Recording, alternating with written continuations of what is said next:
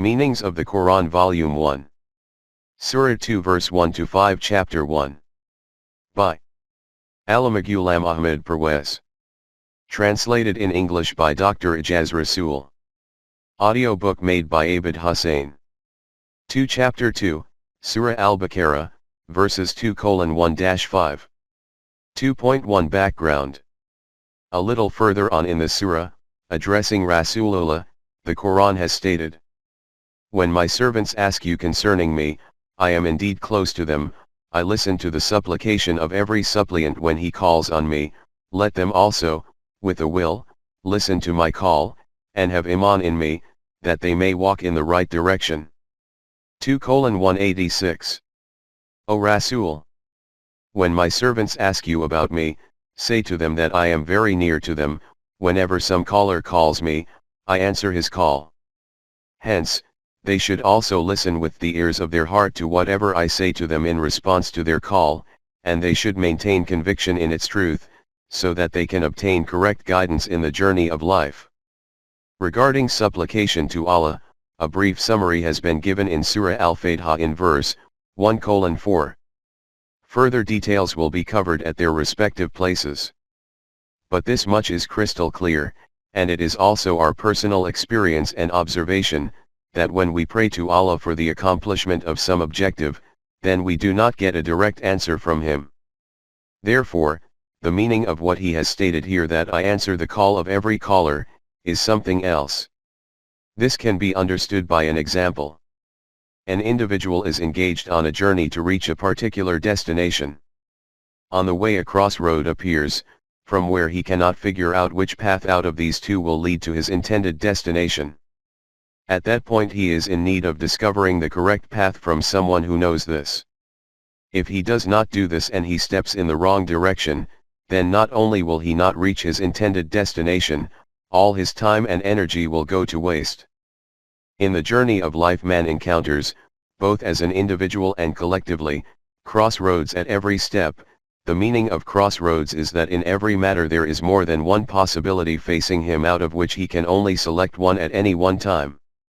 More than one possibility only presents before man, because he has been created as a possessor of choice and intent.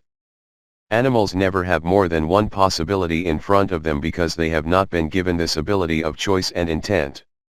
This question never arises before a goat whether to eat grass or meat.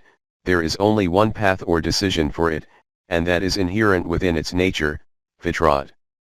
Therefore it does not require any external guidance. Only man has this requirement.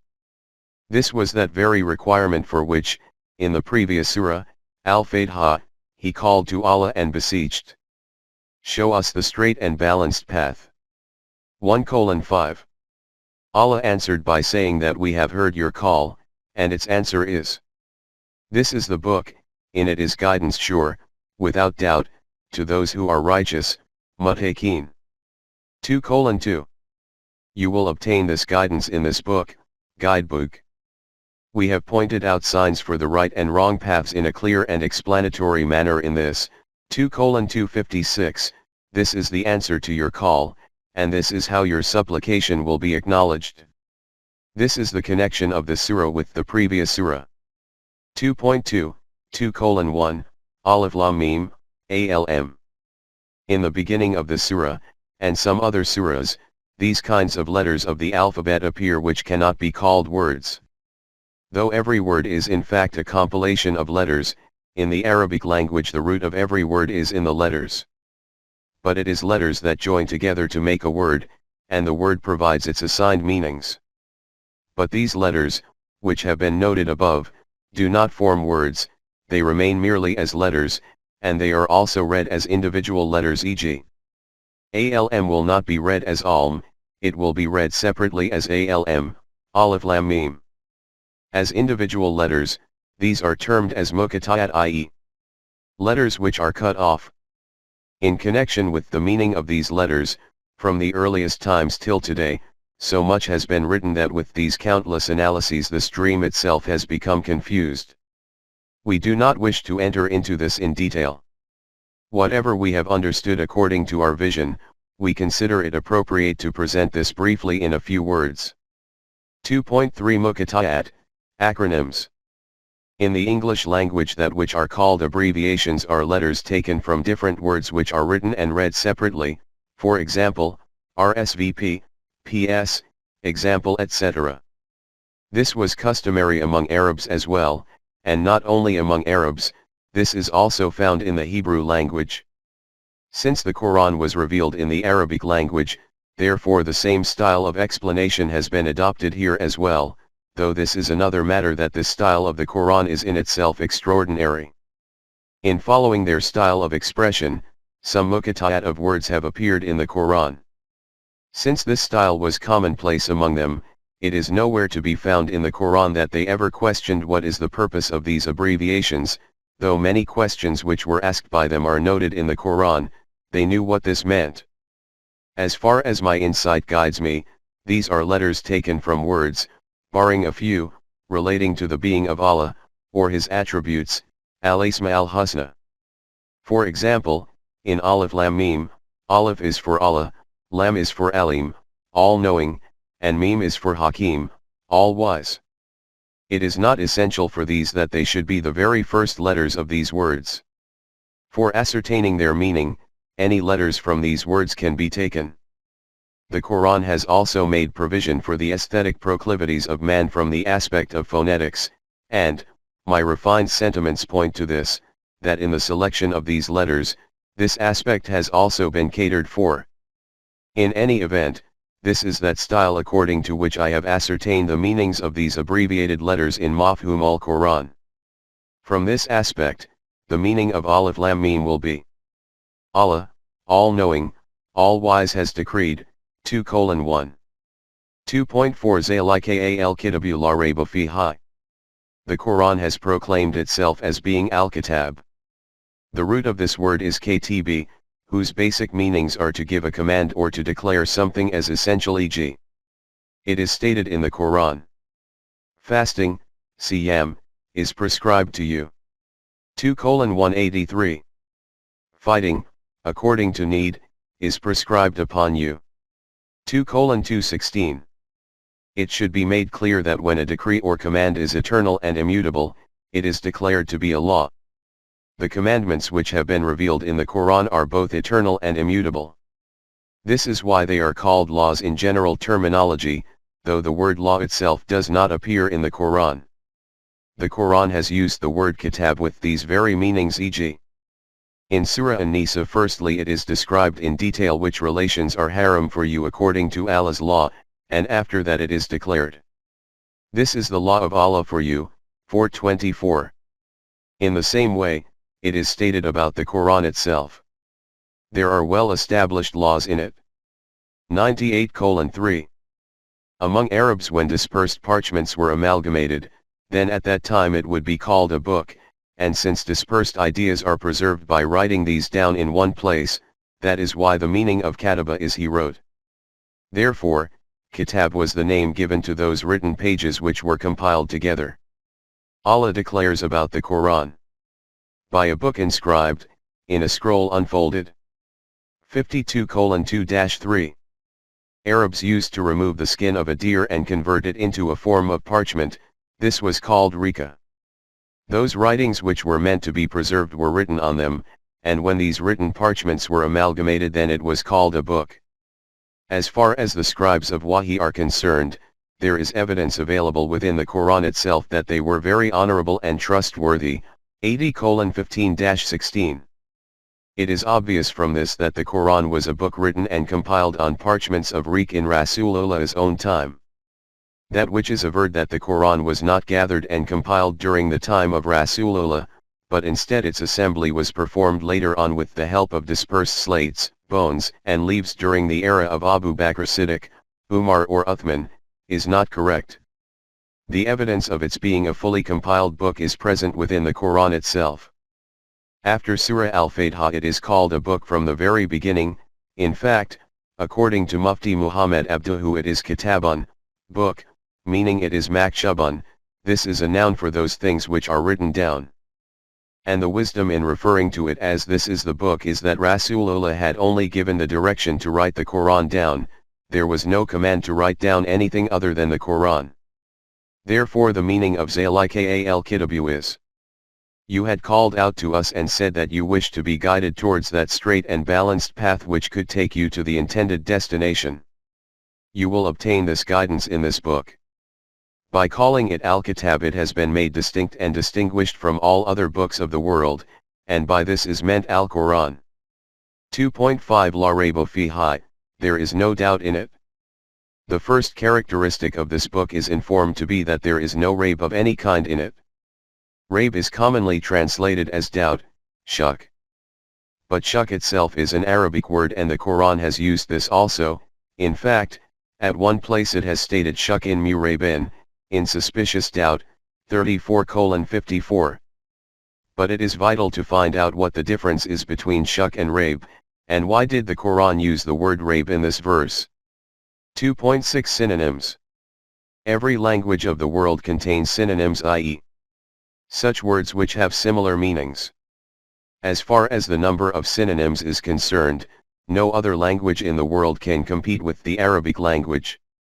While carrying out a comparative study of different languages, Dr. Buck has quoted from the famous writer, Max Muller, that in the era when Sanskrit was a living language, there were 35 words in it for the goddess Agni, fire, and 37 words for the god Surya, sun. But in the Arabic language there are, for example, 200 for a snake, 500 for a lion, 1000 for a sword, and 5744 words about a camel. From this you can gauge the synonyms in the Arabic language. But despite this abundance of synonyms, there are no two words in this language whose meanings are exactly the same. There is always a fine difference in the meanings of these synonyms, and at times this fine difference later assumes great importance. 2.7 Rayb and shak. The correct meanings of the synonyms which the Quran has used can only be understood when we bear in mind this fine difference in meaning. The difference between rayb and shak can be understood through the following example. An individual tells you that I have seen a line on the ground at a certain place from which it appears that it is the outline of a snake. You say that I have a shak about this, a snake cannot be in that place. You will note that this shak is related to your mind, nothing more than this. On the other hand, in the darkness of night you become aware of a rustling noise in your room, from which a shak arises in your mind that this may be a snake. It is obvious that you will become apprehensive as a result, and until this shak of yours is not dispelled, you cannot sleep in peace. For this kind of shak the word rayb is used, i.e., such a shak as a result of which a psychological predicament and inner anguish is triggered, due to which unease is created in your heart. In other words, the effect of the word shak is confined to your mind and observation, and the consequence of rayb causes distress to the heart over and above the mental shak. The word rayb has been used in Sura at-Tawbah in such a way that this meaning of its becomes clearly evident. The hypocrites, munafiqeen, constructed a mosque in Medina.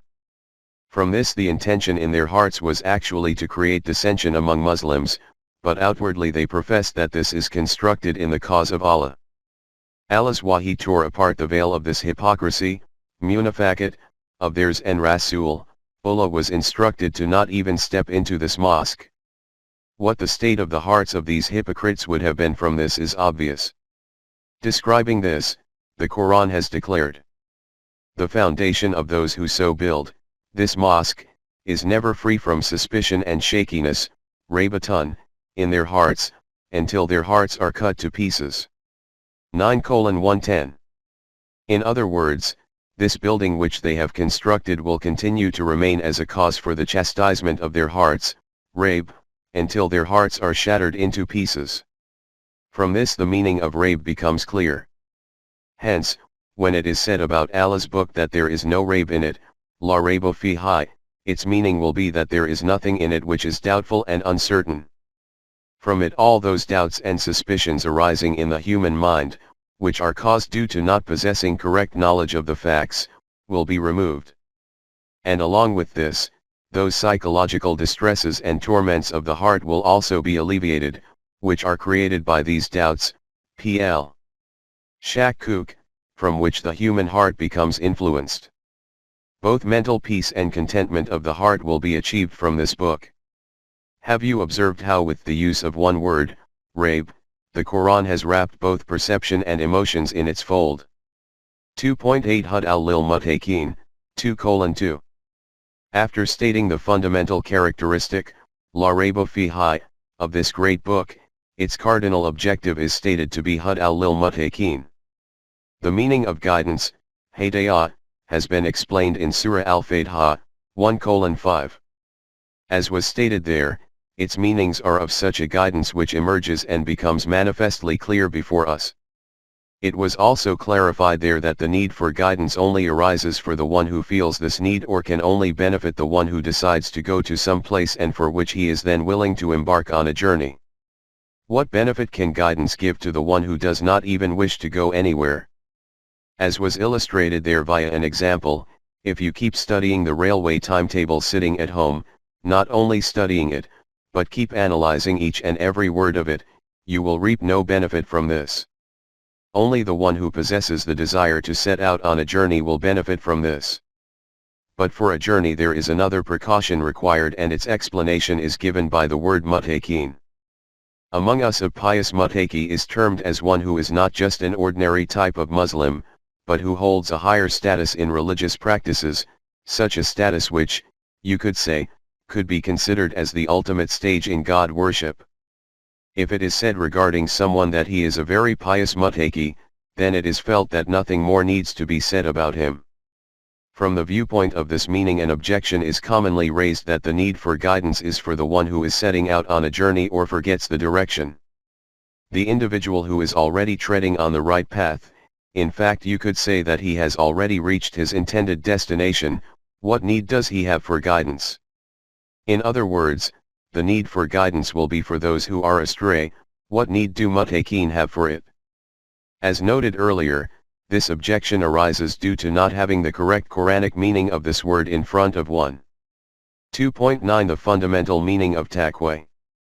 Taqwa and mutakin are very comprehensive terms of the Quran. The root of these words is waqy, whose basic meaning can be understood through an example. The garments of the Arabs are very loose and quite wide and long. One of them inquired, what is it that is known as taqwa? In reply it was said that when you have to pass along such a path which has thorny bushes on both sides, how will you negotiate this passage? He said that I will gather my garment sometimes on one side so that it does not become entangled in some bush, and sometimes on the other side, and in this way, protecting myself from these thorny bushes, will advance safely through this passage. He was told that this is what is termed as taqwa. Hence the basic meaning of this root, waqy, is to protect something, saving it from harmful and troublesome things, and to meticulously observe correct measures for this purpose. Therefore mutakin will be those travelers who hold fast to the desire and determination to reach their destination whilst keeping themselves protected from the hazards of their journey. Hence, the first condition to obtain benefit from this great book will be that man should wish to travel on the paths of life practically, and not wish to remain sitting at home. And the second condition is that he wishes to travel on the secure paths of life, and for this aim he desires to become aware of the means and methods to protect himself from the hazards on the journey. This matter can also be understood through an example. An individual wishes to dive into a river, you tell him that the water is very deep here, do not jump here, you will drown. If he wishes to avoid the danger of being drowned, he will take advantage of this guidance of yours, but if he wishes to dive into the river with the intention of committing suicide, then it is irrelevant whether you make him aware of this or not. He will jump in without hesitation. From this the difference between these two types of journeyers on the path of life becomes clear. The Quranic explanation of this will come before us further on after a few verses. Therefore, mutakin are those who maintain the desire to keep themselves protected from the dangerous abysses on the path, and for this they are observant of this guidance which they obtain from this book. 2.10 Taqwa of the human self. There are certain things in which, if we put some other thing, it then remains fully protected. These are called preservatives. From this root, waqy, the word wikiyatun is derived. The payoff of Quranic teaching and guidance is the development and growth of the human self in such a way that it can both live life in the world in a correct and balanced way, and along with this become so strengthened that it can become capable of traversing the next evolutionary stages of life, the life of the hereafter. It is stated in the Quran about the human self that, and its enlightenment as to its wrong and its right. 91:8. Both kinds of possibilities have been kept within it, i.e., the possibility of disintegration, fajur, and also the possibility of becoming protected and strengthened, integration. The word taqwa has been used for its remaining protected and strengthened. The meaning of this word becomes further clarified from this. Words like taqwa and muttaqin etc. frequently appear in the Quran from the beginning till the end, and it has explained with great clarity what the characteristics of muttaqin are, and what the outcomes and fruits of these characteristics are. At this point we consider it necessary to mention only a few of their characteristics which in our opinion hold a fundamental status. As has been said at the start, among us the words muttaqi and piety are mentioned together, and the meaning of muttaqi itself is taken to mean being pious. A very profound concept is contained in this word pious. Whether it is the monasticism of Christianity, or the Vedanta of Hinduism, the temples of the Zoroastrians, or the nirvana of Buddhism, the root ideology of all of these is that the physical world is worthy of rejection and the one who is engrossed in worldly attractions cannot acquire nearness to God. A basic condition for divine nearness is to distance oneself from these attractions. After Deen became converted into religion, when this same ideology of monasticism arrived among Muslims in the shape of mysticism. According to this concept they also declared the world and its attractions as worthy of rejection, and abandoning them was declared to be a requirement for divine nearness. It is from here that the term pious became prevalent among us. This is why you will see that when it is said about some individual that he is very muttaqi and pious, the picture which emerges in our mind about him is that he distances himself from worldly things which are attractive and alluring and views them with distaste. 2.11 The characteristics of muttaqin. This concept is the opposite of the Quranic meaning of muttaqi. It is stated in Sura Yunus about muttaqin. It is he who has made the sun to be a shining glory and the moon to be a light, and measured out stages for it, that you might know the number of years and the count of time. No wise did Allah create this but in truth. Thus, does he explain his signs in detail, for those who understand. Verily, in the alternation of the night and the day, and in all that Allah has created, in the heavens and the earth, are signs for those who have taqwa. 10:5-6. From this just consider that, as far as this material universe is concerned, what the status of muttaqin will be, those who reason and reflect on this whole universe and who harness the forces of nature, as will be discussed further on. From this another question will arise, that every one of those nations which acquires knowledge of the laws of nature can harness the forces of nature. There is no distinction here either between Momin and Kafir. Today, atheistic European nations have forged far ahead in this matter. Will these then be called muttaqin in the terminology of the Quran? Not at all. To think this is wrong. And the reason for this error is that by deducing the meaning of some verse of the Quran, we try to jump to some conclusion. The correct procedure for reaching these conclusions is to keep in front all those places in the Quran where this subject matter has been discussed. This is called cross-referencing of verses. The Quran has called human emotions as shaitan when these are in rebellion against Allah's laws by becoming free from the constraints of wahi, and has called those people as mu'minin who spend their life in accordance with the limits defined by wahi. In this connection it also demonstrates the meaning of taqwa when it states, those who have taqwa, when a thought of evil from shaitan assaults them, bring Allah to remembrance, when lo, they see clearly. 7:201.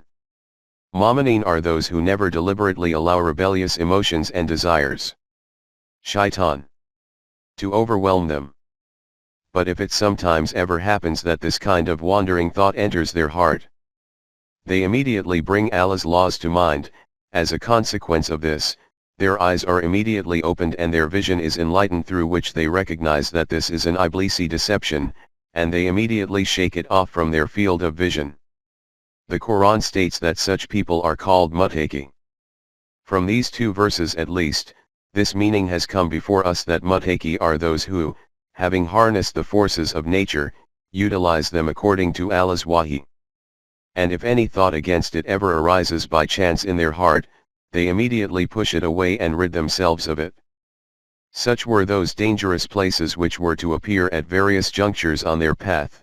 Those who desire and determine to pass through these places carefully and securely are the ones who have been called muttaqi. Based on this, the meaning of these few words of the initial verse of Surah Al-Baqarah, 2:2, is: You had called us and said that you should be given correct guidance to traverse the journey of life. You will obtain this guidance in this book, which will remove the thorns of doubts and suspicion from your mind and will also purge the psychological torments and distresses from your hearts. But only those people will be able to benefit from this guidance who are determined to go on this journey, and who desire that by remaining protected from all the dangerous chasms along the journey, they reach the intended destination. 2.12 Alazina Yuminuna Bil Gaib, 2:3. At this point the Quran uses the term muttaqin and then explains this term according to its unique style. It defines who are the people designated as being muttaqin and what their distinctive characteristics are. It is stated that these are the people who have iman in the unseen, 2:3. The first word in this is iman, and this is that basis on which the whole structure of deen becomes raised. There will hardly be a page of the Quran on which this word has not been mentioned in one form or another. If it is present, then there is Islam; if it is not present, then there is no Islam either. But this is our irony, that the level of importance which this term or concept possesses, the prevalent wrong meaning has taken us that much further away from Islam. An explanation of this will appear before us a bit further on. Firstly, we should understand the linguistic or basic meanings of this word. 2.13 Meanings of Iman. The root of Iman is Amn, and as is known, Amn means fearlessness, contentment, or the state of being protected from dangers. Amana means to make someone worry-free and contented, giving peace to another, taking the responsibility to protect him upon yourself. Among Arabs, the she-camel, which was trustworthy because of her strength and nature, and about whom there was the assurance that she will not become weak from a sustained journey and will not trip and fall on the way, was called Nikatanamunan. Hence, Mominan will mean the one who is in a state of peace and contentment himself, and also gives assurance of peace to others, and by trusting whom, man can become free of worry and contented. One attribute of Allah himself is that of Al-Momin, 59:23, which means the one responsible for the peace of the universe. When amana is followed by lie, lam, it means to accept some matter. And when it is followed by bie, ba, then it means to accept iman as stated in this verse. All have iman in Allah, 2:285. This is that iman which is the foundation on which the whole structure of deen is established, and its wrong meaning becomes the cause for countless complications. In the English language it is translated as faith, and faith means to accept something without evidence and logic, without knowledge and vision, without thinking and reflection, accepting without reasoning, with eyes closed. And this kind of iman is considered to be highly admirable. The greater the degree to which some individual accepts some matter without logic and reasoning, the greater his iman is considered to be solid and unwavering. And this is the reason why intellect and iman are considered to be the opposite of each other, and it is generally stated that we accept God without reasoning. This meaning of iman is against its Quranic meaning. According to the Quran, iman means to accept truth correctly based on knowledge and vision, logic and evidence, after thinking and reflection, with the full conviction of the heart and mind. This will be called conviction in the English language. 2.14 Momin and intellect and vision. The Quran has declared that Mominin are those people. Those who, when they are admonished with the signs of their Rabb, droop not down at them as if they were deaf or blind. 25:73. Even when the verses of Allah are presented to them, they do not bow before them as if deaf and blind. They do not accept these by shutting their eyes. This is the fundamental trait of a mu'min according to the Quran. In another verse it is stated, "Therefore, follow Allah's laws, taqwa, O you men of understanding, who have accepted Iman." 65:10. Here it is stated that only those who are men of knowledge and understanding accept Iman. In Surah Al-Hajj it is stated, "And that those on whom knowledge has been bestowed may learn that this, the Quran, is the truth from your Rabb, and that they may have Iman therein." 22:54. So that those people who have knowledge in this matter that this Quran is an established reality from your Allah. Here, also, Iman is conditionally linked to knowledge. How much significance knowledge and intellect hold according to the Quran is a subject in its own right, which cannot be glossed over briefly. A detailed discussion will be given at its appropriate place. At this point in time, we wish to look at a few verses and move on. 2.14.1 Importance of knowledge and vision. As has also been written under verse 7 in Surah Al-Fatiha, it is stated in Surah Al-Araf, "Many are the jinns and men we have made for hell, they have hearts wherewith they understand not, eyes wherewith they see not, and ears wherewith they hear not. They are like cattle, nay, more misguided, for they are heedless." 7:179. As you pass through the world, you will see such civilized and not so civilized people wandering about whose conduct will be of that kind as if these people are inhabitants of hell. Every individual will most certainly wish to know what are those people like whose conduct will demonstrate that they are destined for hell. It is stated that they are those people who, despite possessing the potential for understanding and reasoning, do not make use of understanding and reasoning, who, though they possess eyes, do not make use of them to see, who, though they possess ears, do not make use of them to hear.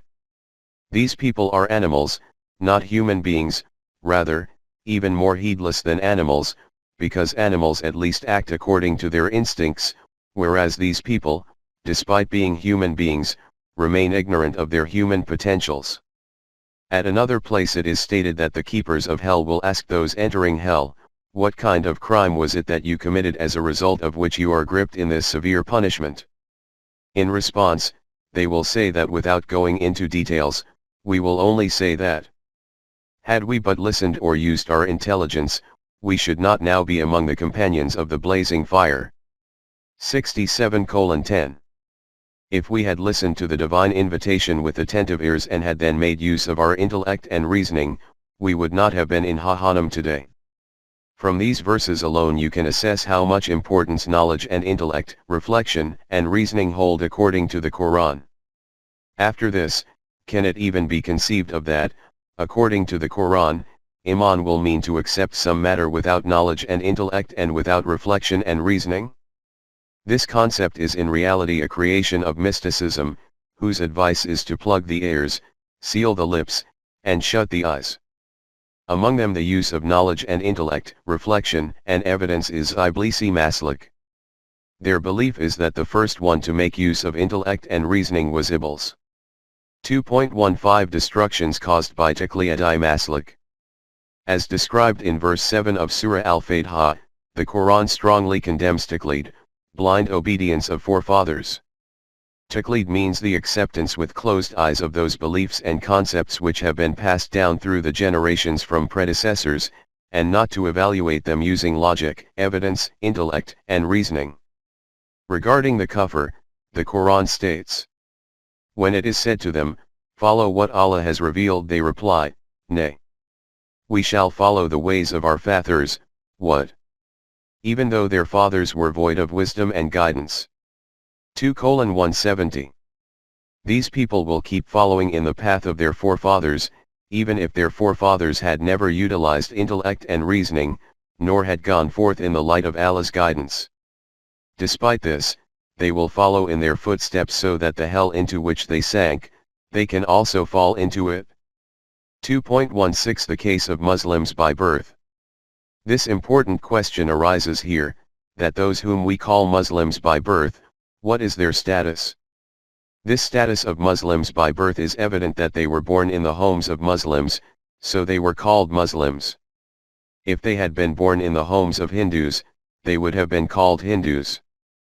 The former did not accept Islam through their choice and decision, nor did the latter adopt kufr through their own choice.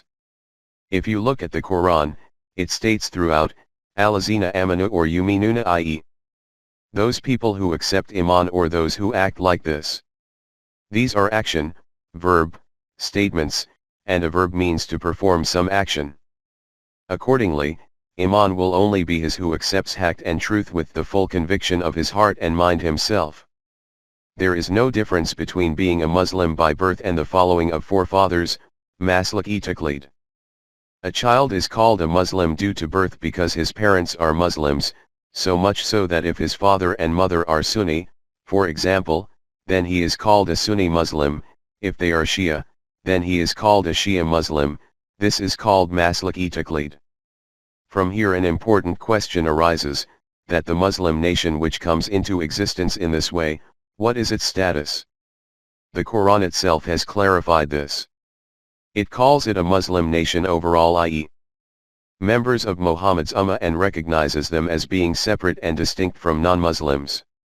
Even during the time of Rasulullah himself such a situation had arisen.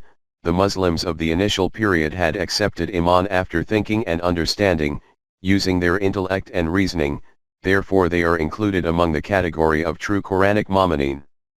When the glory and power of the Islamic State emerged in Medina, numerous Arab tribes bowed their heads before this government, and in this way, by entering the domain of Islam, began to consider themselves and call themselves mu'min. The Quran admonished them, stating, "Do not think or say this." In Surah Al-Hujurat it is declared. The desert Arabs say, "We have Iman." Say, "You have no Iman," but you, only, say, "We have submitted our wills to Allah, for not yet has Iman entered your hearts." But if you obey Allah and His Messenger, He will not belittle aught of your deeds, for Allah is all-protecting, Rahim. 49:14. Say to them that you have not accepted Iman, because Iman has not entered your hearts. Simply by submitting to the state, you have become included in this nation. But this thought should not enter your hearts. What benefit have we reaped from accepting Islam? If you obey Allah and His Rasool, then you will get the recompense for your deeds just as mu'mineen do. Make endeavors to understand the truths of Islam, and in this way, when Iman enters your hearts, then at that time announce that you have become mu'min. In this way, a line of clear demarcation has been drawn between those who accepted Iman after satisfying their hearts and minds, and those among them who are Muslims by birth, or those who have entered the domain of Islam because of some other reason. From the aspect of being part of the Muslim Ummah, both mu'min and Muslim are citizens of one nation, but there will be a difference between them due to the degree of their Iman. 2.17 Mu'min and Muslim. Before proceeding, it is important to understand this fact that the Quran more or less uses the words mu'min and Muslim with similar meanings. At times it gives preference to Muslim over mu'min, from this perspective that a mu'min accepts the truth, and a Muslim bows before it in practical terms and obeys it. From this respect, it also uses the words mu'min and Muslim separately, for example, for Muslim men and women, for mu'min men and women, 33-35. At another place it states, "Those who have Iman in are signs and are Muslims." 43:69. In such places we can say that being a Muslim is an intrinsic trait of a mu'min, i.e., according to the Quranic meaning, a mu'min is one who has Iman in the verses, signs, of Allah and obeys them. In other words, he is a mu'min as well as a Muslim. This is the same state for a Muslim, that he is both a Muslim as well as a mu'min. In other words, according to the Quranic meaning, a mu'min is also a Muslim and a Muslim is also a mu'min. The word Mus'alman does not appear in the Quran. At this juncture the point we are trying to clarify is that the Quran declares Muslims as being members of Muhammad's Ummah, i.e., it recognizes them as a separate and distinct nation from non-Muslims. But if they are not mu'min according to the Quranic standard, then it does not include them in the category of mu'minin, though it also addresses them as those who have iman. At various places in the Quran it is important to understand this difference, and bear it in mind that when does it mean a Quranic mu'min, and when does it mean merely a traditional Muslim. Regarding the members of a Muslim nation, it is also important to understand that if anyone among them, Muslims, denies the truth of even a single one of the matters of which the Quran has spoken, or also accepts some other wahi after the Quran, then he can no longer remain a member of the Muslim nation, Muhammad's Ummah. Keeping this fact in mind, ponder on those verses in which the Quran, by addressing them as Ya ayyuhallazina amanu, invites Muslims to accept iman. For example, in Surah An-Nisa it is stated, O you who have iman! Have iman in Allah and His Messenger and the book which He has sent to His Messenger and the scripture which He sent to those before Him, 4:136, see also, 57:28. O Mu'minin! It is obvious here that this refers to the members of the Muslim nation. Acquire iman in Allah and His Messenger, and on that book which Allah has sent down on His Messenger, and on those books which He has sent down before this. Note that the address is to Ya ayyuhallazina amanu and they are being told aminu billahi, i.e. you should accept iman in Allah.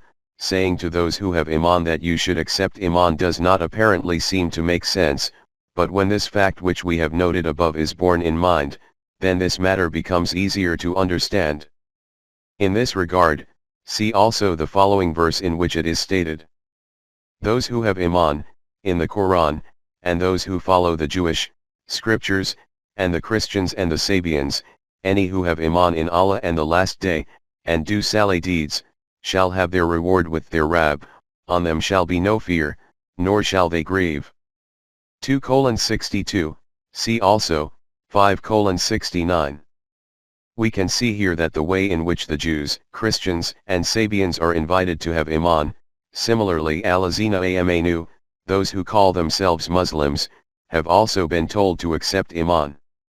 It is obvious that this also means those Muslims who have not accepted iman themselves but who are included in the nation of Muslims. 2.18 Demand of iman from the people of the book. Furthermore, Jews and Christians have also been asked here to have iman in Allah and the hereafter, even though it is their claim that they believe both in Allah and in the hereafter. It is plain from this that the Quran does not accept this iman of theirs as being iman, because iman does not mean that some individual should simply say that I believe in Allah. Iman is only his who accepts Allah according to that concept which Allah has presented in the Quran, and this is why He has stated. So if they have iman as you have, they are indeed on the right path. 2:137. If these people who call themselves believers in God accept iman in the way that, O Jamaat-e Mu'minin, you have accepted iman, then it will be acknowledged that they do, in fact, have iman in Allah. 2.19 Brahmo Samaji movement. It seems appropriate at this point to also clarify the misunderstanding which transpires in reference to verse 2:62, referred to above. In the 19th century, a Hindu leader, Rajaram Mohan Rai, from Bengal, combined India, set up a movement which was introduced with the name Brahmo Samaj. The foundation of this movement was on this ideology that among followers of the different religions, the claim of each one that truth and reality is only with them, and not in any other religion, is false, and the cause for their mutual differences and conflicts.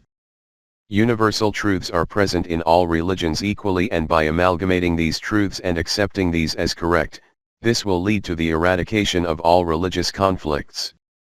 This movement was called Brahmo Samaj. For a period of time this movement remained well known, but it was not able to progress. Around 1931, Maulana Abul Kalam Azad published the first volume of his famous tafsir, Tarjuman ul-Quran, and this ideology was repeated in it. He wrote in it, 1. Not only has Islam stated that there is truth in every religion but has clearly stated that all religions are true. 2. It has stated that the deen ordained by Allah is only one. What is that true deen? It teaches worship of one Allah and a life of virtuous deeds. Whichever human being adopts the path of iman and good deeds, salvation is for him, whether or not he enters your groups. 3. It has proclaimed in clear words that the purpose of its invitation is no more than this, that all religions should gather together on their common and agreed truth.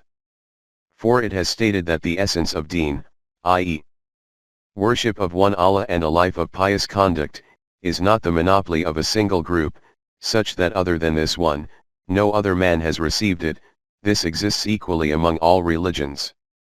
Maulana Ejaz had already achieved the distinguished status of a scholar of deen and a mufassir of the Quran among Muslims, and his writings and speeches had a profound impact on the hearts of the people, and this tafsir of his had been long awaited. Therefore, when this was published, it was well received, and admiration and praise arose for it from many different corners. But when I saw what type of Brahmo-Samaji Islam was presented in it, and what consequences could ensue from its harmful effects, I wrote a detailed critique on it, which was published in a famous journal titled Mu'arraf in its January 1933 edition. This critique received a fair degree of affirmation from the scholarly class, and voices became raised from various corners in opposition to the tafsir of Maulana Ejaz. I had principally raised 2 points in it. 1. It will be correct to say that every founder of a religion, Nabi or Rasool, received universal truths through Wahi equally, but it is wrong to say that all those truths still exist today in all religions equally. This is because that deen which these Anbiya received in their own respective times does not exist in its original, true, and unadulterated form in any of these religions. This is only present and preserved in the Quran. And 2. This is the reason that the Quran invites all followers of religions to acquire iman in the messengerhood of Rasulullah and in the Quran, and plainly declares that there is no path other than this to achieve emancipation and success. After this, the effect of this ideology of Maulana Ejaz began diminishing among Muslims, but Hindus promoted it a great deal. So much so, that in June 1941 a conference of all religions was held at the site of Sholapur, and its president Pandit Sundar Lal Ji boosted this ideology with the support of the tafsir of Maulana Ejaz. And when, during the Pakistan movement, the greatest leader of Hindus, Mr. Gandhi, prepared a blueprint for a common education scheme for the whole country, this ideology was given special importance in it. By the grace of Allah, the credit for smashing that idol of poison and scheme for the ruination of Islam fell on me, and one article alone, published in the current issue of Talui-Islam Journal, ended it all. From these facts you can assess what intrigues used to take place to uproot Islam completely in, undivided, Hindustan. This was the inspiring motive in the demand for Pakistan, to protect Islam from such meddling and to establish it once again in the shape of a dynamic and vital system, which was only possible in its own free state. This was also the reason for my association with this movement. This was the demand of my iman and requirement of deen. After this short interlude, let us return to the original subject. 2.20 Law, Denial, and Ilah, Accepting.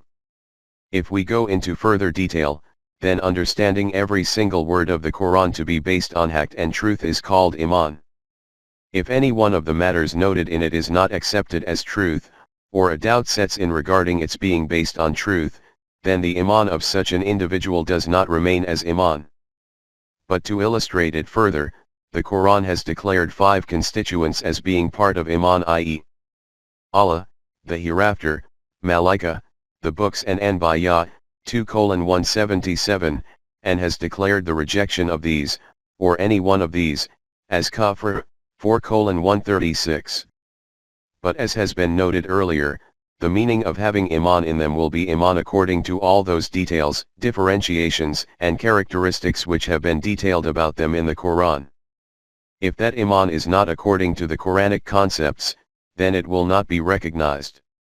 In order to accept iman with the total satisfaction of the heart and mind, the Quran has described this technique. Whoever rejects evil, taghut, and has iman in Allah, has grasped the most trustworthy handhold, that never breaks, 2:256. See in this verse how the condition of rejecting evil, kufr bil taghut, is considered essential before reaching iman in Allah. Without going into details, At-Taghut can be understood as meaning every ideology, concept, belief, school of thought and maslak which is against the Quran. Hence, in order to accept the Quranic truths, the foremost condition is that the mind should be cleansed and purified of all non-Quranic concepts and ideas. In this way, when the human mind has a clean slate, then the words and marks of Iman will be able to be imprinted on it. New writings cannot be inscribed on the slate which is already written on. This action of rejection and acceptance are declared to be two constituents of this kalma, pronouncement, by the acceptance of which one then acquires Iman, i.e. La ilaha illallah. According to the first part of this kalma, it is essential that man rejects every non-divine God and after that accepts that God is Allah. Without this law part, the destination of Ilah cannot be reached. Until the idols in the Kaaba are not turned out, Allah will not enter it, metaphorically. When Allah has stated about the Quran, which none shall touch but those who are cleansed. 56:79.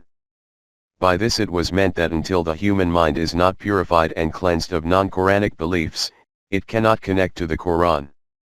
Its practical technique will be that through study, observation, experiment, knowledge, vision, reasoning, and reflection, man should reach this reality that the beliefs and ideologies hatched by the human mind do not meet the criteria of haqq and truth, therefore that these are not worthy of being accepted as a code of guidance.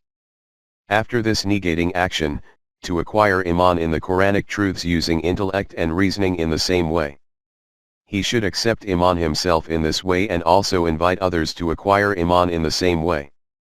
This is that maslak, way, for the acceptance of which it was stated via the distinguished lips of Rasulullah.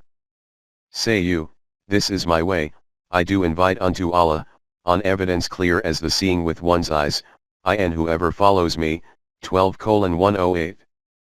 This is the proclamation of Allah, and this is what is known as following the sunnat of Rasulullah, inviting towards the Quran based on clear evidence. 2.21 Mutual Relations of Mu'minin. It has been said at the start that al-Mu'min means the one who guarantees peace and security. As far as mutual relations among Mu'minin are concerned, there can be no doubt in their being guarantors of peace and security for each other. The Quran has declared them to be brothers of each other. The Mu'minin are but a single brotherhood, 49:10. Their characteristic is compassionate amongst each other, 48:29. And it has been clearly stated that if a man kills a mu'min intentionally, his recompense is hell to abide therein forever, and the wrath and the curse of Allah are upon him, and a dreadful penalty is prepared for him. 4:93. In our society the tradition is that when a mu'min meets another mu'min, he says to him Assalamu alaikum, which means that he should assure him that he desires his peace and security and guarantees it. And in reply, the other should also give a guarantee of peace and security. Hence, for mu'minin to be mutually responsible for the peace and security of each other is a fundamental condition of their being mu'min. As far as non-Muslims are concerned, the Jamaat-e-Mu'minin is also a guarantor of their peace and security. Relationships between nations of the world are established on the basis of mutual agreements. But in the Machiavellian politics of the modern era, secular agreements can never be trusted. First of all, even that same government which has made a pact with another nation turns its back on its own agreement, and even if it does not do this, then the government succeeding it makes such a change in its constitution as a result of which the former pact automatically becomes null and void.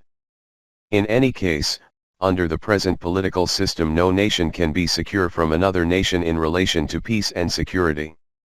These same mutual suspicions become the cause for international conflicts and ultimately become a cause for wars. 2.22 Guarantee of peace to non-Muslims. But if there is such a nation whose constitution and code of laws is before the whole world, and in this constitution there is a guarantee that this nation will never deceive in any mutual agreement, and also this guarantee that new governments may come and go, but no government will ever bring about a change in this constitution, then just think how much at peace nations of the world will be from such a nation. The name of this nation is Jamaat-e-Mu'minin, i.e. A nation which gives a guarantee of peace and security to the world.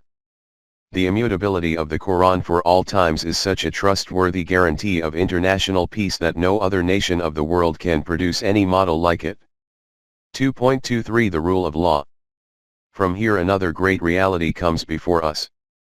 We have stated earlier that the kind of concept of Allah which the Quran has presented, there was, nor is, no similar concept present in any of the world religions. In them the concept of God was that of a king who is not constrained by any rule or law. Whenever he wishes, he can give whatever kind of order he wants, never mind going against this order. No one dares even question why His Majesty has given such an order. His decisions keep altering from moment to moment according to his desires and will. When the state of absolute authority of a ruling king possessing finite powers is such, then how can an omnipotent Allah possessing infinite powers and sovereignty be constrained by any rule or law? He can state whatever he wishes, he can do whatever he wishes, no one can question him, why did he say this and why did he do this? This concept of God was being passed down as a common value according to every religion until the Quran arrived and refuted it. It declared that undoubtedly Allah is omnipotent, but after the creation of the universe He has established such laws according to His absolute authority, as a result of which the system of the universe is functioning with such beauty and harmony.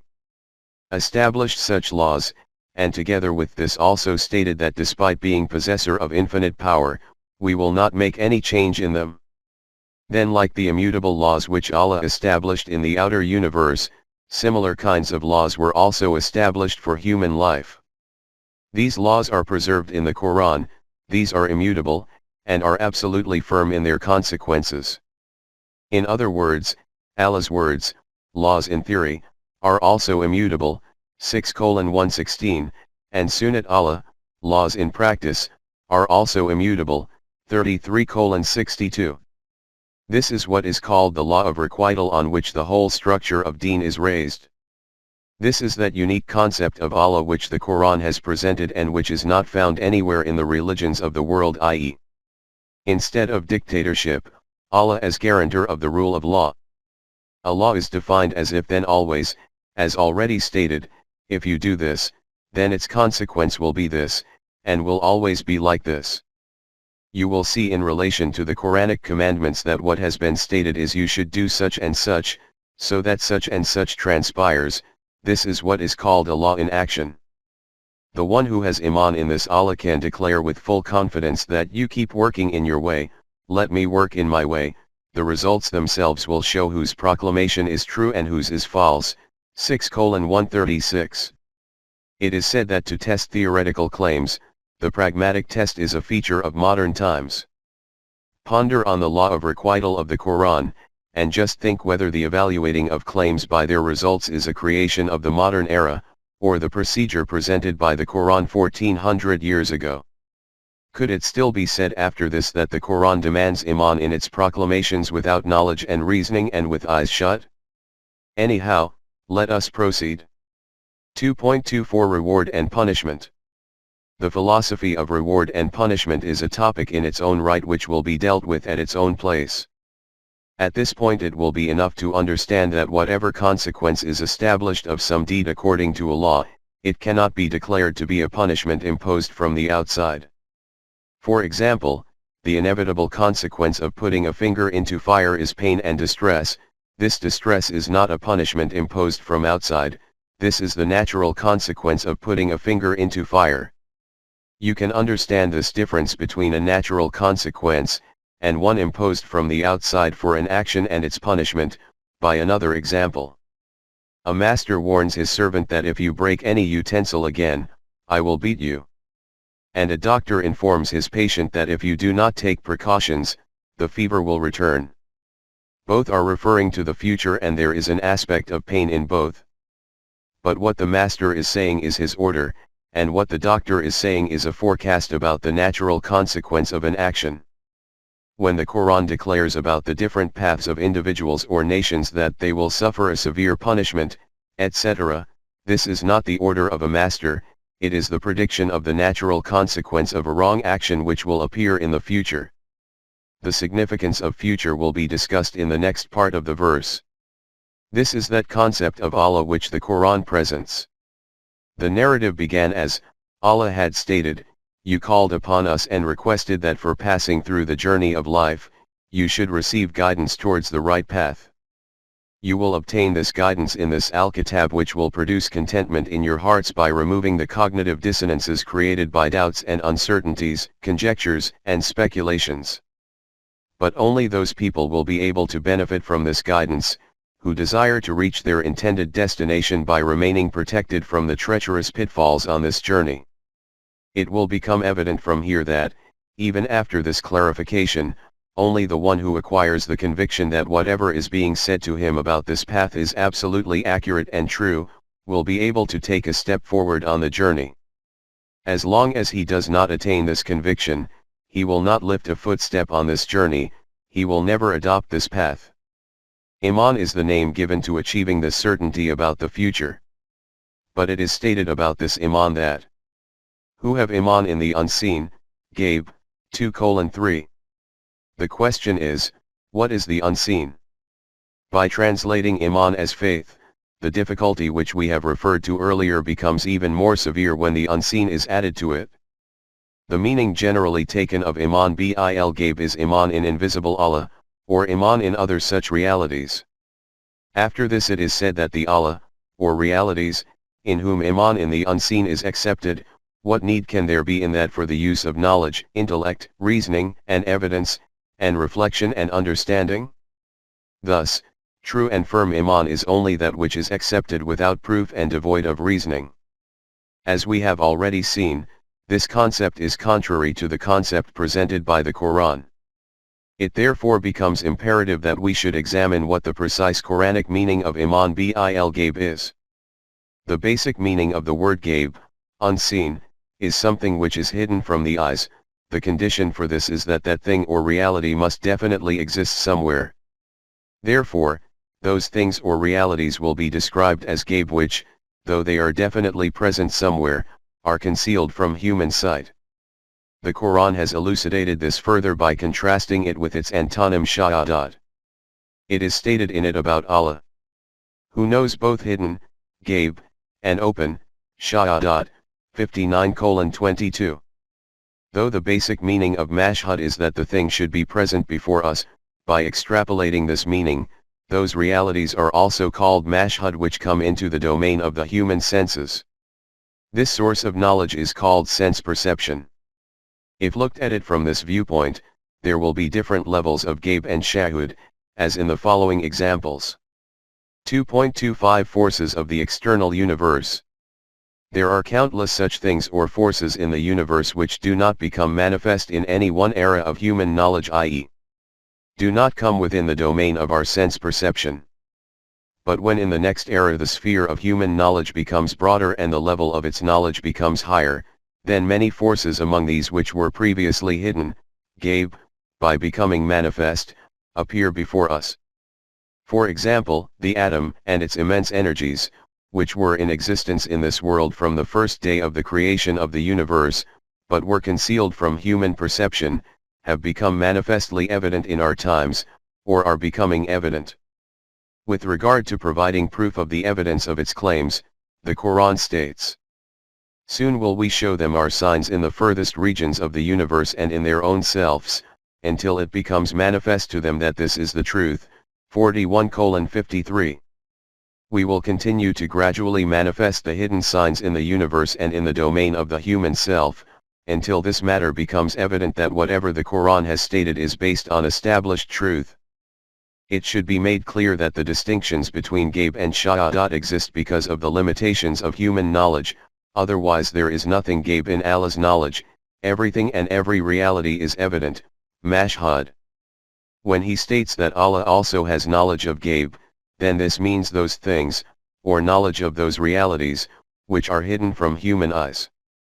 What the Quran has said in this verse is that as human knowledge continues to advance further, the secrets of the universe will continue to become manifestly evident one by one, and they will provide evidence of this fact that the claim made in the Quran about this matter was based on truth. In this way, evident proof about every claim of the Quran will gradually manifest before mankind.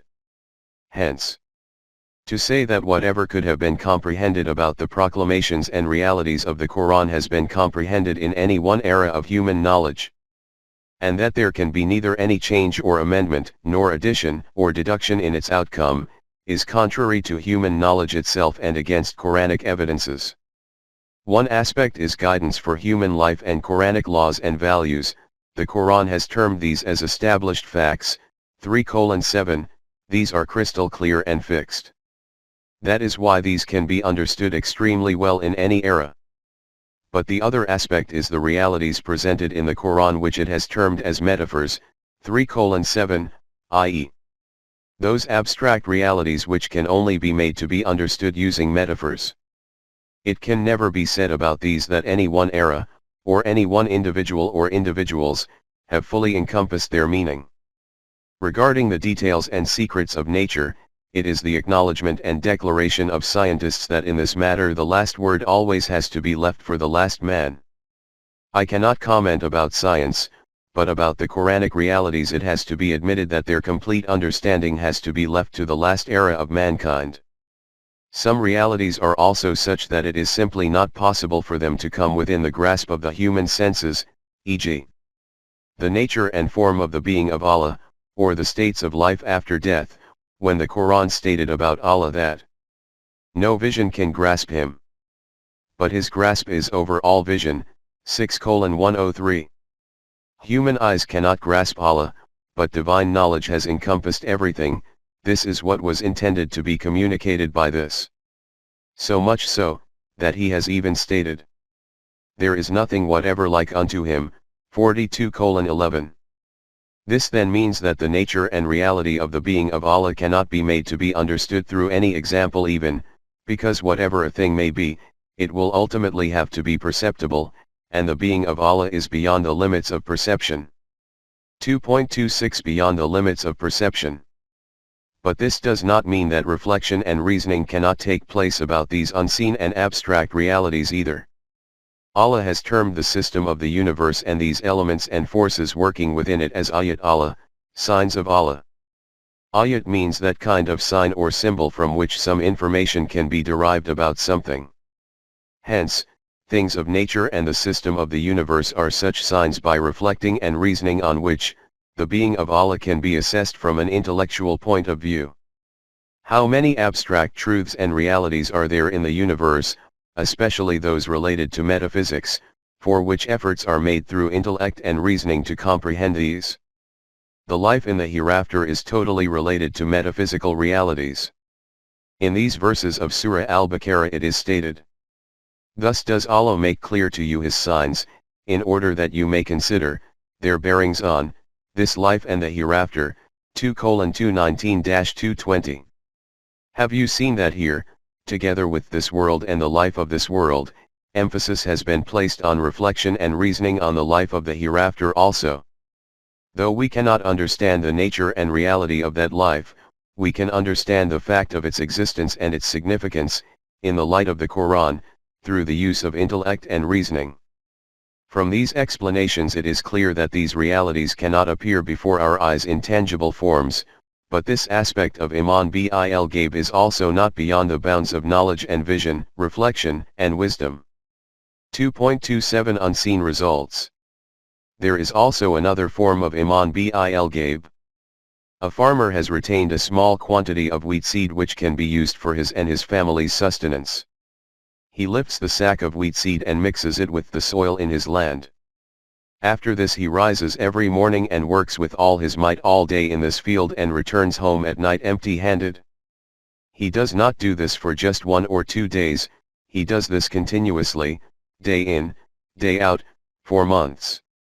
Those who are ignorant about this program of his and its outcome, will surely call him insane, that this can only be the action of a madman, that for months he strives with all his might all day long, and he does not achieve anything in return for it. The question is, why does he do this? What is his motive for doing this? The answer to this is very simple, and it is that although tangible results from his hard work are not apparent for the time being, he has conviction that these same few seeds which he mixed in with the soil are one day going to enter his house in the form of many sacks filled with ripe wheat. To have iman in the unseen results of some program is also called iman bil ghaib. 2.28 Life of the Messenger himself. It can at least be said about this farmer that he has seen the physical outcomes of this program many times before. In this regard, he only required this much conviction that if this program is acted on correctly, then its tangible results will inevitably materialize. But there are, of course, also such programs which have to be initiated for the first time, for whose tangible results there is no example or model before us. In order to agree to act upon such a program there can only be one motive, and that is to have complete trust in the truth of what the person who is putting forward this program is saying. This is called iman bil risalat, iman in messengerhood, and the evidence for its truth is in the past life of this person. When the Quraysh of Arabia said in response to Rasulullah that the program which you ask us to follow, and about whose bright outcomes you assure us with such confidence and insistence, how can we accept that it is correct and true? In reply Rasulullah said only one sentence, and that is, a whole lifetime before this have I tarried amongst you, will you not then use your intellect? 10:16. I am not a stranger amongst you, nor a newcomer, that you have no knowledge about my past. Before this I have spent my whole life amidst you. Can you not conclude from this whether I am truthful or a liar? The kind of life I have spent, can it be imagined that a person with this character and conduct can all of a sudden start telling such a big lie? This was stated by the messenger with extreme self-confidence, and not a single one of those who heard it refuted it. Allah's Wahi presents new programs, and these paths are also very challenging. In order to accept the message being given by the presenter of Wahi as being truthful, it is essential that we ourselves are convinced of his being truthful. This is called iman bil risalat. But he never asks for his message to be accepted without evidence and reason either. For proof of the positive outcome of the system being presented by him, he presents the history of previous nations. He tells those he is addressing to pay attention to these evidences from history. From this the reality will become clearly evident before you that the system which I am presenting is not appearing in the world for the first time, it has been presented many times before. Whichever nation acted upon this system, it achieved a world full of successes and prosperities. Those who followed their own self-devised systems in opposition to this, they plunged into the deep abyss of destruction and ruin. Go and observe the ruins of their destroyed dwellings, you will find the words of the signs of their deeds and their consequences written glaringly upon them and will appear before you as proof of my claim. See how here again the invitation is given to use intellect and reason for iman in the unseen. The path which was highlighted by the Book of Allah for the foremost group of muttaqeen was a completely novel path for them. In order to tread on this, it was this kind of iman in the unseen which was needed that has been mentioned in these lines. It is obvious that the opponents must be pointing to the likelihood of thousands of kinds of difficulties and dangers on this path. They must be saying hundreds of things to prove it to be wrong. It was possible that doubts could also have arisen in their hearts by this. Hence, there was the requirement to have a very firm resolve and concrete iman for this. 2.29 The foremost pioneers. These were the people about whom the Quran stated. And those first forerunners from among the Muhajirin and Ansar who, for the establishment of this system, when circumstances were extremely unfavorable and events were very discouraging, followed it in an excellent manner.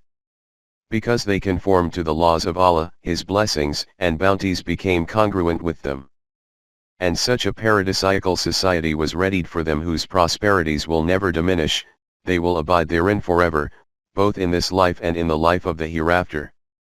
And this is the great achievement and accomplishment of man. 9:100. And they were showered with flowers of praise and appreciation, 56:10-26. It is a fact that the status of pioneers is very elevated. When their sown field produces the mature crop, on seeing this droves of people then appear to join the system. The Quran has described this as being the natural consequence of the great efforts and sacrifices of the Jamaat-e-Momineen, 110:1-2. It is true to say that for those coming later, the tangible results of this system become an incentive for them to be drawn towards it, but even they require some other conviction and guarantee, and that is that the law according to which the system has produced these results once is an immutable law, not subject to any change. Whenever action is taken according to it, those same results will ensue which have been produced once according to this law. This is that truth which the Quran repeatedly presents when it states, "Such was the practice of Allah among those who lived aforetime, no change will you find in the practice of Allah." 33:62, see also, 35:43. 2.30 Permanence of the law. This very law has been functioning in the universe right from the beginning, it is still in implementation today, and its characteristic is that you will never find any change in it. The whole Quran is an evidence of this very truth, that there can be no change in the consequences of the laws of Allah, whether these are laws of nature working in the outer universe, or Quranic laws relating to man's individual and collective life. This whole system of the universe is functioning with such beauty and harmony because there is never any change in the laws on which its foundations are raised. It was on the basis of the firm conviction in the immutability of these laws, as noted earlier, that Rasulullah told his opponents, that if you are not convinced of the truth of this even after this degree of intellectual reasoning and evidence, then only one method remains after this. Say, O my people, do whatever you can, I will do my part. Soon will you know who it is whose end will be best in the hereafter. Certain it is that the wrongdoers will not prosper. 6:135. You carry on working according to your system, I am working according to my program in my own place, I will not interfere in your program, nor should you place any obstruction in my program. Then, after that, wait for a short period, as much time as is required for the crop to mature after sowing the seed. You will witness with your own eyes to whom success will reach. My claim is that the field of the one who is unjust can never prosper. You declare that this is false. Nations engage in all kinds of evils and oppress ions in the world yet continue to prosper. This is our experience as well. In response it was said, just wait a while, this reality will appear before you in a tangible and visible form, that the field of the one who is unjust can never bear fruit. Nothing can go against this law of Allah. 2.31 Prophecies. There is also another form of gaib and manifestation. Experts in the field of astronomy state with certainty that 100 years from now, on such and such a day, at such and such a time, there will be an eclipse of the sun, and at exactly that time, on that day, there is an eclipse of the sun. During the superstitious era, people making these kinds of prophecies were considered to possess supernatural powers, therefore they used to be worshipped. But with the expansion of human knowledge, today this truth has become clearly evident, just like 2 + 2 is 4, that there is no supernatural factor in it. This is simply the outcome of knowledge about which law of nature the orbits of the moon and sun follow, and that this law is not subject to change. Whoever acquires knowledge of this law can make these kinds of predictions not only hundreds of years, but thousands of years in advance. But these kinds of predictions can be made about those things which do not possess free will and intent, which are constrained to follow the laws of nature, and which simply do not possess any choice to do anything according to their own wish. Regarding the creation which possesses the choice to make its own decisions, no prediction can be made about it. Man is a very powerful creation possessing choice. However, bring this reality before you by an example about a small creation. There are 10 eminent scientists sitting around a table busy making predictions about the future of the things of nature from the solar system and distant galaxies, and they are very capable of making such predictions. If a fly sits in front of them on the table, never mind one, even all 10 of them combined together will not be able to predict where that fly, having flown away, is going to settle next on that table. Just think that when it cannot even be predicted about a thing like a living fly with freedom to choose what it is going to do in the future, then how can any prediction be made about an entity like a human being who possesses choice and intent? Those who make prophecies about the future of human beings are promoters of batil. Leaving aside anyone else, the Quran even declares that an individual cannot state with certainty about himself what he is going to do tomorrow, and at what place on earth his death will occur. Nor does anyone know what it is that he will earn on the morrow, nor does anyone know in what land he is to die. Verily with Allah is full knowledge and He is acquainted with all things. 31-34. This is that Ghaib about which it is stated in the Quran that its knowledge is only with Allah, not with anyone else. 27:65. The keys of this Ghaib are with Him. 659. Leaving aside others, even Allah's messengers themselves did not have knowledge of Ghaib, hence, even Rasulullah stated about himself, via Wahi. Nor do I know what is hidden. 1131. The messenger could only have knowledge of those things among the matters of Ghaib which was passed on to him from Allah via Wahi.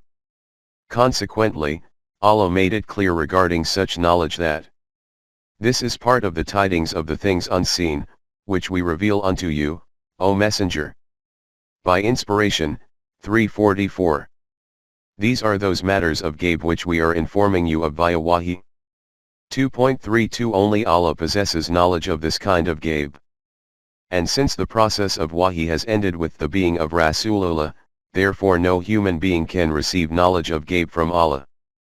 These so-called claimants of spirituality who claim every other day that they receive knowledge about unseen matters from Allah's direction, and then issue all kinds of important prophecies about them, this is, in other words, a claim of Nubuwwat.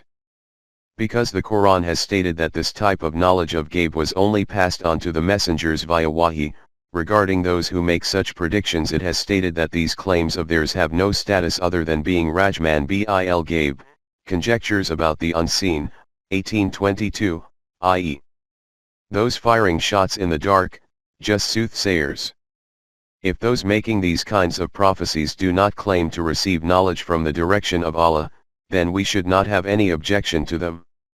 We will only say this much, that this is not knowledge of the unseen, these are merely human speculations.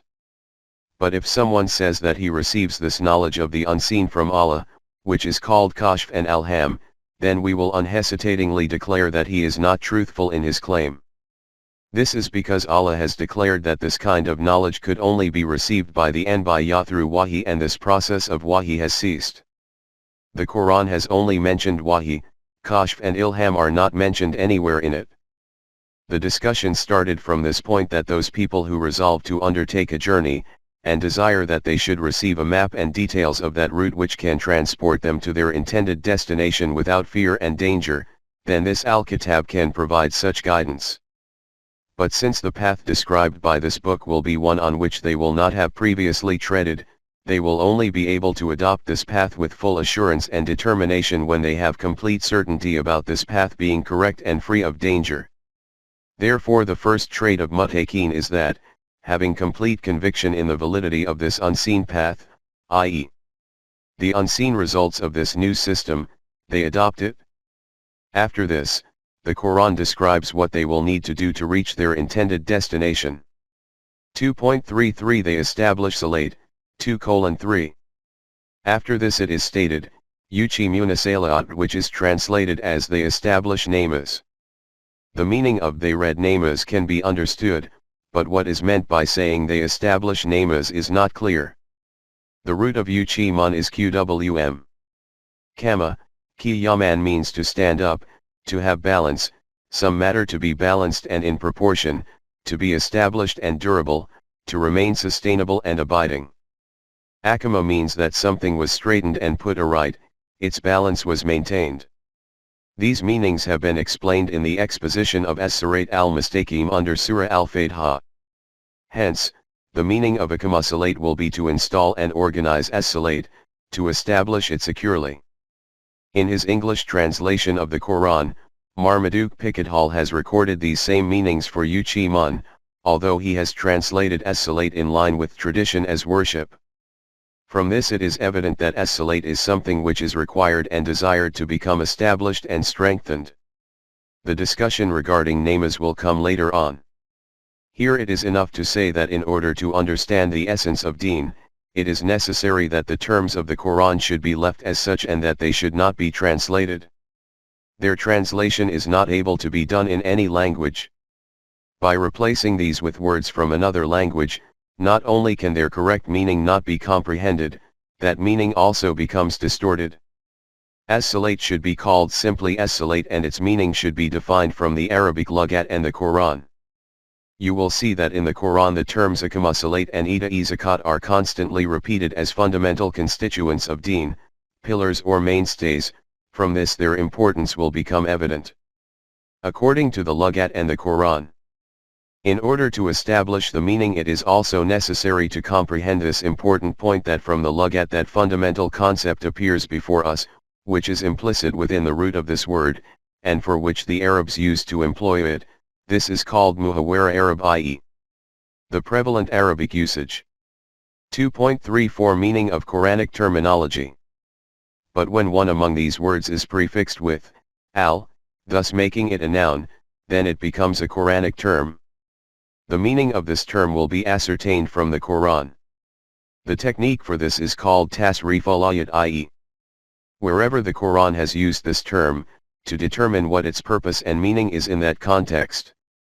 Through cross-referencing of the Quranic verses, and by using the Arabic Lugat, after reflection and reasoning, the meaning of the words and terminology of the Quran become clearly evident. For example, the basic meanings of the word salat will be defined through Muhawara Arab, and when the word al-salat is used, then this will be a Quranic term. In this way, other Quranic terminology can be figured out. We have, in any case, used this method for understanding the Quran. 2.35 The meaning of salat as per Lugat. The root of salat is SDLW, though it can also be SDLY. This is, however, a technical issue which I have discussed in Lugat al-Quran and does not require to be repeated here. Its fundamental meaning is to walk behind someone. Because Arabs used to illustrate the meaning of ideological and abstract realities through tangibles. Therefore among them in a horse race the horse in second place which gallops continuously in such a way that its forelock is touching the tail of the leading horse would be called al-Muzali, and the horse in front would be called Sabiqan. It is on this basis that Imam Raghib has stated that when it is stated in the Quran in verse 74:43, that we were not among the Muzaleen, the meaning of this is that we were not among those who followed behind the Anbiya. It is noted in the important book of Lugat, Tajul Aruz, that among the meanings of this root are attachment, i.e. to remain devoted and attached to someone. From this aspect, Qartubi has written in his tafsir that salat will mean attachment to the divine system, to remain within the divine limits, to adhere to Allah's book. On this basis the meanings of salat are also to carry out the responsibilities defined by Allah. You will have seen from these interpretations that as-salat does not just mean namas, it encompasses the complete divine laws and commandments and his prescribed duties and responsibilities. In Surah Al-Fatiha we have seen that the supplication of Mu'mineen is show us the straight path, 1:5, and in Surah Hud it is stated that my Rabb is on the straight path, 11:56. From this it will appear as if Allah is leading ahead on the straight path, and the Mu'mineen are making supplications to follow after him. It is this very meaning which is intrinsic in salat. But this kind of allegorical interpretation is against the true concept of Allah. Therefore its meaning can only be this, that system of the universe which, obeying the divine laws, is moving forward through its evolutionary stages. This meaning becomes crystal clear in this verse of Surah An-Nur in which it is stated, "See you not that it is Allah whose tasbih all beings in the heavens and on earth do celebrate, and the birds, of the air, with wings outspread. Each one knows its own, mode of, salat and tasbih. And Allah knows well all that they do." 24:41. Have you not pondered on this reality that everything in the heavens and earth, and in the skies in which birds fly, are doing tasbih of Allah? Each and every one of them knows his tasbih and salat. And everything that they do is within the knowledge of Allah. The explanation of the word tasbih will be given later at its own place. here it is sufficient to state briefly that it means to strive fully for the achievement of the objective before you and to expend your full energies in its pursuit. It is stated in this verse that every single thing in the universe knows its own tasbih and salat. This matter is clear that every single thing in the universe also knows what its assigned duties are, and what the procedure is for carrying these out, for which they have to remain busily striving. The fundamental meaning of salat becomes evident from this. At another place the Quran has made clear what the meaning of as-salat is in relation to human beings themselves, and what its outcome is. What is achieved through its establishment, and what destruction ensues through wasting it. In Surah Maryam initially there is mention of various Anbiya, and it is stated that these were the people who were blessed with Allah's Na'imah, 1959. After them such disobedient people were born into their ummas who wasted as-salat. The question which arises is, what did they do as a consequence of which as-salat became wasted? The Quran states, "But after them there followed a posterity who lost as-salat and followed after lusts, soon, then, will they face destruction." 1959. They began to follow their base desires. From this it is evident that establishment of salat and the following of own desires are two opposing things. As has already been clarified, see 1:1, the satisfaction of human desires is not a bad thing, provided they are fulfilled by remaining within the limits defined by Allah. They wreak devastations at that point when they exceed limits and become rebellious. 2.36 Salat going to waste. As-salat therefore means the satisfaction and fulfillment of human desires and emotions according to the divine laws, to obtain work from them while remaining within the divine limits, to make these follow the divine laws. It is obvious that this objective can only be achieved within a collective system, that system in which different individuals work towards the goal defined by Allah instead of pursuing their own vested interest. This is the reason why the Quran has declared the establishment of salat to be a collective duty. And not only this, it has also stated that the establishment of as-salat is only possible when the Jamaat-e-Momineen has acquired power in the land, they have their own independent state. Hence, in Surah Al-Hajj it is stated, "They are, those who, if we establish them in the land, establish salat, and give zakat, enjoin the right and forbid wrong, with Allah rests the end, and decision, of, all, affairs."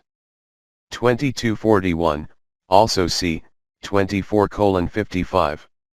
2.37 The need for one's own independent state.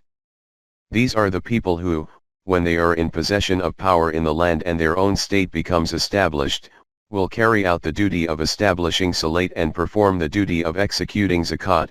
They will implement laid down commandments and forbid from wrongdoing.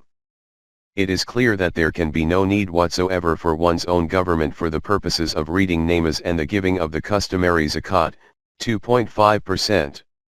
Based on the prevalent practice, these duties can be carried out under any government. Even during our colonization by the British, we possessed the right to read namaz and give zakat, and today Muslims also have this right in India. It is also clear from this that the meaning of establishment of salat and execution of zakat according to the Quran is not that which is prevalent today. These are those duties which can only be carried out in our own independent state. A discussion about zakat will come at its own place, here we wish to confine ourselves to salat. Regarding the Islamic State, it is stated in Surah Ash-Shura, "Those who hearken to their Rabb on his call and establish salat, who conduct their affairs by mutual consultation, who spend out of what we bestow on them for sustenance." 42:38. Momineen are those who say upon the invitation of Allah that we accept it, they bow down their heads before His commands, i.e., they establish salat and settle all their matters through mutual consultation, and whatever sustenance is provided to them by Allah, they keep it available for the universal rebubayat of mankind. This is the actual meaning of executing zakat. From this it is also clear that as-salat is that system of government in which all matters are settled through mutual consultation of the Jamaat-e-Momineen and whose primary responsibility is the rebubayat of mankind. Since the Islamic system becomes established for the practical implementation of the laws and values of the Book of Allah, therefore it is stated at another place, As to those who hold fast by the book and establish Salate, 7:170. 2.38 Salate and Economics. How vast the sphere of Salate is has been made clear by the Quran in connection with the glowing account of the messenger Shu'aib. In Surah Hud it is stated that the messenger Shu'aib presented the message of Allah before his people, which they opposed as usual. After an intense argument, the people asked Shu'aib, "Tell us, what exactly do you want?" He replied that I want freedom for Salate, in which you people do not interfere. This religious nation thought, according to their own understanding, that he wishes permission to worship God in his own way. What objection can there be in this? He can carry out his worship in whatever way he wishes, so they agreed to this. But after a very short while they noted that by Salate Shu'aib did not mean what they had thought. So they told Shu'aib. They said, "O Shu'aib, does your Salate command you that we leave off the worship which our fathers practiced, or that we leave off doing what we like with our wealth and possessions?" 11:87. What kind of Salate is this of yours which says that we should abandon those deities which our forefathers have been continuing to worship, and also that we should not utilize our wealth and possessions according to our volition? We cannot give permission for this kind of Salate. Pay attention to the last part of this great verse, from which it is clear that Salate is not simply a name for namaz, its domain also extends all the way to economics. We have seen in verse 2241 of Surah Al-Hajj that it has been stated that when their own state becomes established, the Jamaat-e-Momineen will carry out the duties of establishing Salate, executing zakat, promoting good and forbidding evil. In another verse it is stated, "And establish Salate, for Salate prevents from shameful and unjust deeds," 29:45. It is a fact that Salate stops from fahsha, exceeding limits, and munkar, deceitfulness. A detailed discussion about fahsha will come later. Here we wish to confine ourselves to munkar. Firstly, forbidding munkar has been stated as a duty of the state, and here it is stated that this task will be done by Salate. From this it is also clear that Salate is the name of this very system whose duty is the promotion of good and the forbidding of munkar. As far as our namaz is concerned, it is evident that fahsha and munkar are not prevented by it. Never mind those who do not recite namaz. How many namazi are there who recite their namaz with great punctuality but despite this commit munkar? Hence, munkar can only be stopped through the system of Salate, Islamic system of government. How supreme a revolutionary campaign is required for the establishment of the system of Salate is described by the Quran in an extremely attractive style in the account of the confrontation between Musa and Pharaoh. 2.39 The Great Revolution. The narrative begins from the point when Musa went to the heights of Mount Tur, and there Allah called to him, and first of all stated this: "I have chosen you, listen," then to the inspiration, sent to you. 2013. O Musa! This is not a chance event that you have arrived here and we have commenced talking to you. We have chosen you for a specific purpose and for the accomplishment of a great program. At another place it is stated that this selection also did not just materialize out of the blue. For this you have been put through extremely life-endangering events, and when you met these criteria, we selected you for our purpose. 2037-41. Hence, listen to our wahi with the ears of your heart. The first matter is to bear in mind that, verily, I am Allah, there is no God, Ilah, but I, so serve you me, only. 2014. Excepting us there is no other sovereign, therefore only subservience to me can be adopted, not to anyone else. Pharaoh has shackled your nation in slavery and subjugation to him. By liberating this nation from the chains of his slavery they have to be made free for the adoption of the sovereignty of Allah. For this you have to establish as-Salate so that our eminence is exalted, our authority is proclaimed. 2014. Then it is declared, verily the hour is coming, my design is to keep it hidden. 2015. The toppling of the system of government of a rebellious, tyrannical ruler like Pharaoh, and establishing the system of Salate, divine system, in its place is a supreme revolution. This revolution was until now proceeding imperceptibly towards its maturation. Now the time has come that it should emerge in front visibly. From the unseen it becomes seen, i.e. Mashhad from Gabe. 2.40 How a revolution materializes. Here the Quran has noted in just a few passing words a great reality in connection with the occurrence of a revolution. It has stated that which is called a revolution does not appear overnight all of a sudden, it requires a long period of time. Destruction can be caused overnight, but a revolution cannot be brought about like this. The demands of the time pave the environment for this. A change takes birth in the consciousness of man, but all this takes place in such an imperceptible way that the eyes cannot detect it. The destructive effects of a wrong system keep on accumulating gradually, and when their weight becomes heavy, then the time for the overturning of the system comes near. After this, with one jolt, the sky-high edifice of the system comes tumbling down, and people think that this change occurred all of a sudden. The Quran has noted this reality in an eloquent style in Sura Anbiya. Look at verses 21:11-16 of this surah and reflect on this meaning which I am quoting from Mafhum al-Quran. It is stated, "Remember, if you go against the divine laws, then you will also be destroyed just like we destroyed numerous such nations before you who were bent upon doing injustice, and then raised new nations in their place." The effects of their wrong ways were becoming imprinted imperceptibly. They used to be warned of their consequences in order that they desist from this path. But they never paid heed to this warning. Hence these imperceptible consequences kept piling up slowly, till such a time that when they appeared before them in a tangible form, then they tried to run away.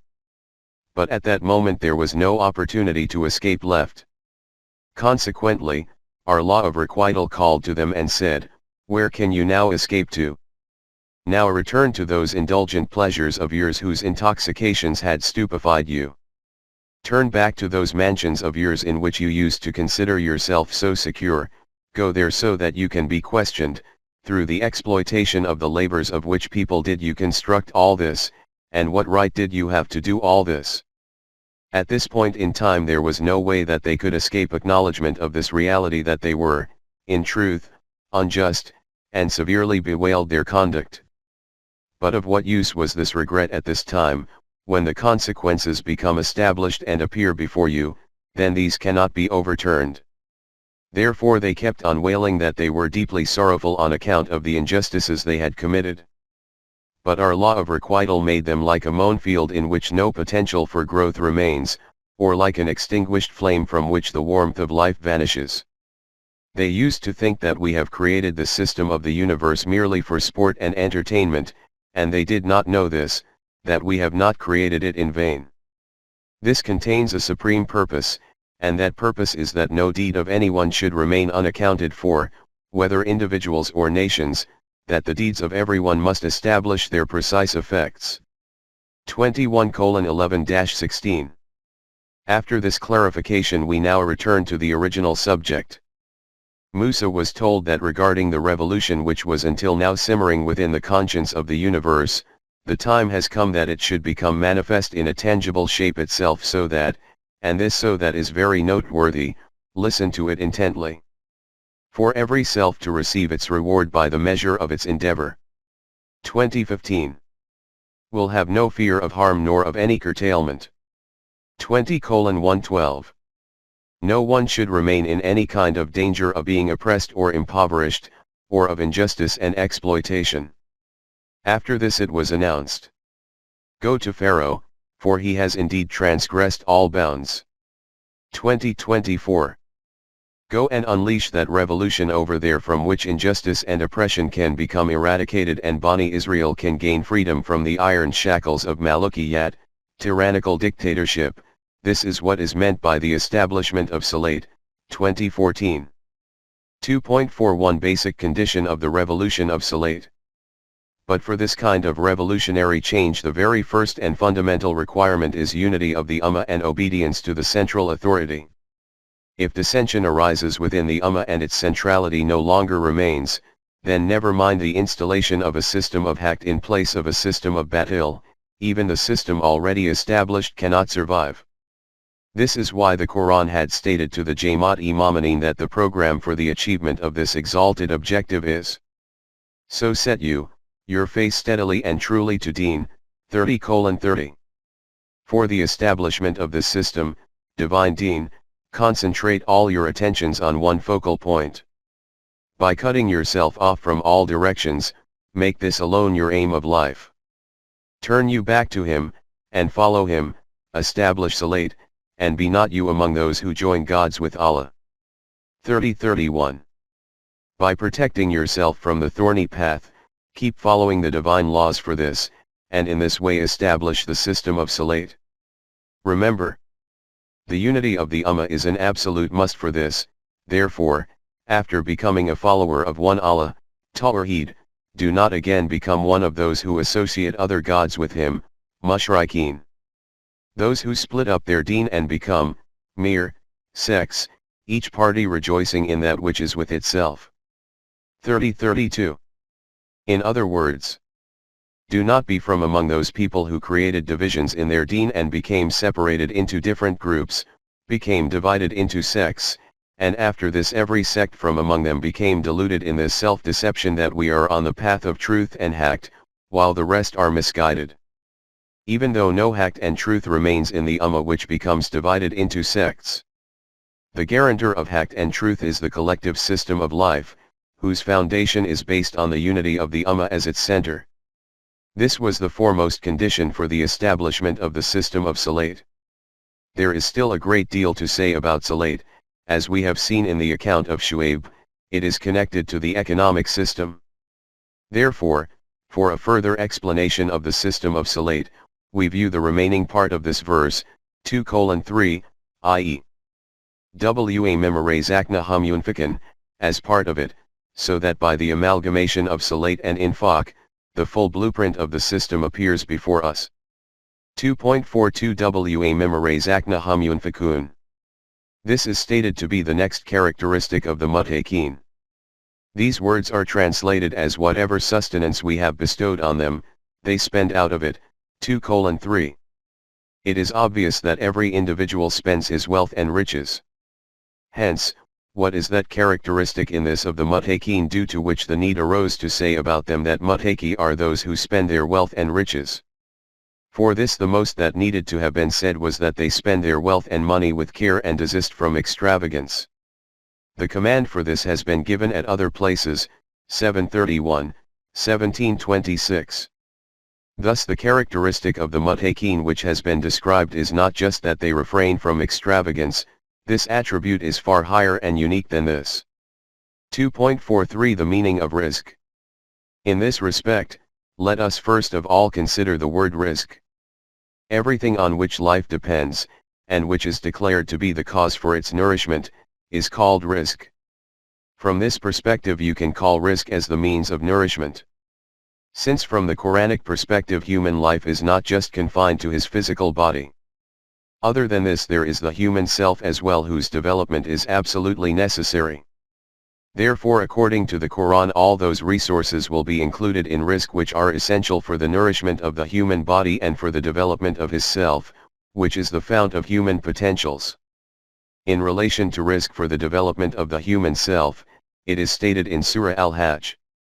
And those who leave their homes in the cause of Allah and are then slain or die, on them Allah will bestow a goodly provision, truly Allah is He who is the best of providers. 22:58. Allah will bestow rizq-e hasana on those people who, for the sake of fulfillment of the program of Allah, give up their homes and possessions if the need arises, i.e. emigrate, and then are killed confronting the enemy en route, or otherwise meet their death due to some incident. It is obvious that after the death of a human being, food and nutriment is no longer required for the nourishment of the body, therefore by rizq-e hasana is meant those means of rizq due to which the human self develops.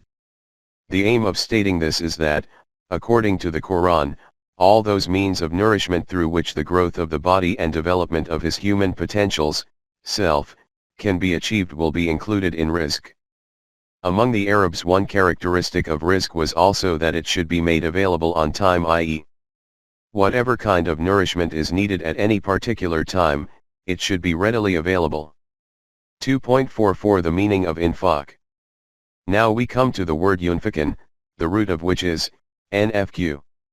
Nafkan is that tunnel whose points of entry and exit are both open. Other than the passage to enter it, the hole that is made by a wild mouse has many passages constructed by it on the other side by which to leave, and it covers these with fine soil so that if someone tries to capture it, then it can escape through these routes. This type of tunnel is called nafq. By the same token, a munafiq, hypocrite, is that individual who, before entering some system, plans in his heart that in case I have to leave this, then which routes will need to be taken. In any event, the basic meaning of this route is not that of spending but is that of keeping open. This word is used as the opposite of holding back, as is clear from the following verse. Say, if you had possessed the treasures of the mercy of my Rabb, behold you would keep them back, for fear of spending them. Infaq for man is ever niggardly. 17:100.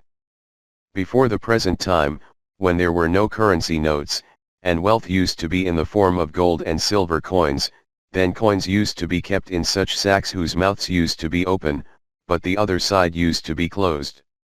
This technique of keeping wealth is also an antonym of infaq. Thus it is stated in Sura Al-Ma'arij that hell will cry out to that individual who hoards wealth and then keeps the mouth of the sack tightly closed. 70:18. Similarly in Surah At-Tawbah the word infaq has appeared in opposition to iktanas, where it is stated that those people who hold back coins of gold and silver, and do not keep open the lids of their money chests, give them the glad tiding of a severe chastisement, i.e., of such a punishment in which these coins will be heated in hell and with them their foreheads, sides, and backs will be imprinted. And they will be told that this is that wealth which you had piled up and held back for yourself alone, and you did not desire to keep it available to be used for Allah's program. Universal Review by 8, 934-35.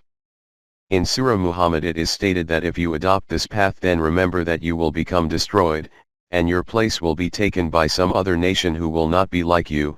47:38. From these explanations it is evident that infaq does not mean to spend but is the term for such a course of action, ideology, or economic system in which the means of sustenance are not kept held back but are held open for the universal review by 8 of mankind. 2.45 Risk is the responsibility of Allah. The Quran has stated, "There is no moving creature on earth, but its sustenance depends on Allah." 11:6. There is no living entity on the face of the earth for whose risk Allah has not taken the responsibility upon himself. From this an important question arises in our mind that our observation is this, on which human history is also a witness, that human beings continually die of hunger, not only during a period of famine but now the situation is such that almost half of the world's population goes to sleep at night hungry. The question which comes to mind is that when Allah has taken the responsibility upon himself for the risk for every moving, living thing on earth, then what kind of responsibility is this in which half of the population goes to sleep hungry at night? This question is extremely important and it is essential to understand the true reality for this. Allah created man, as well as his other creation, and together with this, in fact even before their creation, created all those means of sustenance on which their life was dependent: air, water, light, heat, all these are present externally on earth.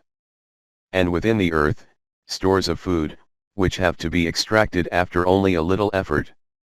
Allah fulfilled his responsibility in this way. It is from this aspect that he has called himself Razak and Razak, the one who provides sustenance. 2.46 The real question is that of distribution of risk. After this the question arises before us about the distribution of risk.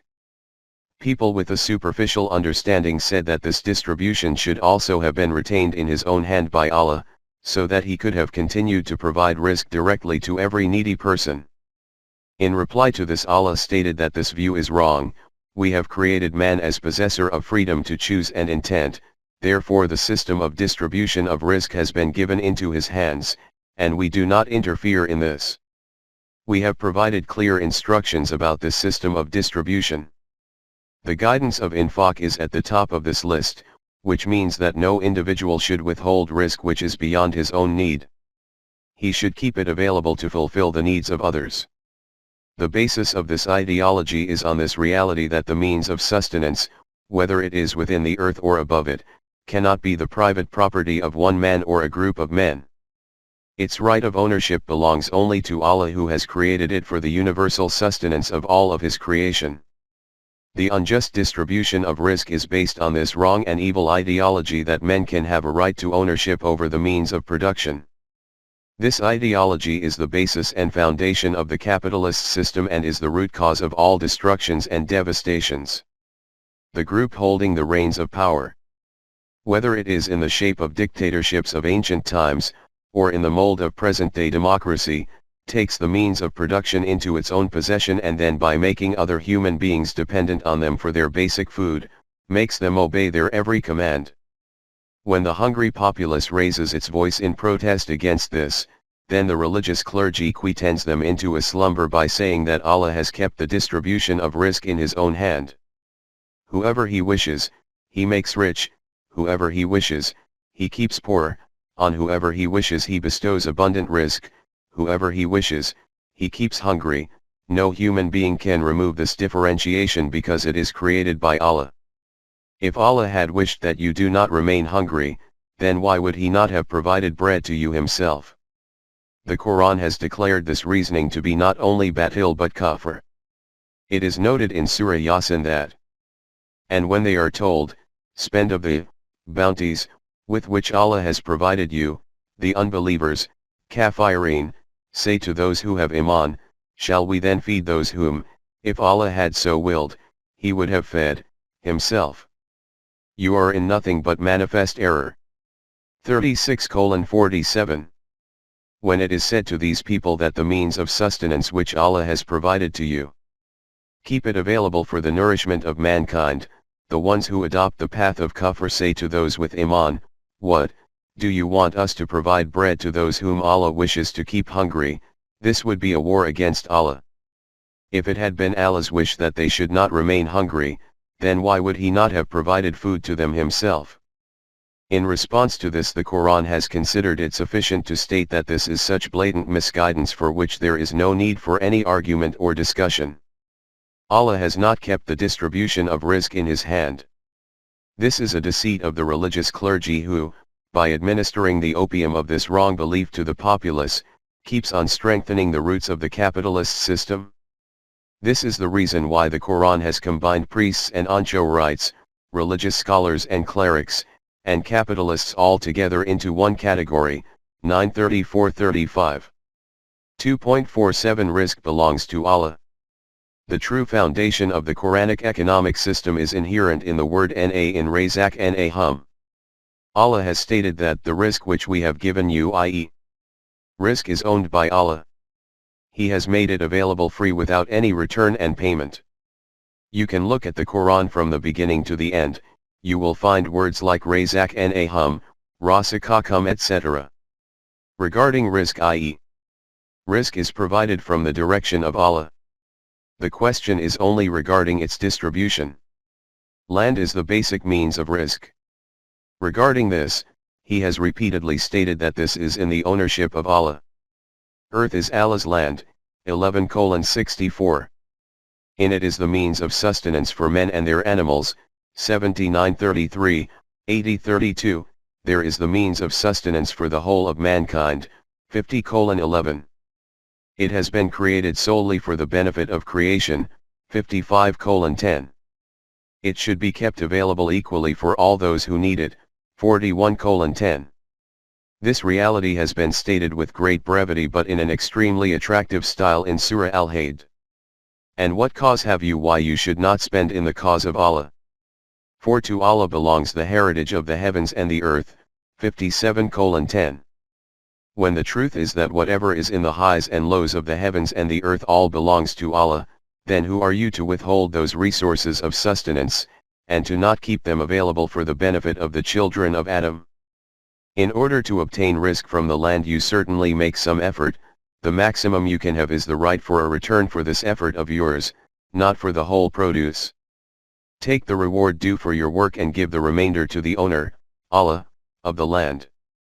He has described this fact in a very eloquent way in verses 56:63-73 of Surah Al-Waqi'ah.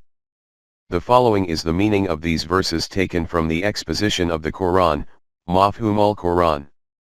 For this purpose, just study this system a little according to which your nourishment and growth takes place, and then think, does all this take place according to Allah's law, or according to your own devised laws? For example, just examine the farming in which you engage, how much is your contribution in it, and what sorts of things does our law do? By plowing the land you sow seed in it, now tell us who grows a crop out of this seed.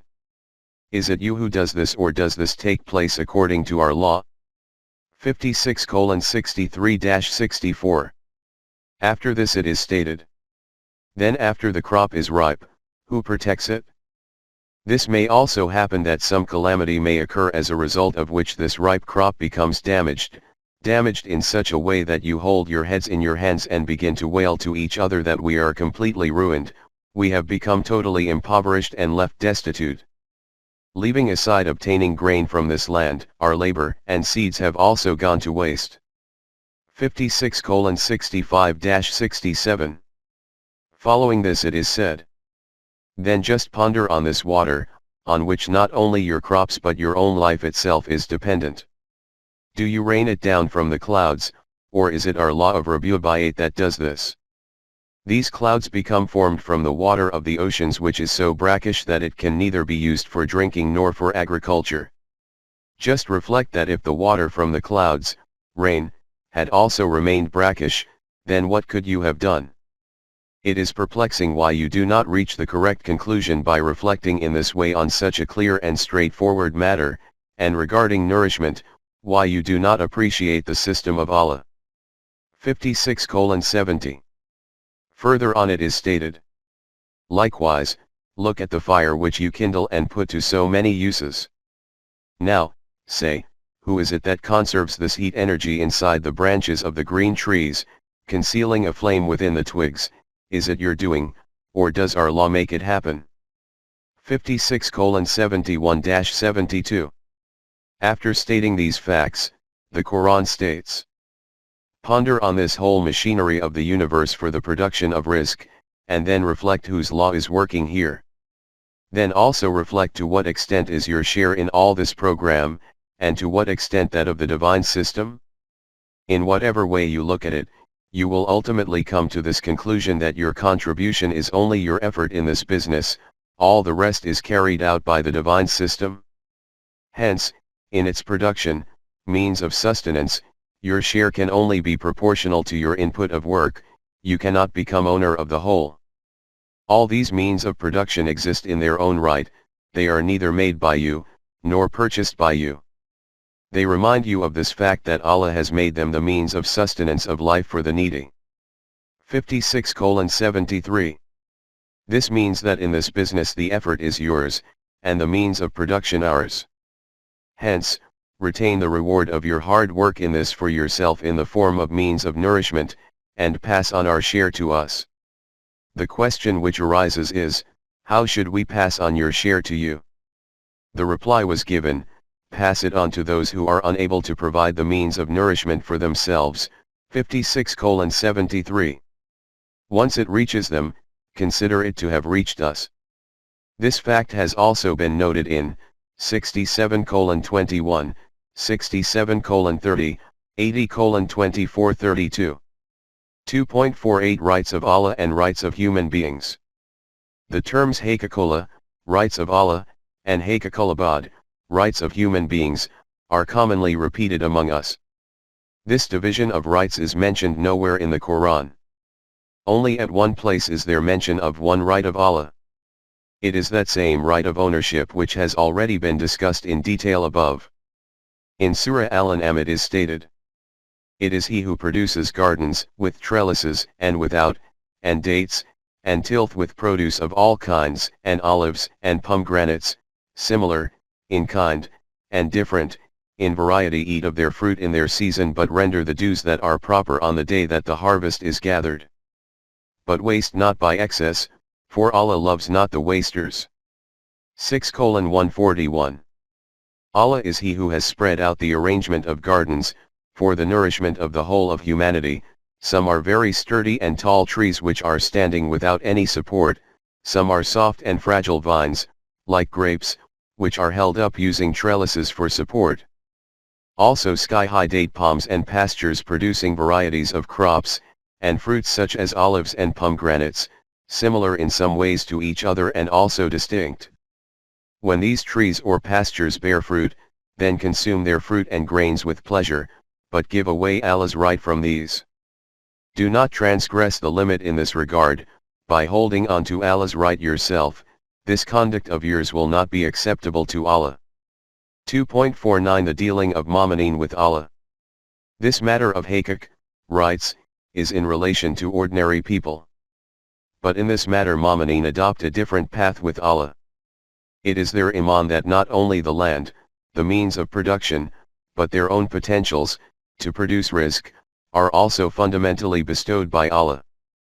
The Quran declares, "And you have no good thing, namat, but is from Allah." 1653. We are provided with these na'imas so that we can employ these according to the defined program of Allah. This is why we will be accountable for these, to answer before Allah as to how we used to employ these. Then, shall you be questioned that day about these good things. 102:8. This deal of theirs with Allah becomes settled through a mutual covenant. According to this covenant, Allah has purchased of the Mu'mineen their selves and their possessions, for theirs, in return, is Jannat. 9:111. They sell their life and possessions into the hands of Allah, and in return Allah bestows Jannat on them. Human life and all its potentials are included in life which have been bestowed from the direction of Allah free from any recompense and payment, and in possessions all that becomes included which man earns himself, through his own endeavors. They sell all this into the hands of Allah and Allah bestows al-Jannat on them.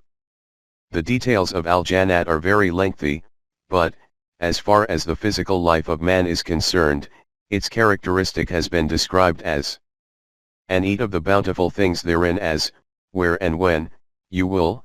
235. Whenever and wherever hunger is felt, there should be enough available to eat your fill. Further on the Quran states, "There is therein, enough provision, for you not to go hungry nor to go naked, nor to suffer from thirst, nor from the sun's heat." 20:118-119. In this al-Jannat every member of society will, at the very least, be at peace from the issue of these basic needs of life. 2.50 The meaning of this in practice. It also becomes clear that in this society this mutual covenant between Allah and the Mu'mineen will not be merely ideological and confined to beliefs, it will be practically as such. In religion by the recitation of a few words it is assumed that any responsibility has been discharged. But in deen whatever is uttered or is accepted has to be carried out in practical terms as well. It is religion in which at the front of a house is written, "In truth everything belongs to Allah. That which is given to me is for a few days only." And in practical terms the right of total ownership is protected in his own name and in the name of his progeny, and the real owner is not even allowed to peep into this. But in deen the matter of buying and selling which is mentioned above is settled in practical terms. A mu'min sells his life and possessions into the hands of the head of the system which is shaped in order to carry out the responsibilities of Allah. It is sold into his hands, and Allah verifies it that we have purchased it. This is what is called Ba'at, the matter of bartering. It is stated in Surah Al-Fatah, "Verily those who plight their fealty to you do no less than plight their fealty to Allah, the hand of Allah is over their hands." 48:10. O Rasool! Those Mu'mineen who sell their life and possessions into your hands, they are in reality transacting these into the hands of Allah. For the confirmation of this covenant, it is not your hand which is placed over their hand, it is the hand of Allah, because you are settling this transaction on behalf of Allah. Mu'mineen sell every possession of their life into the hands of this system, and in return this system takes the responsibility for the development and nourishment of their physical life and their human self on its own head. This is the practical interpretation of wa memorizakna yunfikun. 2.51 Step-by-step transition. It should be made clear that this system does not become formed in one day. In place of the man-made, wrong system for the distribution of risk, this divine system comes into action gradually. The commands which we see in the Quran for individual charity, donations, etc., are related to this transitional period. When this program reaches its final stage, then the situation in it will become. They ask you how much they are to spend, keep available for others, say, what is beyond your needs, 2:219. O Rasool. They ask you how much should we keep available from our earnings for the fulfillment of the needs of others, handing over to the system. It was decreed, say to them, all that is beyond your own needs. In this by others is not meant only those who belong to your Jamaat, it includes needy individuals from the whole of humanity. Undoubtedly the start of this will be from their own society, but its expansiveness will gradually spread and amalgamate the whole of universal mankind within its sphere. This is because Allah has taken on the responsibility for the Rabu'bayat of all living creatures, 11:6, upon himself, and this responsibility of his is fulfilled through the hands of this system. This is that system about which it is stated. What is good for mankind remains on earth, 13:17. Strength and sustainability will only be for that system of distribution in front of which is not the benefit of a specific individual, a specific group, a particular nation or state, but instead is the good of the whole of humanity. This is that very system which is declared to be the duty of the muttaqeen to establish and to keep fortified. 2.52 Best in providing rizq. Have you ever pondered on this fact that Allah has called himself Khairur Rizqin, 5:114, 34-39. This means that this rizq is apparently being provided to you through the hands of these human beings. From this respect they can be called razik, providers of rizq. But from the point of view of being the owner of this rizq, Allah alone is Khairur Rizqin. The state of these helpers who distribute rizq in this way on behalf of Allah is that they state clearly to those to whom they provide rizq that we feed you for the sake of Allah alone, no reward do we desire from you, nor thanks. 76:9. In this distribution of rizq we are only fulfilling the wish of Allah, not giving anything from our own side. And when we are not even bestowing anything from our own selves, then leaving aside taking any recompense for this, we do not even desire any thanks. These representatives only take as much as meets their needs from this means of sustenance for themselves, the remainder is all passed on to others who are in need. In fact, their state is such that if it ever happens that there is less rizq and more needy ones, then but give them preference over themselves, even though poverty was there, own lot, 59:9. They give preference to the needs of others over their own needs. As has been noted earlier, the structure of this economic system is established on the foundations of this Iman, 1653, that to whatever extent na'ima are available to us, whether these are in the form of means of production or in the form of abilities to earn rizq, these are all of them bestowed from the direction of Allah. That is why they will be utilized according to the principles and program defined by Allah. Contrary to this, the mentality of the batil basis of the capitalist system is that the means of production can be in the private ownership of individuals, and the earning potentials of rizq also belong to individuals themselves. However much anyone earns on the basis of these is owned by him, no one can intervene in this. 2.53 The basic mentality of the capitalist system.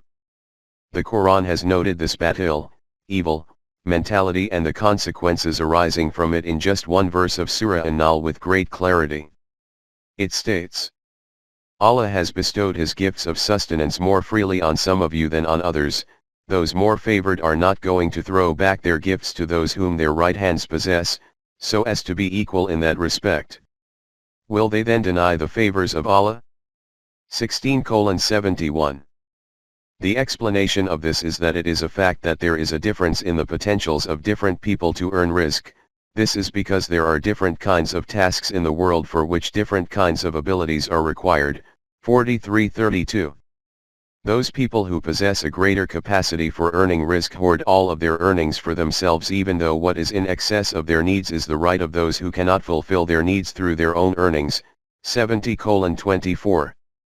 Then why do these people not return their spare earnings to those people who work under their direction, and which is in fact their right, so that in this way all people become equal sharers in the economic conveniences bestowed by Allah?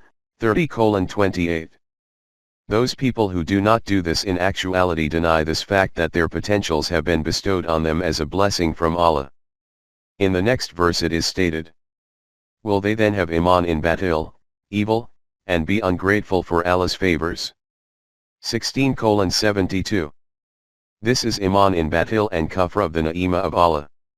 2.54 Quran. At another place it is stated that Quran, who is presented by the Quran as a representative of the capitalist system, also had this mentality.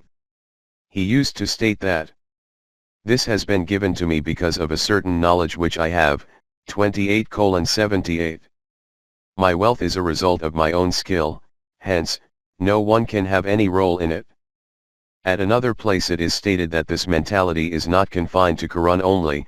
Whoever abandons the values of Wahi, his mentality becomes like this. Now, when trouble touches man, he cries to us, but when we bestow a favor upon him as from ourselves, he says, this has been given to me because of a certain knowledge I have. Nay, but this is but a trial, but most of them understand not. 39:49. The consequence of this is that destruction which has turned the human world into hell. If you look at the history of mankind, the issue of the distribution of rizq, which is now called the economic or commercial system, has bound man in a state of angst in every era. Many compassionate hearts were concerned by the destructive effects which resulted from its wrongful distribution, and they made intellectual efforts, without the light of Wahi, to seek a solution to this important and extremely challenging problem. The proposals of thinkers from Plato to Karl Marx, and scholars of economics, are various links in the instructive tale of this intellectual striving and failed endeavors of man. This is not the place to go into their details. At this juncture it will be sufficient to state that the last link in this long chain of events, the philosophy of Marx, what solution did it propose? 2.55 The empirical method of human intellect.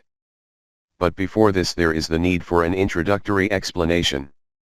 Allah's Wahi presents absolute and clear-cut solutions for the important issues of human life. Those fortunate nations which adopt these reach the intended destination secure and protected, prosperous and free from fear and grief from the dangers of the path. Those who do not accept these in this way, they try to determine a solution intellectually. The method of research of the intellect, human thought, is empirical, which is called trial and error. The human intellect proposes a solution and then pursues it. It progresses forward, traversing hundreds of hardships and perils on the way, wading through rivers of blood, and negotiating chasms of fire, getting its bones broken and enduring troubles. Then it sees that it had adopted a wrong path, so abandoning this, it seeks another solution, and then sets out on this new path.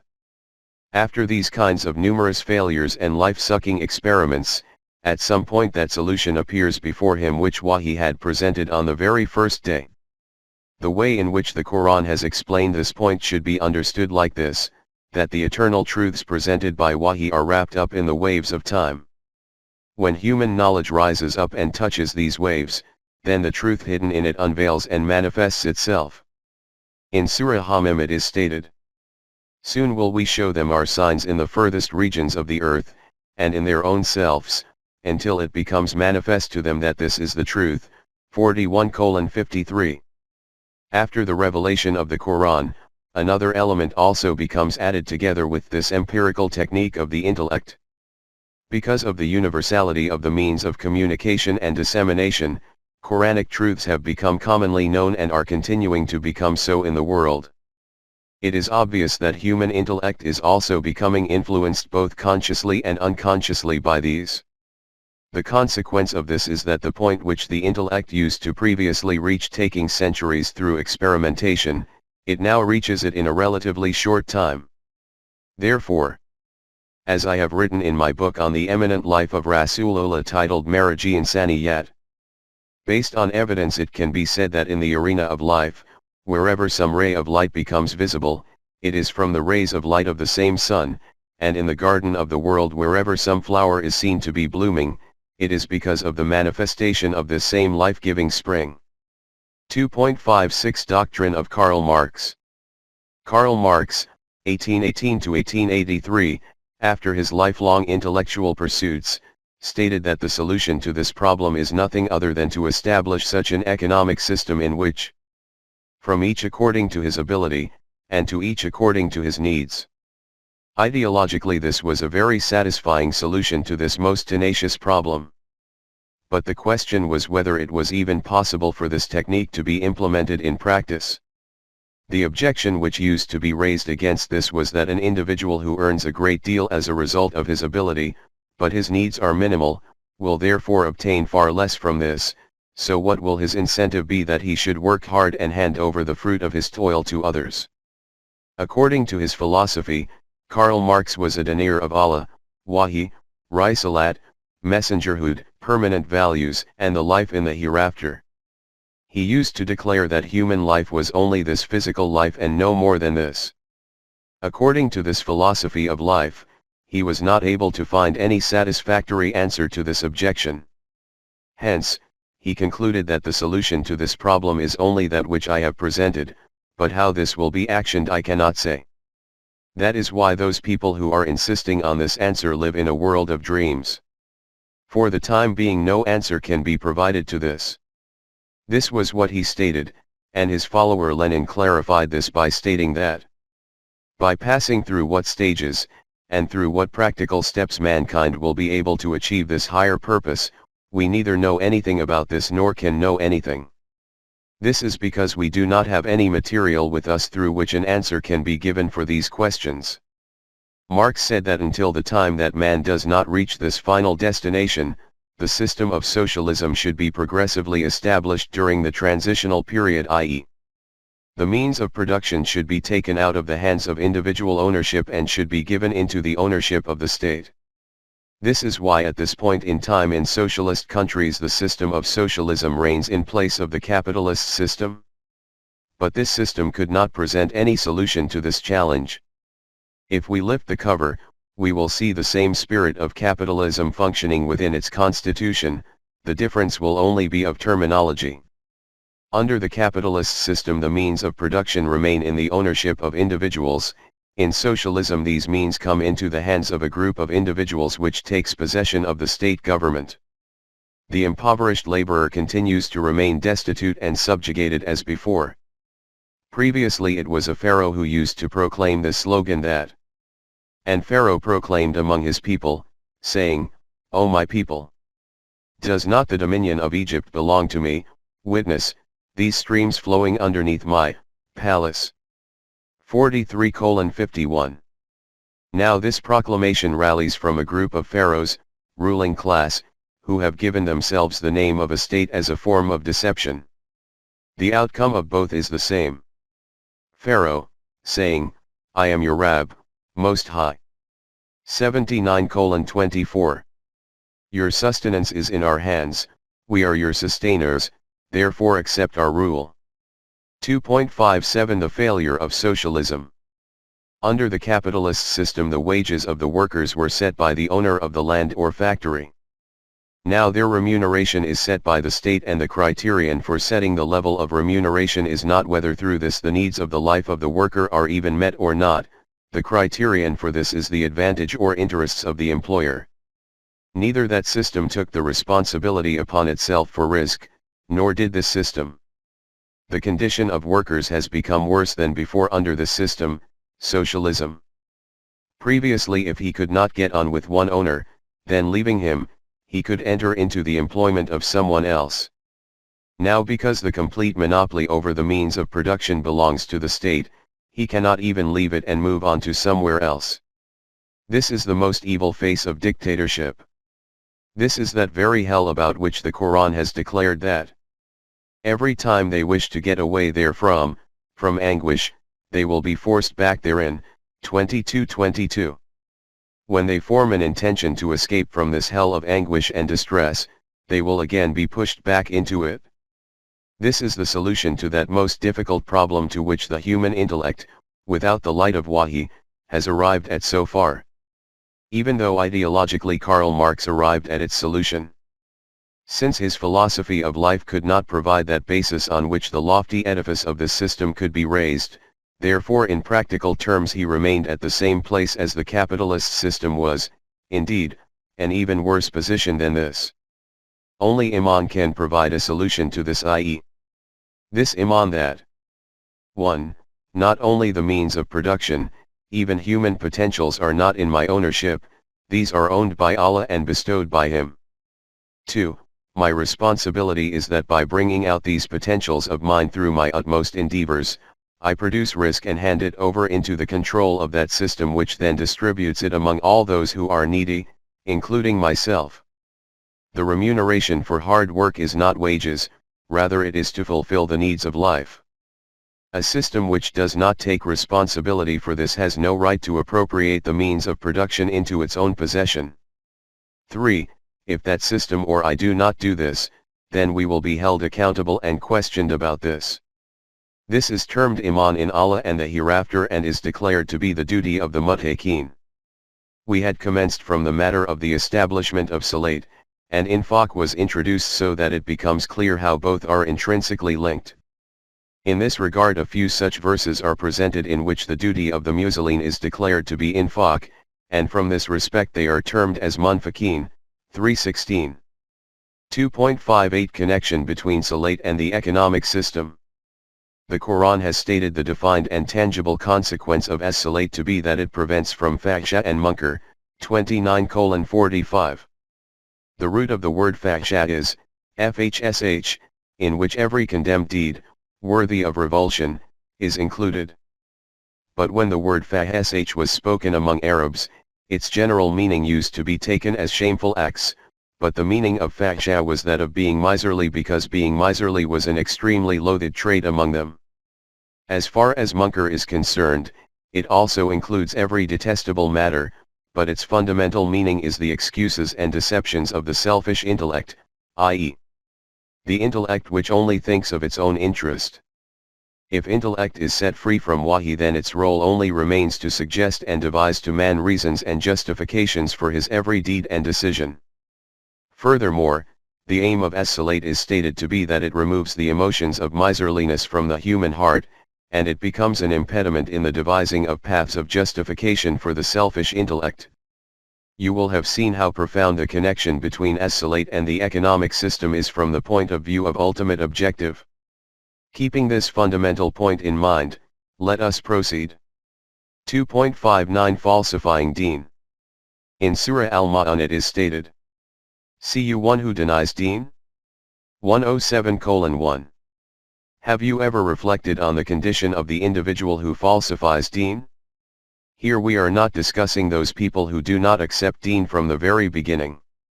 We are discussing those who claim to be adherents of Deen, i.e. call themselves Muslims like us, but in practical terms they deny Deen. After this it is described what they do to which they falsify Deen. The Quran states, "Then such is, the man, who repulses the orphan, yatim, and encourages not the feeding of the indigent, miskin." 107:2-3. This is the one who constantly rejects and pushes away the one who is forsaken in society. The word yatim includes those children whose parents are dead and also those who are left alone in a destitute and helpless state in society. The meaning of pushing away these people becomes clear from those verses of Surah Al-Fajr where it is stated that the condition of a human being is such that if rizq becomes restricted for him, then he laments loudly that my Rabb has humiliated me. 89:16. See how my Rabb has humiliated me for no reason. I did not do any such deed for which I should have been punished like this. The Quran replies that this is wrong, that from our side the punishment of disgrace and ignominy is imposed on someone for no reason. This disgrace and ignominy of yours is solely the consequence of your own deeds, and those deeds were these. Nay, nay. But you honor not the yatim. 89:17. You did not consider these people worthy of respect and dignity who used to be left alone in society. For you, only those people were worthy of respect whose party was strong. Your second crime was this. Nor do you encourage one another to feed the poor, miskin. 89:18. For those people who were no longer able to work, whose mobility became impaired, you never made any such arrangement through which the means of sustenance becomes available. And you devour inheritance, all with greed. 89:19. You used to devour the inheritance of parents and grandparents. And you love wealth with inordinate love. 89:20. And you desired that the wealth of the whole world becomes accumulated and gathered in your lap. After this, let us return to Surah Al-Ma'un, where it is stated that the falsifying of deen is done by the one who, instead of giving respect and dignity to those who are destitute in society, pushes them away, and does not arrange for the sustenance of people who become incapacitated. 107:3. After this it is stated. So woe to those who are muselin, perform namaz. 107:4. These are those muselin whose namaz becomes the cause of ruin for them. Who are neglectful of their salat, those who only do it for display and refuse to let the wealth flow like a stream. 107:5-7. These are those people who consider the visible and physical movements of namaz as being salat itself and are negligent of the spirit, purpose and aim of it, i.e. they read namaz a lot, but they put a wall in front of these fountains of rizq which should have been kept continuously flowing to meet the needs of mankind, and hold these back for themselves. These are those muselin whose namaz brings destruction upon them, and these are those people who falsify deen. In Surah Al-Mudaththir it is stated that the guardians of hell will inquire of the criminals, what were the crimes committed by you as a result of which you are being consigned to hell? They will say, we were not of those who were muselin, nor were we of those who fed the indigent, but we used to talk vanities with vain talkers, and thus, we used to deny the day of deen. 74:43-46. They will say in reply that we were not from among the muselin. We never made arrangements for the sustenance of the deprived and destitute. We used to talk a great deal about these matters, but never did anything in practical terms, and this is how we used to falsify deen. These were the muselin who were the ones who falsified deen. In comparison to this, in Surah Al-Ma'arij the Quran states in its distinct, dramatic style, inviting all, such as turn their backs and turn away their faces, from the right, and collect wealth, and hide it from use.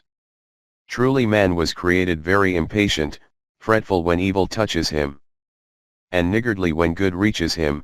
Not so those who are muselin, those who remain steadfast to their salat, and those in whose wealth is a recognized right for the needy, who asks and him who is prevented, for some reason from asking, and those who hold to the truth of the day of deen. 70:17-26.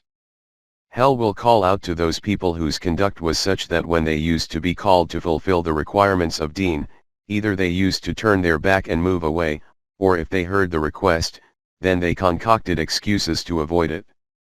These are those people who used to hoard up wealth and then used to fasten the openings of their sacks, of wealth, tightly.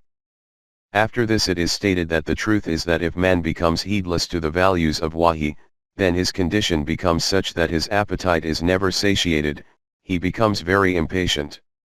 So impatient that if the least trouble reaches him, e.g. a loss occurs in some business transaction, he starts lamenting loudly, and when prosperity arrives, then he withholds his riches and wealth.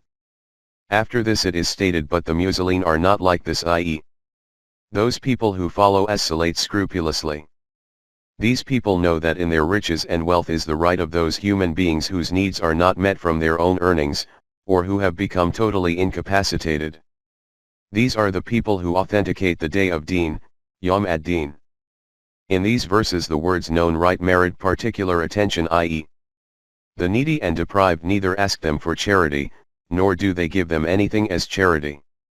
Both of them know that in their wealth there is the right of every needy one. They can demand it from them as a right. It is clear that this means that this system is not one of individual charity and zakat, this is that system whose duty is to cater for the rabubayat of the whole of mankind. In this system every needy one receives the means of sustenance as a right. We have seen above, in Surah Al-Ma'un, that the people who falsify deen are those who think as-salat is the name for the visible and physical movements of namaz, and they ignore the spirit, purpose, aim, and need of it. In Surah An-Nisa these people are called hypocrites, munafiqeen, and their condition is described as being. When they stand up for salat, they stand without earnestness, khuzala, to be seen of men, 4:142. When they stand up for as-salat then it is for the state of khuzala.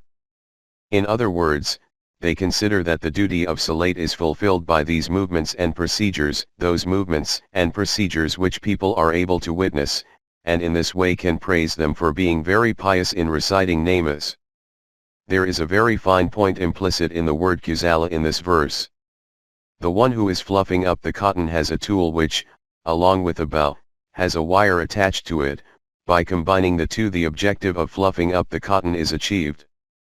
But if the wire and bow are both separated from each other, then this objective can never be achieved. This wire is called al-khazal when it has been separated from the bow. You can now understand for yourselves that a salat in which the aim and purpose are detached from its visible movements, what value can it have in the divine balance? This is the condition of hypocrites as noted in Surah At-Tawbah. That they come to salat without earnestness, and that they offer contributions unwillingly. 954. If they come to salat, then it is in a condition of khuzala, and if they contribute anything for the sake of deen, then they consider it a liability. This reality will have become evident before you from these verses that, according to the Quran, to what an extent an interlinked relationship exists between salat and the system of infaq, and what the consequence is according to the Quran when the economic system is separated from salat, or the system of salat is separated from an economic system. 2.60 Namaz.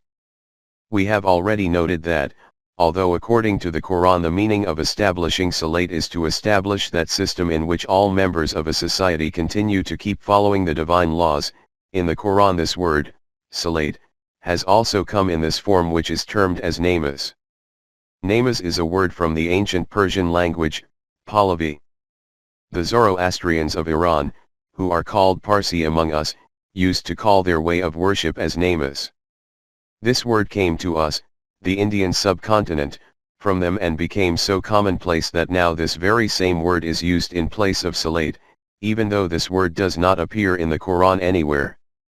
Furthermore, as noted above, the word as-salat has also been used for those congregations which are now called namaz. 2.61 Connection between bodily movements and thinking.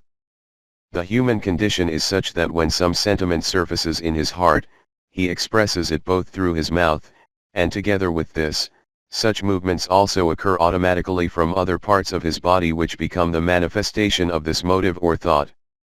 For example, when emotions of happiness are aroused in your heart, then the waves of this spread across your face in the form of a smile. When you say salam to someone, your hand automatically rises towards your forehead. When you pay respects to someone, your head bows down, and in a state of deep devotion this bowing down takes on an extreme form which is called prostration. According to linguistics, this spontaneous harmony of thoughts and parts of the body is called parallelism. This display of the parts of the body is so involuntary and spontaneous that you cannot prevent it. If you place the restriction on a speaker that he can make a speech in any way he desires, but during the speech he should remain still. No kind of movement should be evident from him, nor should any particular expressions appear on his face. You will see that he will either simply not be able to make any speech, or even if he manages to reel out some written words, his speech will remain ineffective and without any impact. These perceptible and visible movements of the parts of the human body are called formalism, rites and customs. The Quran has not declared these internal urges to be forbidden, their manifestation and expression is permitted. In salat, namaz, standing, bowing, prostration and tawaf, circumambulation, etc. As rites of Hajj are the satisfaction of this very need of man. If these visible manifestations are abandoned, then either only philosophical rhetoric will remain, or states of monasticism. Whether these are concepts of philosophy or states of mysticism, these are in any case individual, and have no connection with collectivism. But Islam is the name for a collective system, therefore these visible manifestations also remain in place, and it is also necessary for there to be uniformity and harmony among them because their mutual harmony is the manifestation of unity of purpose in the Ummah. 2.62 Manifestation of rights. On the other hand, if purpose and need disappear from these practices, and the carrying out of these rituals becomes an aim in itself, then this is called worship, which is found to exist in every religion in one form or another. Amongst us as well, because Islam has become converted into only a madhab, religion, therefore in this also as-salat is considered to be confined to the visible movements of namaz, and the meaning of ibadat has been declared to be worship. And these same manifestations have become considered to be the requirement of Islam. With this introductory explanation, let us now look at the gatherings of as-salat in the light of the Quran.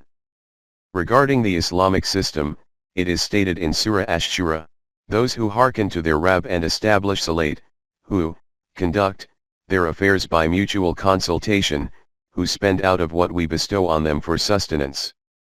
42:38. These are those people who respond willingly to the call from the divine laws, establish salat, and settle their affairs through mutual consultation and deliberate over what kinds of methods need to be adopted for the duty of delivering infaq. The history of the initial era tells that when the need would arise for consultation on some important matter by the state, then an announcement used to be made from the government, as Salat ul-Jamiyah, gather for salat. On hearing this, people would assemble to participate in this gathering. Since the purpose of consultation was to obey the divine laws, that is why its commencement was in the form of namaz, just as among us the inauguration of a meeting traditionally starts with the recitation from the Quran. It is evident from this that these gatherings used to take place at appointed times. This is why it is stated, establish salat, for such salat is enjoined on mu'mineen at stated times. 4:103. Remember, for mu'mineen, salat is a duty which should be carried out on time, i.e., such a duty which should be performed at the stated time. In other words, whatever time has been fixed for it, it will be essential to assemble in this gathering at that time. If these timings have been set by Allah Himself, then there can be no alteration in this, although in urgent situations emergency gatherings, other than planned gatherings, can be organized. If Allah has not set their timings, then these will be agreed through mutual consultation, and it will be possible to make alterations, through mutual consultation. This is that call for those gatherings which the Quran has noted as calling for salat. For example, it is stated in Surah Al-Jama'ah, O you who have accepted Iman. When the call is proclaimed for salat on the day of assembly, Yawm al-Jama'ah, hasten earnestly to the zikr of Allah, and leave off business. 62:9. O members of Jama'at-e-Mu'mineen.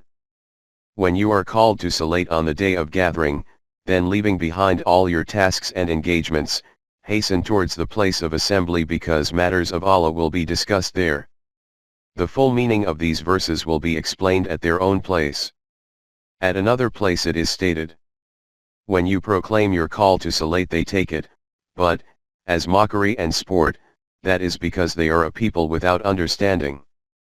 5:58. The state of the opponents is such that when you call for gatherings such as salat, they mock it. After salat, all other matters used to be resolved in the masjid, mosque, e.g. It is noted in Surah Al-Ma'idah that when there is some contention in the matter of a legacy, then following salat the concerned parties should be held back, so that a decision in this matter can be taken according to the law. 5:106. In order to participate in these gatherings, it is very important to observe cleanliness. In this regard, the Quran has given instructions at various places about bathing, ablution, and ablution without water, etc. 5:6, 443. It has also been emphasized that you should participate in these gatherings with full consciousness and awareness, because there will be discussions about matters of great importance there. When you do not even comprehend what you are uttering, then instead of benefit, there will be a loss by participation in these gatherings. 443. The form in which we perform namaz, there is no mention of its constituents and their details in the Quran. From among these, only a few have been referred to in general terms in the Quran. In other words, these constituents have not been expounded in the Quran. And from here a very important and fundamental question comes before us, whose connection is with the essence of Deen itself. 2.63 Principles and their subclauses. A principle is one thing, and explaining this principle and the ways in which to act on this principle is another thing. The principle always remains immutable, while changes keep taking place in the methods and procedures by which to act on it according to the demands of the time. It can be understood by referring to an example relating to physical life, that human life depends on food. This is an immutable principle which is consistent from the beginning till the present. But the nature of food and its form has continued to change. In the earlier eras, the food of those who lived in caves was different from that of human beings of today. Even today there is a difference in the food of citizens of different countries, and this variation is mostly the consequence of climate and environment. Furthermore, there is a difference in the diet of an individual during the various stages and circumstances of his life. Children have a different diet, the diet during adolescence is something else, and even more different in old age. There is also a difference between the diet of a healthy person and a patient. If this principle is adopted, that there can be no change in diet under any circumstances, then life cannot advance even a couple of steps. This also applies to those principles and values which have been received from Allah for the guidance of man. These principles are called ad-Din, which has continued unchanged from the beginning till now.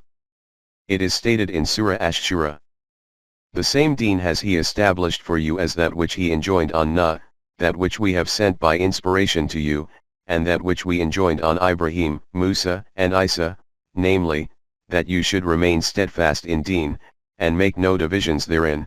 42:13.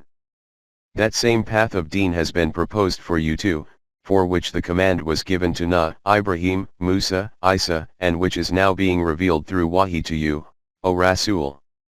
They were all told this same thing, to always keep this Deen established and to never create any difference and division in it. This ad-Din was those principles which were kept immutable from beginning till end, but there used to be a change continuously in the methods by which to act on these principles according to circumstances. The state of the limitation of knowledge at the beginning of human life was such that Nuh was even taught through Wahi how to construct a boat. 1137. It is apparent from this that in that era, in order to act practically on Deen, even minor rules and procedures used to be passed on through Wahi. As human knowledge kept on expanding, a reduction and change used to be made in these constituents. 2.64 Cancellation and the cancelled. In Surah Al-Baqarah this reality has been explained in these words: "None of our revelations do we abrogate or cause to be forgotten, but we substitute something better or similar." 2:106. The technique of Wahi has been that some laws used to be revealed through a messenger, after this messenger, some of these laws used to be changed by his followers. This is called tampering. Some used to be wasted or forgotten, either due to these intrigues of theirs, or through heavenly and earthly disasters. Some were also such that though they remained unchanged, it was felt necessary to make a change in them as a result of an alteration in the condition of the times. At that point in time another messenger would arrive. Through him, those very same principles of ad-Din used to be revealed which were communicated by the previous messengers. As far as the constituents of these were concerned, Whichever of these were aimed to be kept as such, they were reiterated. These have been called mithli ha, and those which were considered to be alterable, by cancelling them such guidelines were revealed in their place which were in line with the needs of the time. As a consequence of this, these updated instructions used to be improved from the former ones. In another verse these have been termed as altered verses. When we substitute one revelation for another, and Allah knows best what He reveals, they say, "You are but a forger," but most of them understand not. 16:101. In Surah Al-Hajj this fact has been noted in these comprehensive words. Never did we send a messenger or a nabi before you, but when he framed a desire, Shaitan threw some vanity into the message, after the messenger left, but Allah will cancel anything vain that Shaitan mixes in, and Allah will confirm and establish His signs, for Allah is full of knowledge and wisdom. 22:52. O Rasool, our procedure has been that the revelation which used to be sent to the Anbiya and messengers, when Shaitan mixed something in it, after the departure of the messenger, then we used to send another messenger, and through the revelation sent down to him, by erasing the adulteration by Shaitan, by cancelling it, we used to establish our laws once again. This all took place according to the knowledge and wisdom of Allah. This is why the followers of the previous messenger used to quarrel with the messenger and used to say that the bylaws which you are presenting are different from our Sharia. And it is obvious from this that you are not a messenger of Allah. You devise these commands yourself and by attributing them to Allah call this a divine revelation. Referring to these kinds of objections of theirs, it was stated that if any such commandments of Shariat are presented by a new messenger which are different from the commandments bestowed on an earlier messenger, then this is also according to the program of Allah. These subclauses, constituents, are able to be changed and modified, whilst the essence of deen remains immutable. Therefore, disputes should not be created about the original deen on the basis of these changes in procedures and subclauses. To every people have we appointed procedures which they must follow, let them not then dispute with you on the matter. 22:67, see also, 548. We gave different procedures and subclauses of deen to every nation, according to their circumstances, but the essence of deen, al-amr, remained the same in every case. They should not fall into disputes regarding the essence of deen by presenting these changes in subclauses as a justification. For example, in the Jewish Sharia the fat of animals with nails, and the fat, from specific areas, of cows and goats was forbidden, haram, 6:146, but the Quran has not declared this forbidden, haram. 2.65 Final Code of Life. This process continued like this until humanity reached that era in which the speed of progress and expanse of human knowledge was to become very rapid.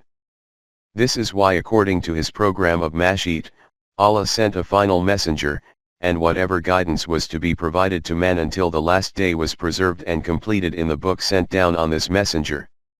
The crux of this book was that in it, 1. The principles of deen were the same as those which were continuing from the beginning.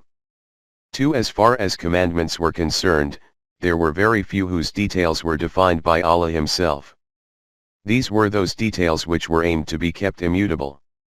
3. And other commandments were only given as principles, i.e., their subclauses were not defined by Allah Himself because these subclauses were not meant to remain immutable for all time. Changes were going to take place in these according to changing circumstances. The above 3 points are illustrated through the following examples. 1. Obedience can only be to Allah, not to any human being. This was an eternal principle of deen which was continuing as immutable from the beginning, and which was to remain immutable. 2. Under the commandments the Quran has itself explained all the details of those relationships which are declared haram for nikah, 423. Similarly, the shares of inheritance have also been defined by the Quran itself, 4:11-12, etc. 3. Crimes are of numerous types. The Quran has itself specified punishments for a few among these: theft, zina, slandering, treason, and has not laid down the punishment for the rest. 4. And some commandments are such which have only been given as principles, e.g.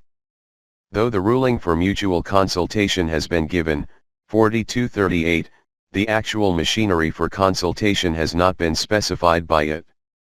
From these examples you will have seen what the form of the principles and injunctions of the Quran is. As far as these principles and details which are given in the Quran are concerned, neither any deduction nor addition can be made in them, nor any change or modification.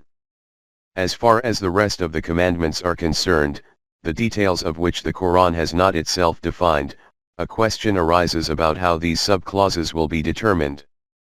In relation to this, Allah has clarified this matter, saying that do not think about these, that this has been an oversight on our part, that we have not defined their details, these have been left like this intentionally.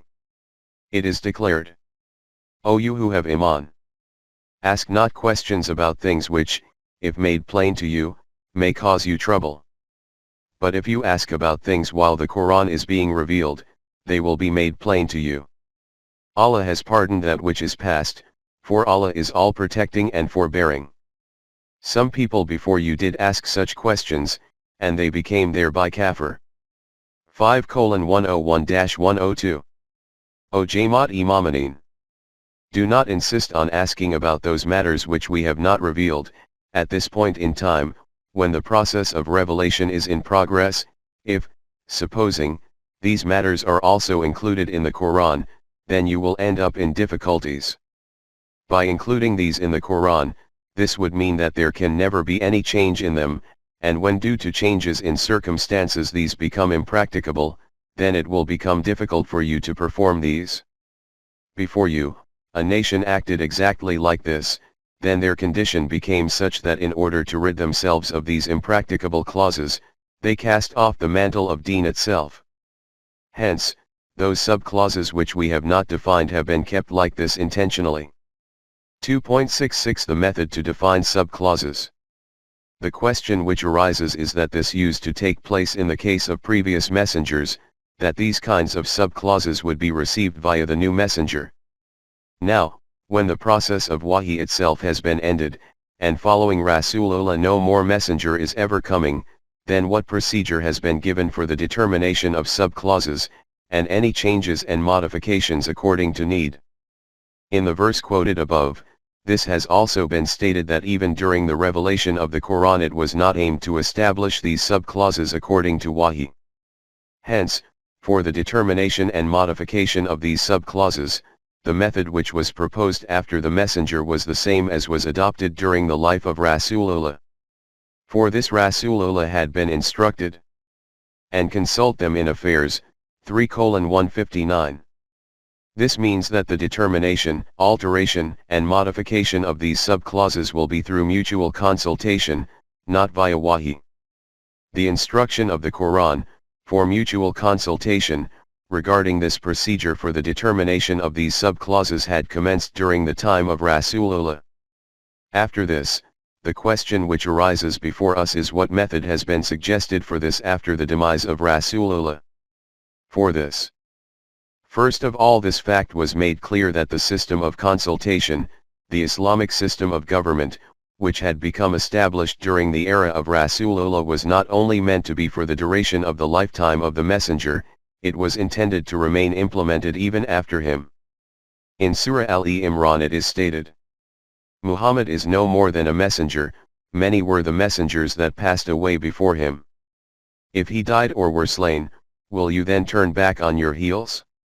If any do turn back on his heels, not the least harm will he do to Allah, but Allah, on the other hand, will swiftly reward those who serve him with gratitude. 3:144. This means that the system of government which was established during the eminent life of Rasulullah was meant to endure after the messenger. And according to this, the command given to Rasulullah for the determination and modification of the subclauses was also meant to be acted upon even after him. Hence, in the same way that Rasulullah was instructed to carry out mutual consultations for the determination of these matters, similarly, the Jamaat Imamanin were told, who conduct their affairs by mutual consultation, 42:38. From the above explanations it is clear that there can be no kind of alteration in the principles and laws, values, and commandments of ad-Din which are present and preserved in the Quran. And whichever details are not given in them, their determination and modification according to the changes in circumstances will be through the Islamic system of government. 2.67 Combination of permanence and change. Through this entrancing combination of permanence and change, the caravan of humanity will continue to advance forward, treading through its stages joyfully and felicitously. This is a demand of human life itself.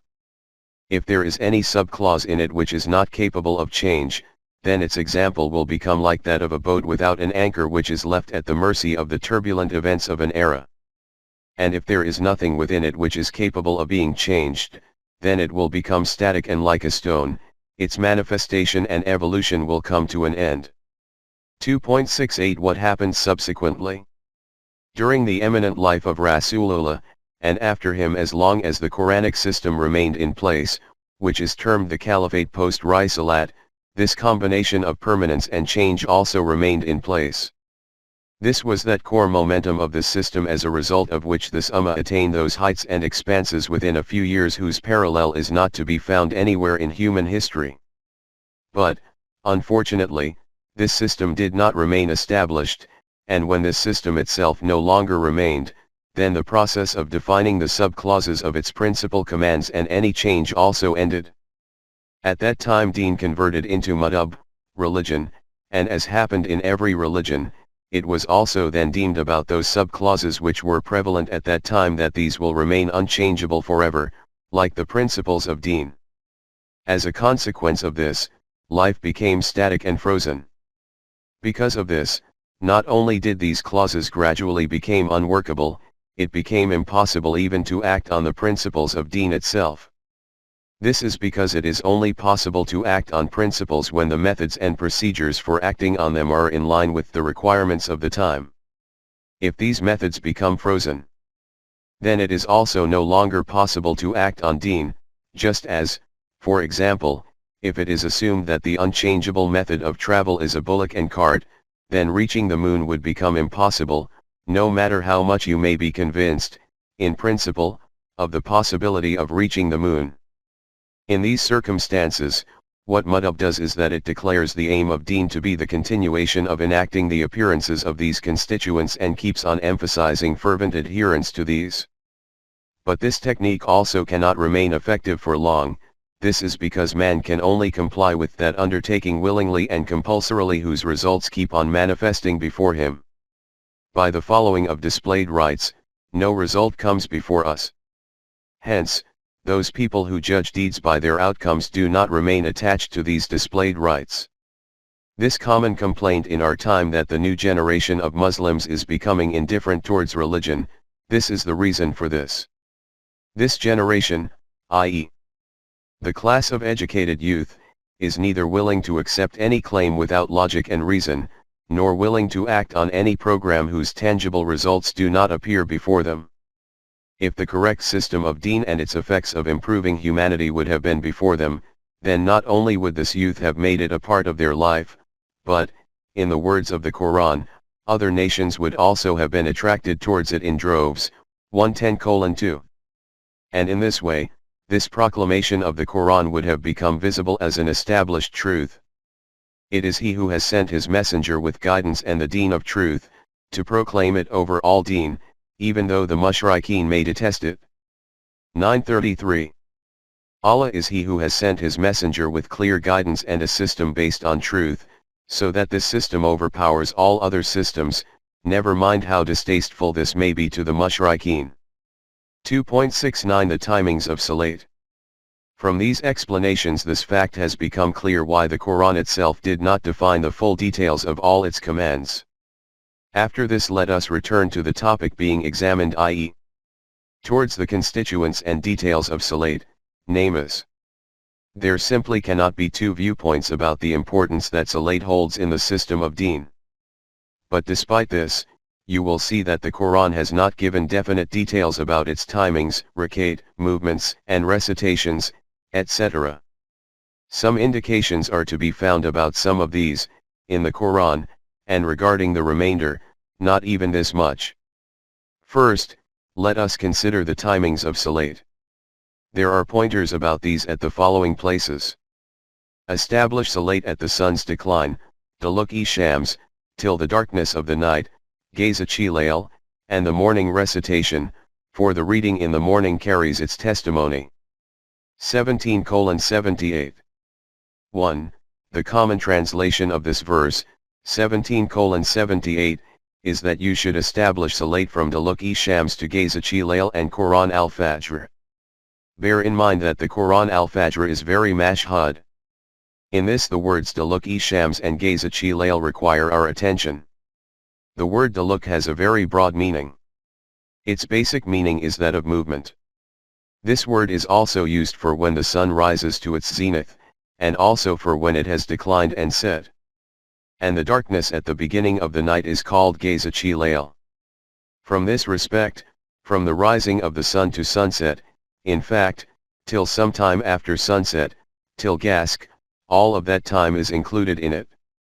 So many long-winded but mutually contradicting accounts have been documented in the interpretation of this verse in the books of tafsir that it is not possible to present even a summary of them here.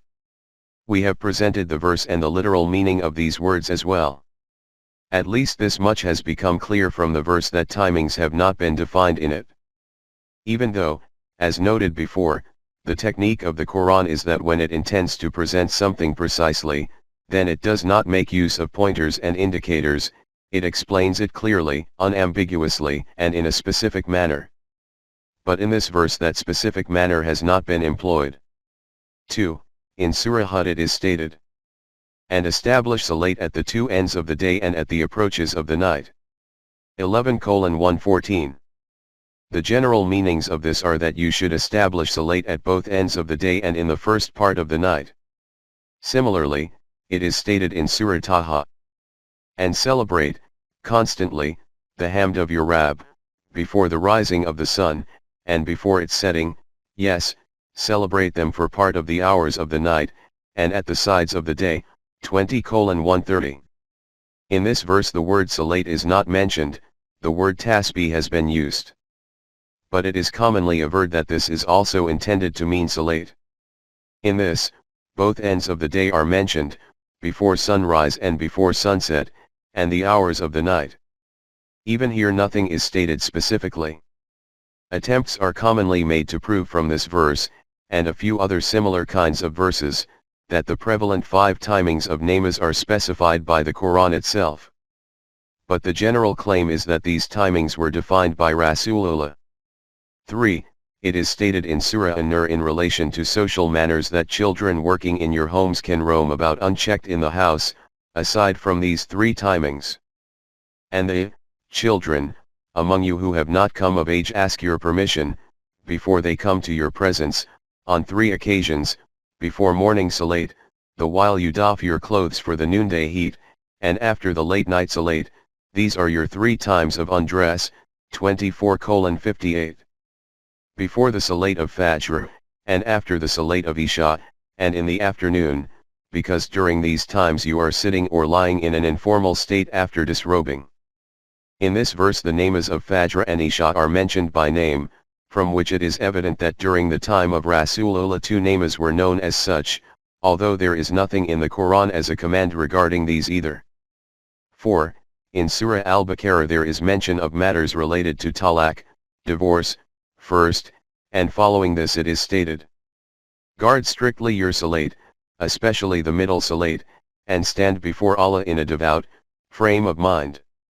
2:238. Protect your Salat, plural form, and the middle Salat. In this the meaning of middle Salat is taken to be that of the intermediary namas, and it is said that from this is meant the namas of Asr because this comes in between Fajr and Zuhr on one side and Maghrib and Isha on the other side. What the meaning is of this verse according to my understanding will be covered at its own place. 2.69.1 Rakat. As far as Rakat are concerned, the Quran has also not defined these specifically either. This much has been described in Surah An-Nisa that in the conditions of war, when you are faced with a threat from the enemy, then namaz should be performed in such a way that one group of mujahideen should stand with the imam, i.e. Rasulullah, and remain armed. Once they have performed prostration they should step back, and the other group which has not yet fulfilled salat should join the imam. They should also remain armed. 4:101-102. In Surah Al-Baqarah it is declared, if you fear an enemy, do so on foot, or riding, as may be most convenient, but when you are in security, do zikr of Allah in the manner He has taught you, which you knew not before. 2:239. In other words, when you are in a state of fear, then remind yourself of the laws of Allah either on foot or on horseback. And when you are in a state of felicity, then act as you have been taught. Regarding rakat, indicators are found only in these verses of the Quran. I do not wish to go into their details further because there are differences about these among the various sects, i.e. these differences play a prominent role regarding how many fard rakat and how many sunnat and how many nafil etc. there are in every namaz. I will explain these verses according to my understanding at their own place. 2.70 Recitation in Salat. As far as reciting something in namaz is concerned, the Quran has not dealt with this either. In a verse of Surah Bani Israel it is stated, neither speak your salat aloud, nor speak it in a low tone, but seek a middle course between. 17:110. Adopt neither a loud voice nor absolute silence in your salat, instead adopt a middle course between the two. Some people view salat here to mean namaz, whereas others view it as a general supplication, because salat also means supplication. In Surah At-Tawbah, regarding the hypocrites, Rasulullah is informed, nor ever supplicate for any of them that dies, nor stand at his grave. 9:84. You should not even pray at the funeral of any one of them, nor stand at their gravesides. The meaning usually taken from this verse is the namaz-e janaza, funeral prayer. In Surah Bani Israel it is stated, and pray in the small watches of the morning, it would be an additional prayer for you. 17:79. O Rasool, you should also remain awake for some part of the night, but this command is only for you. The meaning usually taken from this is the namaz of tahajjud, and it is said that this was specified for Rasulullah, and even then not as a duty but as nafil, extra prayer. According to my understanding, this is all that is in the Quran regarding details about namaz. According to the principle which I referred to earlier regarding the definition of sub-clauses, I do not require to exert myself further in this matter, because my understanding is that the principal command about salat was passed on to Rasulullah through wahi, and he would have defined a complete program for this through mutual consultation according to the Quranic principle. These decrees of the Quran appear to be details of this program. In this regard, what the pattern is of the sub-clauses in the commandment which the Quran itself defines has already been illustrated through some examples. At this moment in time I have verses 2:282-283 of Surah Al-Baqarah before me. It has been described in this what procedure should be adopted when you are dealing in the matter of mutual loans. Just see in what great detail and emphasis the Quran has explained this program. When it has this style regarding sub-clauses in matters of transaction, then why did it not adopt a similar style for defining the sub-clauses in connection with a fundamental duty such as that of salat? It is strange that in the case of ablution it gave such detailed instruction: wash the face, wash the hands up to the elbows, wipe the head, wash the feet up to the ankles. Do this after a call of nature, do this when you are a wayfarer or a patient, and about what to do if water is not available. 5:6. Such detailed instructions have been provided about the preparation for salat, but regarding the procedure of salat itself no definitive command in this manner has been given. From this it is apparent that Allah wished to, deliberately, keep these sub-clauses undefined.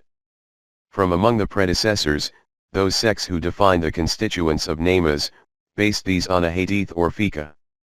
But the extent of variation in these constituents is obvious from the namaz of different sects.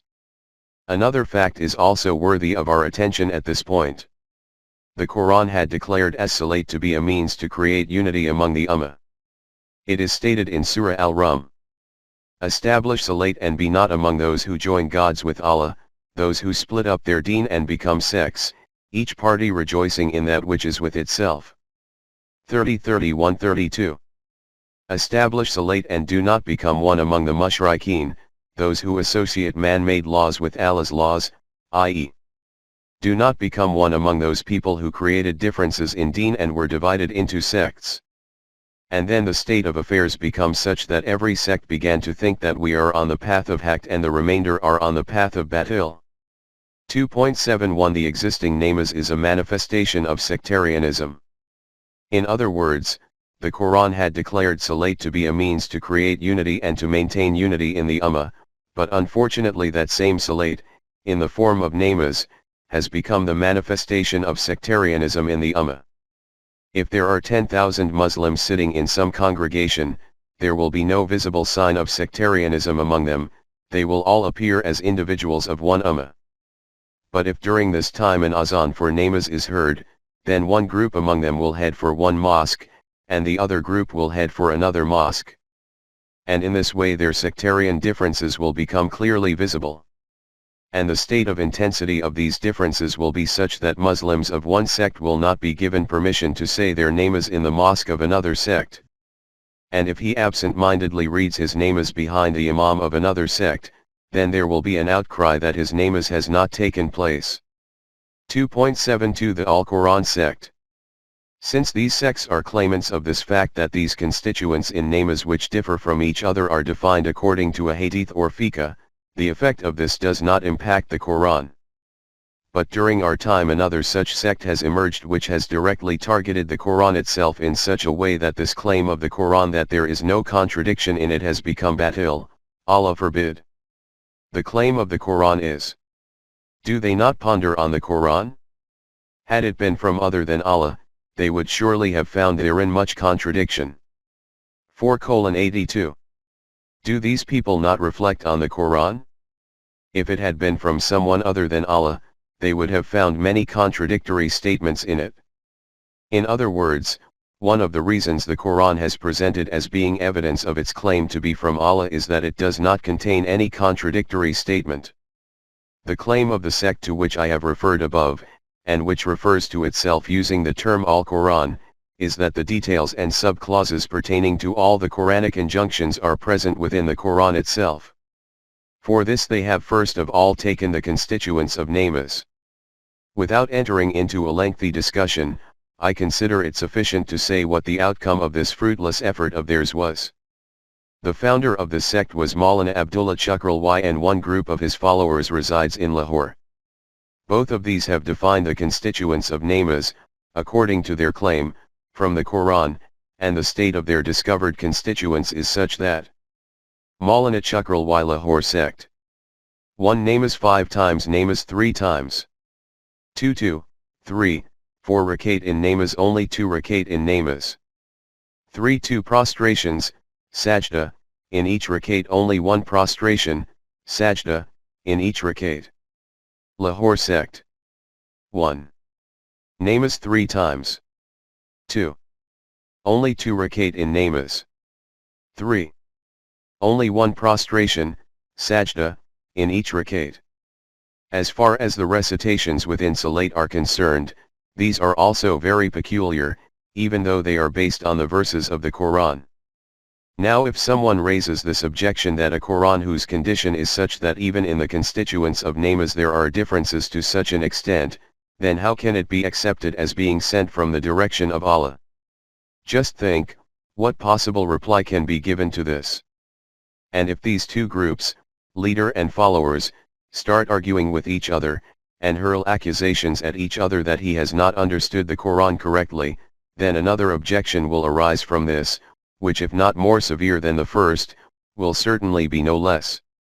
The one who is objecting will say that the claim of the Quran is that it is Kitab al-Mubin, a book which makes things clear, and it explains every one of its points with great clarity, but its practical position is such that it cannot even detail numbers in an unambiguous way in its instruction. The way in which it details these numbers, one person considers it to be 5 times, the other 3 times, some others consider it to be 2, 3, 4 rakat, and some only 2 rakat. Some understand it to be 2 prostrations, some only 1. Intellectual differences in the human thought process about abstract realities is understandable because these are explained metaphorically. But the book which has this style regarding defined commands and laws, never mind thinking it to be a book from Allah, Allah forbid, even among human literature it cannot achieve a respectable status. You can see how much disservice is done to the Quran by this. It is with great pain and sorrow that it has to be said that by taking the name of the Quran, to what a degree these people have shown enmity towards the Quran. And this is the very reason that I have had to specifically counter their ideology and maslak. But after having said and heard all this, let us come to the practical life. The condition of Muslims today is such that they have different sects, and there are differences in the constituents of the names of every sect, and this very difference is a mirror reflection of their sectarianism. On the other hand, the Quran has declared the unity of the Ummah to be the basis of Deen. The question which arises from this is, can these differences be resolved? And can unity be created once again in this Ummah? 2.73 What should be done? In support or authority for these differences, every sect presents their own respective ahadith or decisions of fiqh. These ahadith or inventions of fiqh can serve as an authority for these differences but are not its basic cause. The basic cause is the disappearance of that system through which the establishment of Deen and the unity of Ummah was connected. When this is the fundamental cause of these differences, then there can be no better way to alleviate these other than for that system to be established again. At this point it is often said that this is merely living in a world of dreams, that system cannot be re-established. To say this is either self-deception or deceiving others. Whichever it may be, the Quran had, in any case, warned in advance regarding this, that if you had thought the system can remain established during the lifetime of Rasulullah, not after him, then this will signify turning your back on Deen. 3:143, details have already been covered. It is possible to re-establish the system and it is easy as well. Whichever state makes this decision based on Iman that all its affairs will be managed according to the Quran, and after that it also starts acting on this, that state will then be called the follower of Rasool. The primary condition for this is that those responsible individuals in whose hands are the reins of power should themselves be followers of the divine values. The responsibility of the state will be that it should assess whatever is currently prevalent in the name of Islam against the criteria of the Quran. Whatever meets the standard should be adopted and whatever goes against it should be rejected. It should be made clear that the Quranic guidance is so clear that never mind this kind of evaluation being impossible, it is not at all difficult. Regarding that which is commonly voiced that the custodians of religion also have the Quran with them currently, then why, despite this, does unity not exist among them? The reason for this is that at this point in time the Quran is not held up as a criterion for the evaluation of these matters. A great deal of what is accepted as an authority and standard is outside of the Quran, and this is the cause for these differences. When it is the proclamation of the Quran that there is no contradiction in it, then by declaring it as a criterion, how can differences remain? As far as the sub-clauses of the Quranic principles and commands are concerned, that system will also assess and check these. Those sub-clauses which meet the needs of the time will remain unchanged, those which necessitate some change, it will change them, and it will also keep adding new sub-clauses according to the requirements. In this way, based on a combination of permanence and change, the Quranic program will again come into action. Until this system is established, my view is that in whatever form the various sects of the Ummah are following these, they should continue to do so. But there should not be such extremism in this that it becomes a cause for mutual hatred and enmity. Furthermore, no individual or sect should have this right that he can change or modify any of these prevalent constituents or coin a new right. This will lead to further dissension and conflict among the Ummah. Only the Islamic system has the right to make any deletion and addition, or any change or modification in these sub-clauses. Nor can any individual acquire this right that, following the finality of Nubuwwat, he comes and proclaims to the Ummah that Allah has told me like this, therefore you should do it in this very way. This claim of such an individual that Allah has told him so is itself batil. Whatever Allah had to say to mankind, He has said it for the last time in the Quran, and that is it. Although for those possessing Quranic vision it is necessary that they present the Quranic teaching and concepts before the nation, while identifying those matters which are against the Quran in the prevalent beliefs and concepts, along with this it is also necessary that they clarify this point that whatever they are saying is based on their own vision as a human being in which there is a possibility of error and omission. 2.74 Congregations for Salat are essential to shape and strengthen the Ummah. Finally, it is necessary to reiterate this point that gatherings for Salat have great significance in the system of Deen. For the establishment of Deen the Quran shapes an Ummah, Hizballah, which is completely distinct and unique from the rest of the world. And because this is a revolutionary Jamaat, whose aim is to overpower all man-devised systems with the proposed system of Allah, therefore its clash with other parties, or nations, is inevitable. For the formation and strengthening of a Jamaat two fundamental elements are intrinsically linked, exclusiveness and gregariousness. This was the exclusiveness, dissociation, for which Ibrahim had proclaimed. There is for you an excellent model in Ibrahim and those with him. When they said to their people, we are clear of you and of whatever you follow besides Allah, we have rejected you, and there has arisen, between us and you, enmity and hatred forever, unless you have Iman in Allah and Him alone. 60:4. We dissociate ourselves from you, and from those whose obedience you have adopted by abandoning Allah, we abhor them. We simply do not accept your system, we totally reject it and do not wish to conceal this fact. We proclaim loudly and clearly that our revulsion and the wedge between us is openly manifest. And this state of affairs will continue until the time that you accept Iman in one Allah. They made this proclamation, and the Quran declared this maslak of theirs to be a balanced model for the Muslim Ummah. This is that emphasis and instruction for exclusiveness and dissociation which the whole Quran is full of. There is no allowance for compromise or flexibility in this principle, and this is the practical meaning of there is no God but Allah. As far as the other element for the basis of the Ummah is concerned, i.e., gregariousness, 48:29, the Congregation for Salat is the practical demonstration of this. At the call for this congregation, members of the Ummah hasten to the assembly point in line with the command of Allah, 62:9, saying, For me, I have set my face, firmly and truly, towards Him who created the heavens and the earth, and never shall I associate partners with Allah. 6:79. Having turned my face away from the whole world, I direct all my priorities to that Allah who brought the universe into existence from nothing, and I do not associate anyone in His sovereignty. Both elements of exclusiveness, from others, and gregariousness are included in this proclamation. In this gathering the principal aspects of the system appear in miniature form: one Ummah, its members, eliminating all kinds of differences, standing in one file, one Imam, center of the system, on whose command all bow down and rise in unison and in one color. And all of this is a manifestation of what reality? It is of this truth that we follow you. 1:4. Other than you, we do not accept the sovereignty of anyone else, we do not accept the rule of anyone else. After the declaration and practical demonstration of the fundamental principles of the divine system in this way, the proceedings for consultation about the matter for which this gathering was organized will commence.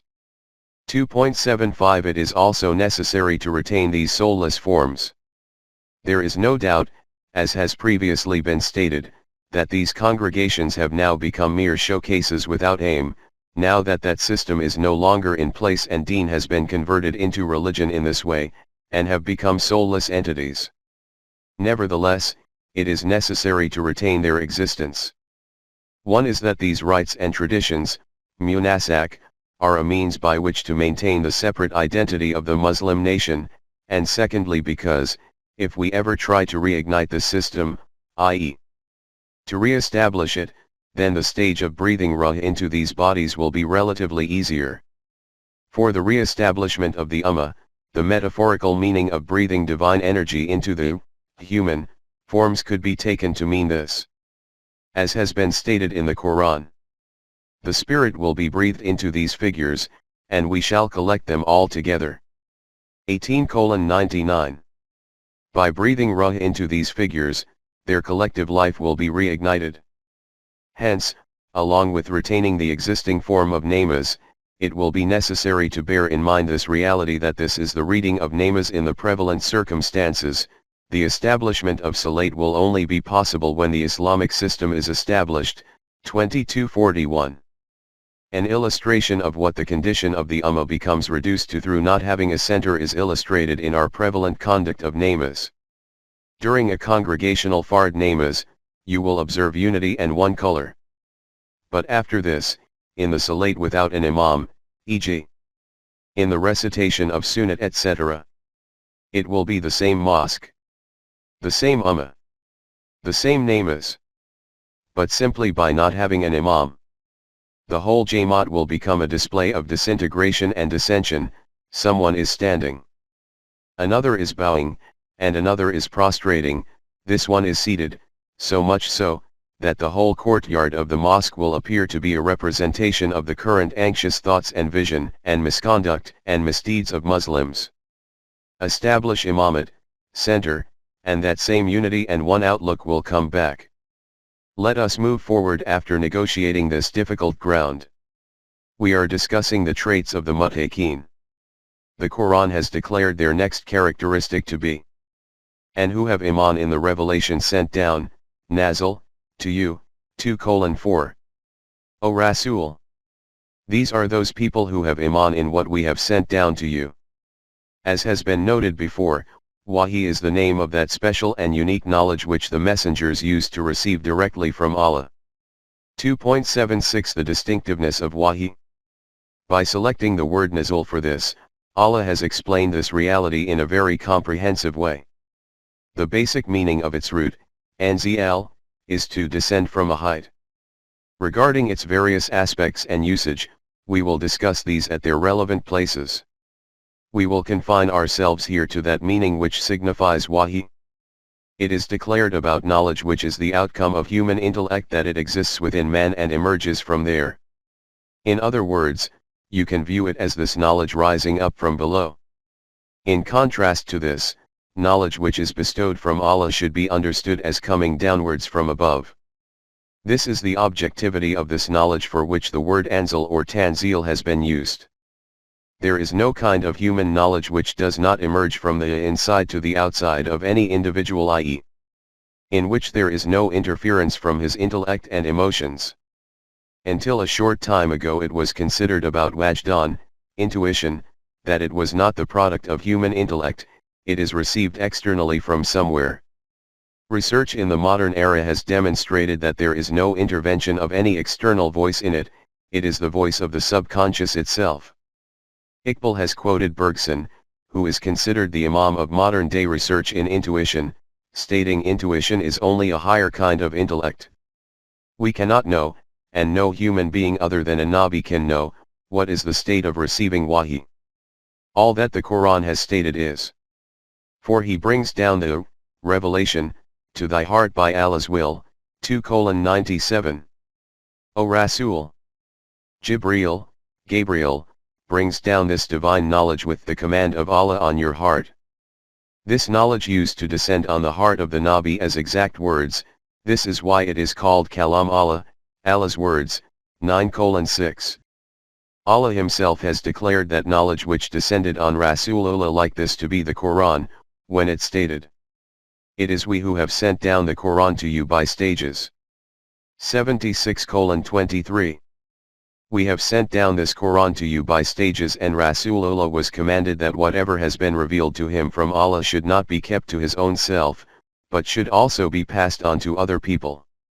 Allah's command was, O Messenger! Proclaim the message which has been sent to you from your Rabb. If you did not, you would not have fulfilled and proclaimed his mission. 5:67. O Rasool, whatever is sent down to you from the direction of Allah, spread it to others also. If you do not do this, you will be derelict in your duty of risalat, messengerhood. In the performance of this duty of risalat, Rasulullah gave the Quran to the Ummah in a collective, written and organized form, which is continuing to be preserved with the Ummah right up until today without any alteration or modification whatsoever in a single word. There is no matter in it which is either cancelled or tampered with. This is the Wahi of Allah, having Iman on which is a condition of being a Muttaqi. 2.77 Wahi-e-Kayfi, Secret Wahi. In addition, there is a belief prevalent among us that there used to be two types of Wahi. One was Wahi Jali, visible, or Matlub, recited, and Maktub, transcribed, which is noted in the Quran. And the other type is Wahi Kayfi or Gair Matlub, not recited, and Gair Maktub, not transcribed. A hadith are based on this type of Wahi. But there is zero mention of this second type of Wahi in the Quran. There is only mention in it of the one Wahi which is preserved within the Quran. In order to be Muttaqi, the first condition was to have Iman in Allah. After this it was declared to be essential to have Iman in Ma'anzalallahu, what was being revealed from Allah. In this the first thing which needs to be understood is that our, or human beings, relationship with Allah is only through Wahi. Apart from this there is no other means of connection with Allah. And since Allah's complete and preserved Wahi is now in the Quran, therefore the sole means of connection for us with Allah is the Quran. When we study the Quran, then Allah is in conversation with us, because this is Allah's word. 9:6. And when we set out to follow its commands, we are obeying Allah, since He has declared the method for obedience to His orders and laws to be obedience of the Quran. Therefore, when the trait of Muttaqin is stated to be that they have Iman in Ma'anzalallahu, then the practical meaning of this is that they obey the Quran.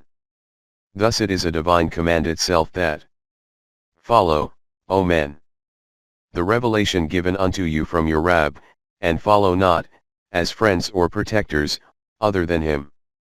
Little it is you remember of the message. 7:3.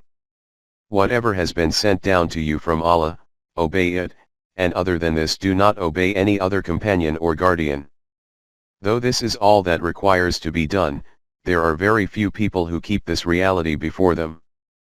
With reference to Ma'anzalallahu, we wish to confine ourselves for the time being to only this much, otherwise Ma'anzalallahu is the whole of the Quran itself, therefore, discussion about it cannot be limited to this place, or any other one place. It is stated about the Muttaqin here that they have Iman on what is sent down to you. Together with this, it has also been stated, and what is revealed before you, 2:4. And whatever, O Rasool, was sent down before you, they have Iman in that too. The question is, what is the purpose of having Iman on what was revealed before Rasulullah, or the Quran? The Quran tells us that messengers kept on coming from Allah to every nation and in every era. The meaning of Rasul or Nabi is that they used to receive Wahi from Allah, and the Wahi of all of them will be included in Ma'anzala min Qablik, what was sent down before. But along with this the Quran has also stated that those who claim to follow them tampered with whatever was passed to these Anbiya. Moreover, some books from among these also perished as a result of both earthly and heavenly calamities. It is possible that there are some commands in which there has not been any alteration, and which are present in their original form in those adulterated books, which still remain in existence in the possession of those who claim to follow these messengers. But as we have noted in detail earlier under the subject of cancellation and revoking, the style of Wahi has also been that from among the commandments sent down to the earlier Anbiya, new directives used to be passed on via Wahi to the Nabi coming later in place of those commandments which were not aimed to be retained, even if those commandments were present in the previous books in an unadulterated form. In any case, after the revelation of the Quran, the position of the books which were revealed to the former Anbiya is such that not one among these books exists today in its original unadulterated form with any nation. This is not an unfounded claim. I have compiled a history of these books, and I have proved through evidence provided by the scholars of these religions themselves that not one amongst these books exists in its original shape in which it was made available to their Nabi. 2. All of the guidance sent to previous Anbiya which was aimed to be retained in its original form is compiled within the Quran. It is on this basis that it is stated in the Quran. To you we sent the scripture in truth, confirming the scripture that came before it, and guarding it in safety, so judge between them by what Allah has revealed, and follow not their vain desires, diverging from the truth that has come to you. 548. O Rasool! We have sent this book down on you with haqq, which will demonstrate all these claims as truths which were made to previous ummas through different Anbiya, and which also encompasses the fundamental teaching of these Anbiya and is also a witness over it. Hence, make decisions about the affairs of these nations according to this book, and do not obey their desires and opinions after the arrival of this al-haqq. As has been noted in detail earlier, the Quran also demands from these nations that they have iman in the messengerhood of Rasulullah and in the Quran. The condition of religious nations of the world is such that every one of these nations calls the religion of the others false. The natural and essential consequence of this is that the founders of these religions are also declared as liars. Because of this, mutual hatred and enmity is born. This is the basic cause of the perpetual discord and conflict among the followers of religions. The Quran provides teaching of large-heartedness and broad vision. It states to its followers that they should announce that we have iman in all these founders of various religions, that they were true messengers of Allah. They came in their respective times with the true message from Allah. Although that message does not exist anywhere in its original form, except the Quran, we respect all those Anbiya in the same way that we respect Muhammad, Rasulullah. This respect is a part of our iman because we make no distinction, they say, between one and another of his messengers, 2:285. As far as their being a messenger is concerned, we do not draw any distinction among any of them. Have you observed how that love which is declared in the words of Iqbal to be Fateh Alam, conquering the world, is the natural and essential consequence of this iman of the Jamaat Imamanin?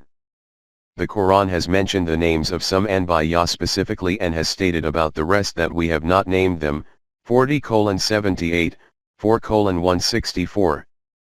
But when our iman happens to be this, that messengers came to every nation of the world, then whether the name of any of them has been referred to in the Quran or not, respect for those who are called the founders of their religions by religious nations will become incumbent on us. We cannot even be disrespectful regarding the eminence of any among them.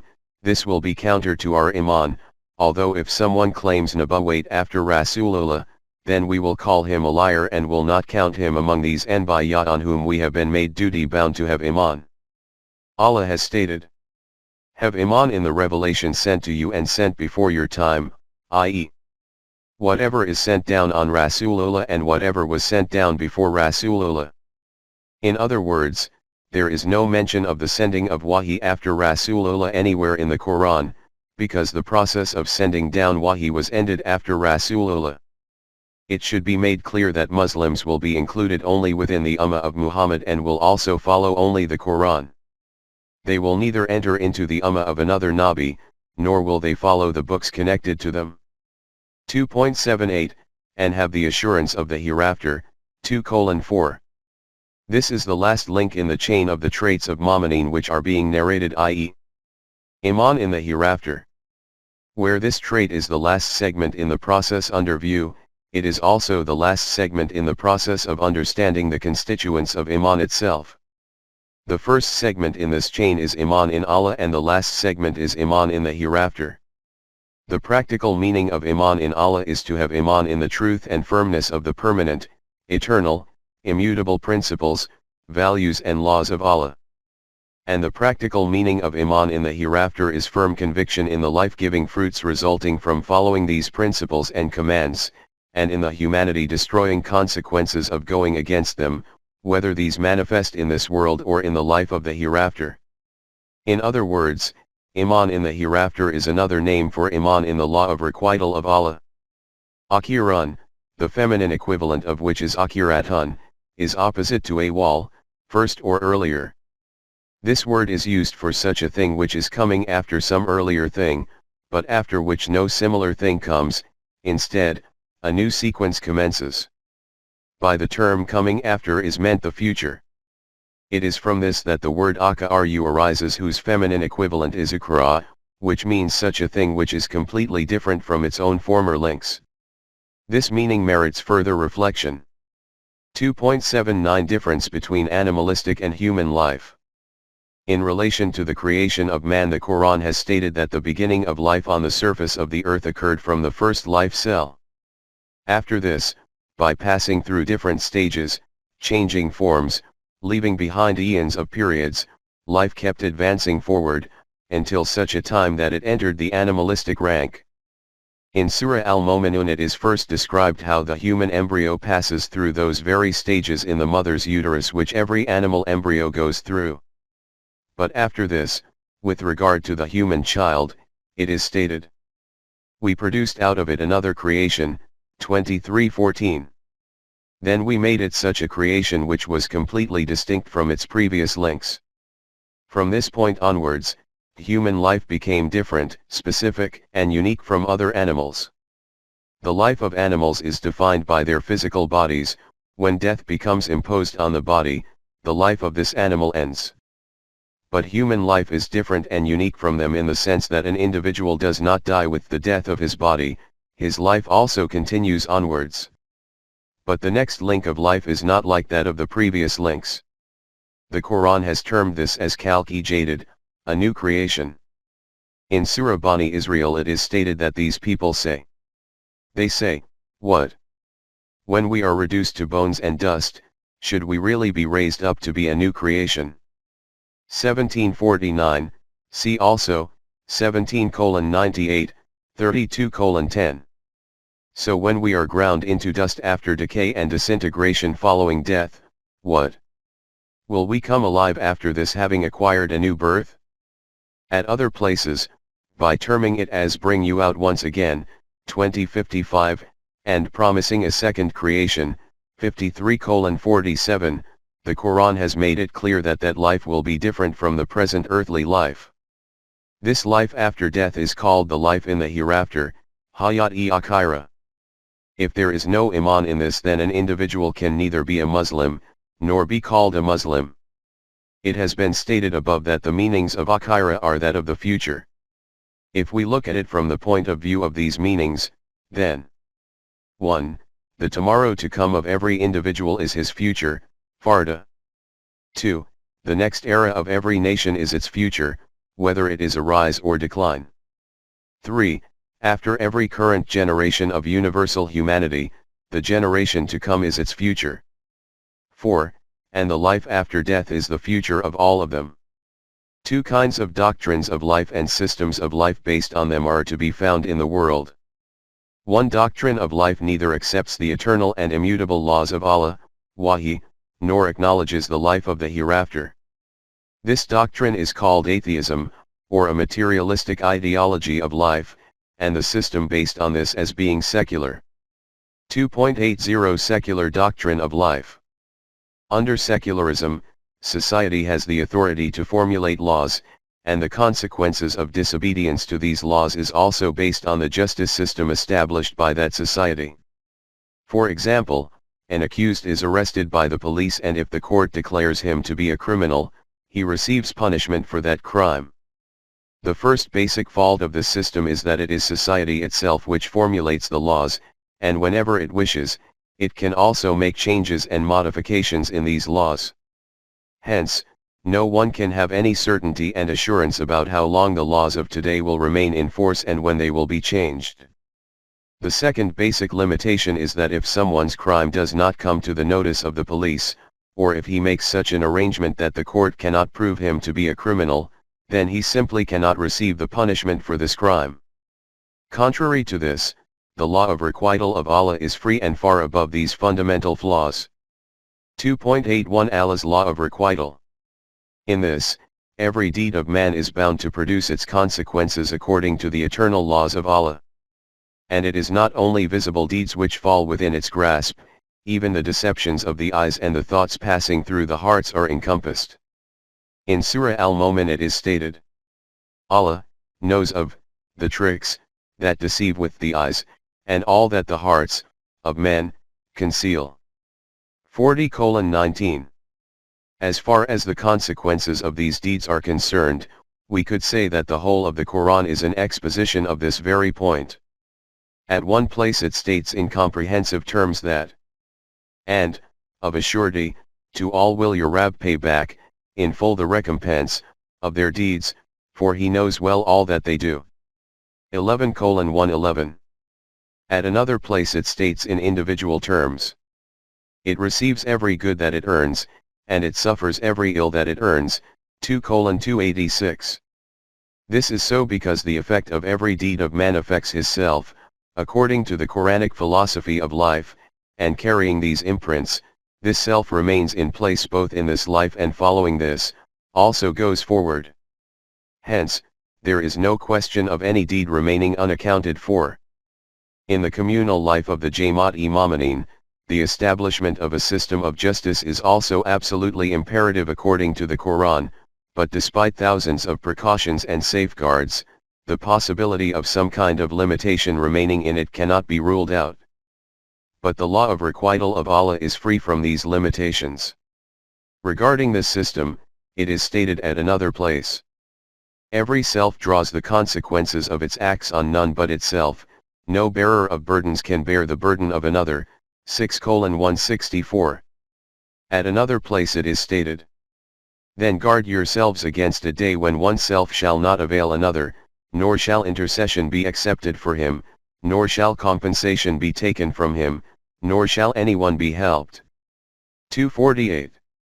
So much so, that in connection with this it was also caused to be announced via the lips of Rasulullah himself that, say, I would, if I disobeyed my Rabb, indeed have fear of the penalty of a mighty day. 6:15. As has been stated above, the effect of every deed of man becomes imprinted on his self. This is called his individuality. Referring to this individuality in a concise but extremely comprehensive manner, the Quran has proclaimed, and behold, you come to us bare and alone as we created you for the first time. 6:94. 2.82 The marks imprinted on the human self.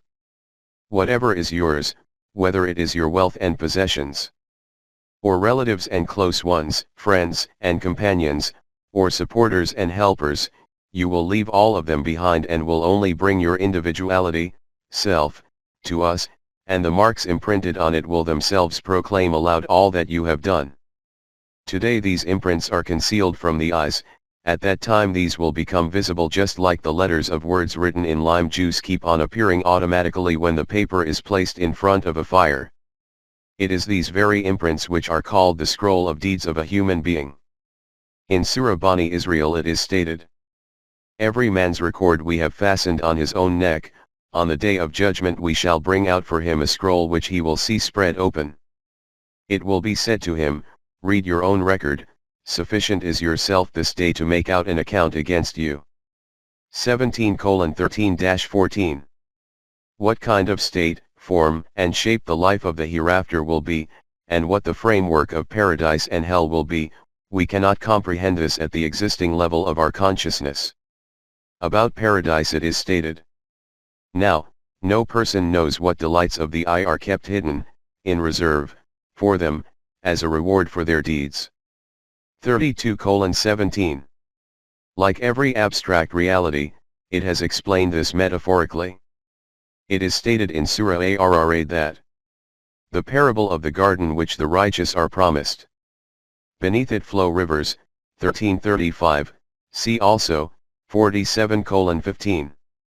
Similarly, it is stated about hell that, the fire of, the wrath of, Allah kindled, to a blaze, the which does mount, right, to the hearts. 104:6-7. The fire kindled by Allah whose flames engulf the hearts. This is not the place to go into the details of these metaphysical realities. Their details are dispersed throughout the Quran and will be dealt with at their respective places. It is enough to mention here that Jannat is the name for traversing further, next and higher, elevated, evolutionary stages of human life. And Jahannam is the name for the ceasing of this evolution. Though there is one particular point which I do not wish to leave by moving on ahead. It is given in the Quran about the life in the hereafter that they will recognize each other, 1045. 2.83 They will recognize each other. Over there, all will recognize each other. And we think that there cannot be a more painful hell than this. The way we live our life in the world is that outwardly we remain as something other, whereas in reality we are something else. We appear as empathetic and sympathetic towards our friends, but within ourselves we intrigue against them. And form such arrangements that these friends and companions, and relatives of ours, never find out a word of these intentions and intrigues, and we continue to remain very trustworthy in their sight. We make ourselves appear as very saintly, pious, virtuous, and devout and true mu'min in the eyes of people, but behind the cloak our life is highly deplorable. We do all this so skillfully that our secret is never exposed during a whole lifetime, and we depart from this world in the same state. But just imagine this scene, that all our relatives and near ones, friends and acquaintances, our admirers and followers are present, and by becoming unveiled, our true life appears clearly before them such that we cannot possibly refute anything. Just think, what will our state be at this point? Can there possibly be a greater punishment than this? From this respect, it is stated about that life. The day that, all, things secret will come out, 86:9. But the time of manifestation of the results of deeds is not only in the hereafter, if not all, then most consequences appear right in this world, especially the consequences of the collective system of nations. The Quran has used both the word Ijla in opposition to Akhira, 17:18, as well as ad-dunya, 2:200. Ijla means that which appears before us very quickly, and dunya means immediately in front or close by. 2.84 Consequences of deeds in worldly life. Let us once again examine the example of a farmer which we had quoted in relation to Iman in the unseen. We had said that there is hunger in his home and he has one sack of wheat which he has held back as seed for his next crop. If he ignores his future and leaps forward for Ajla benefits, then he will grind this wheat. From this there will certainly be freshly baked bread in his home, but at the time of harvesting the crop, he will not even receive a single grain as his share. This is because he had given preference to immediate benefits as opposed to the future, akhira. The Quran has described three types of outlook. One is of those people who view life as being the life of this world only, in front of whom there are only the benefits of this world, nothing more than this. It is stated about them. There are people who say, "Our Rabb, give us your bounties in this world." But they will have no portion in the hereafter. 2:200. There are also some such people who declare the acquisition of immediate and readily available benefits of life as being the very aim of life. Though they attain these benefits, they have no share in the hereafter. At another place it is stated about these same people that when they will be taken towards hell, they will say, "We should certainly be in receipt of some kind of pleasant reward here for our deeds." They will be told, "You received your good things in the life of the world, and you took your pleasure out of them," 46:20. You had already taken your full share of bounties in the life of the world, and having consumed them there, finished them. Hence, you have no share in the bounties of this life. This is the condition of adherents of the secular system, by whatever name they may be known. 2.85 Only the hereafter. The second point of view is that of people who follow religions, who say that this world and its pleasures are worthy of contempt, men of God have no share in it, they will receive the reward of their deeds in the hereafter. The Quran declares that this doctrine is also in opposition to deen. Poverty and deprivation, humiliation and disgrace in this world is Allah's punishment. But whosoever turns away from my message, verily for him is a life narrowed down, and we shall raise him up blind on the day of judgment. 20:124. Whoever goes against our laws, his sustenance will become restricted, and on the day of judgment we will raise him up still blind, i.e. these are those people who do not attain the immediate benefits of this life, nor the bounties of the life of the hereafter. They spend all their life in the deluded dreams of self-deception and complacency. 2.86 Both this world and the hereafter. And the third group is of those people whose ideology of life is this. Our Rabb, give us good in this world and good in the hereafter, and defend us from the torment of the fire. To these will be allotted what they have earned, and Allah is quick in account. 2:201-202. These are those people who obtain the fruits of their endeavors both in this world and in the hereafter. Allah is very quick in settling accounts. These are those people who have Iman in the hereafter. In Sura Bani Israel this fact has been noted in a very comprehensive style, where it is stated, if any do wish for the transitory things of this life, we readily grant them, such things as we will, to such persons as we will, as per law in the end have we provided hell for them, they will burn therein, disgraced and rejected. Those who do wish for the things of the hereafter, and strive therefore with all due striving, and have Iman, these are the ones whose striving is acceptable to Allah. Of the bounties of your Rabb we bestow freely on all, these as well as those, the bounties of your Rabb are not closed to anyone.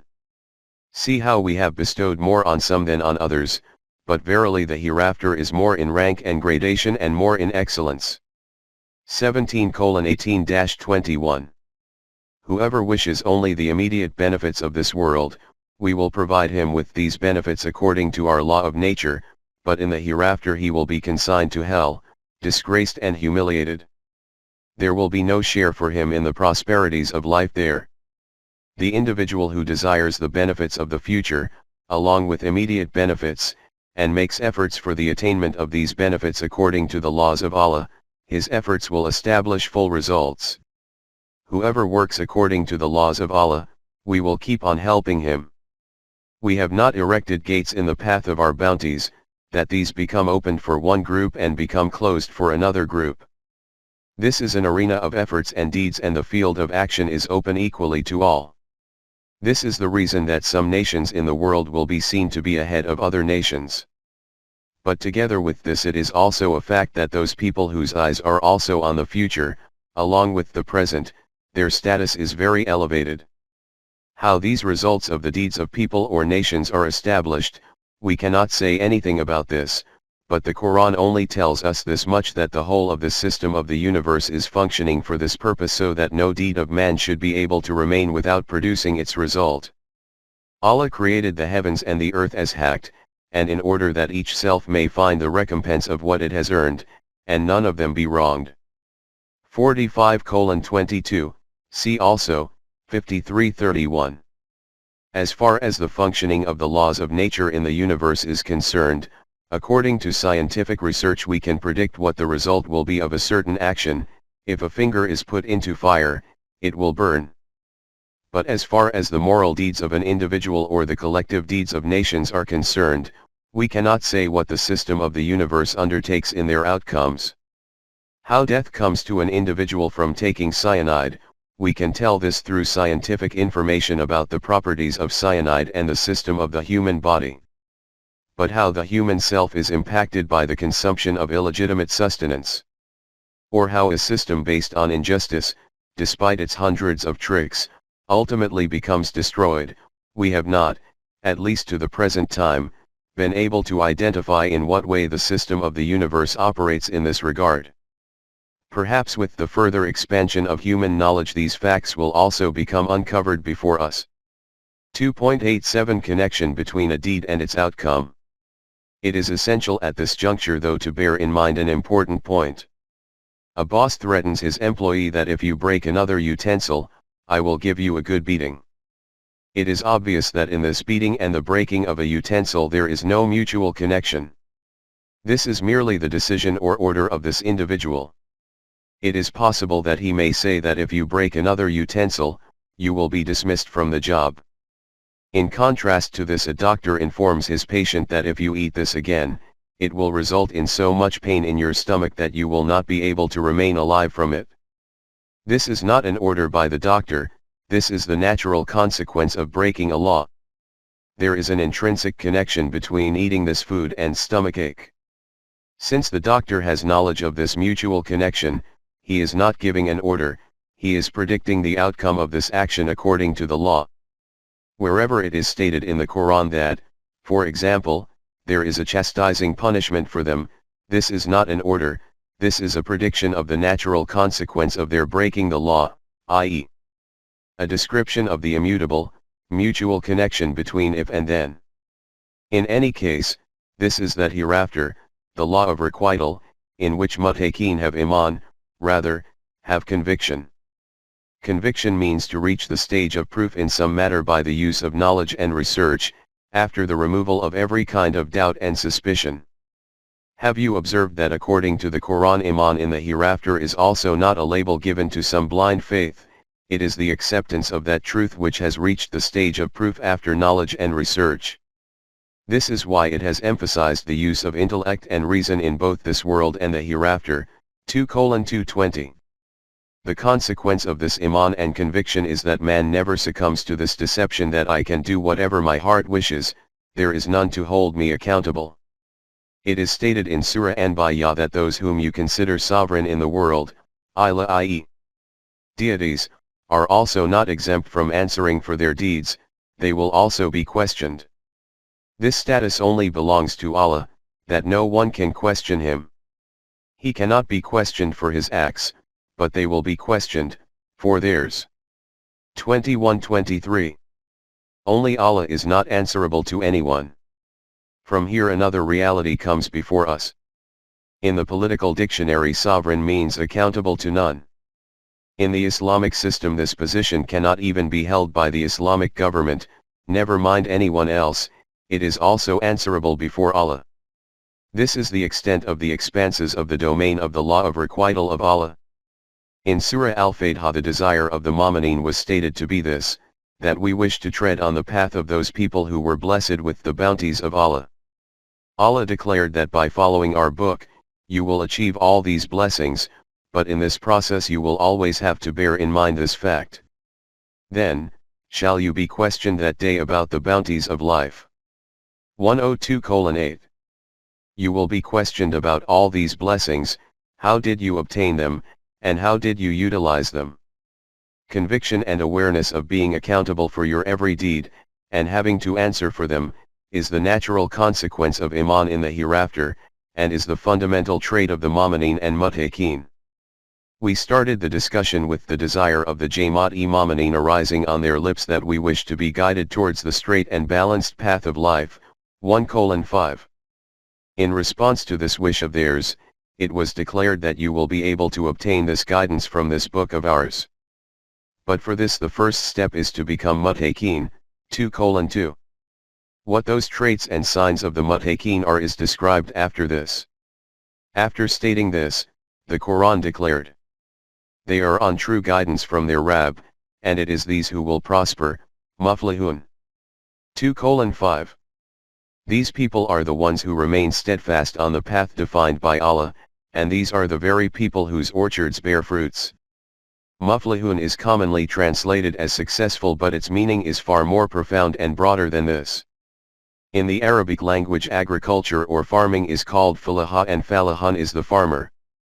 From this respect, muflihun are those farmers whose orchards successfully bear fruit. 2.88 The meanings of muflihun. The Quran has explained the outcome and fruition of righteous deeds by generally using orchards as a metaphor. Just consider what kind of composition of constituents is required for orchards to flourish. First of all, such a seed in which there is the potential for growth. Then such land which allows the latent potentials in the seed to become capable of manifesting. Then all those other physical resources, air, water, heat, light, etc., due to which this crop keeps on growing and flourishing. And together with all of these, that law and procedure of agriculture according to which advantage can be taken of these forces of nature and physical resources. If there is a deficiency in even any one of these things, then this field will not reach fruition. And if this effort meets all these requirements, then, in the words of the Quran, every single seed will become 700 grains and will reach the farmer's abode. But these grains will be of the same type as the seed which was sown, about which it is said, what you sow, so shall you reap, i.e. that law of requital on which the whole structure of deen is raised. This is that tangible example through which human deeds generating their results, i.e. Allah's law of requital, has been explained. Another great fact is implicit in this example. The results of farming keep on appearing in practical terms, because of which man never remains in any doubt as to whether his efforts are in the right direction or not, and also whether these will even come to fruition, or will go to waste. The farmer satisfies himself with this fact every day, that these tangible results of his hard work which appear gradually provide an incentive for him, the consequence of which is that he puts in his maximum effort. If at any stage he sees that his effort is not succeeding, then he does not continue this fruitless endeavor. He stops right there and takes full cognizance of this whole program. If he finds some flaw somewhere, then he addresses it immediately. This is called tawbah.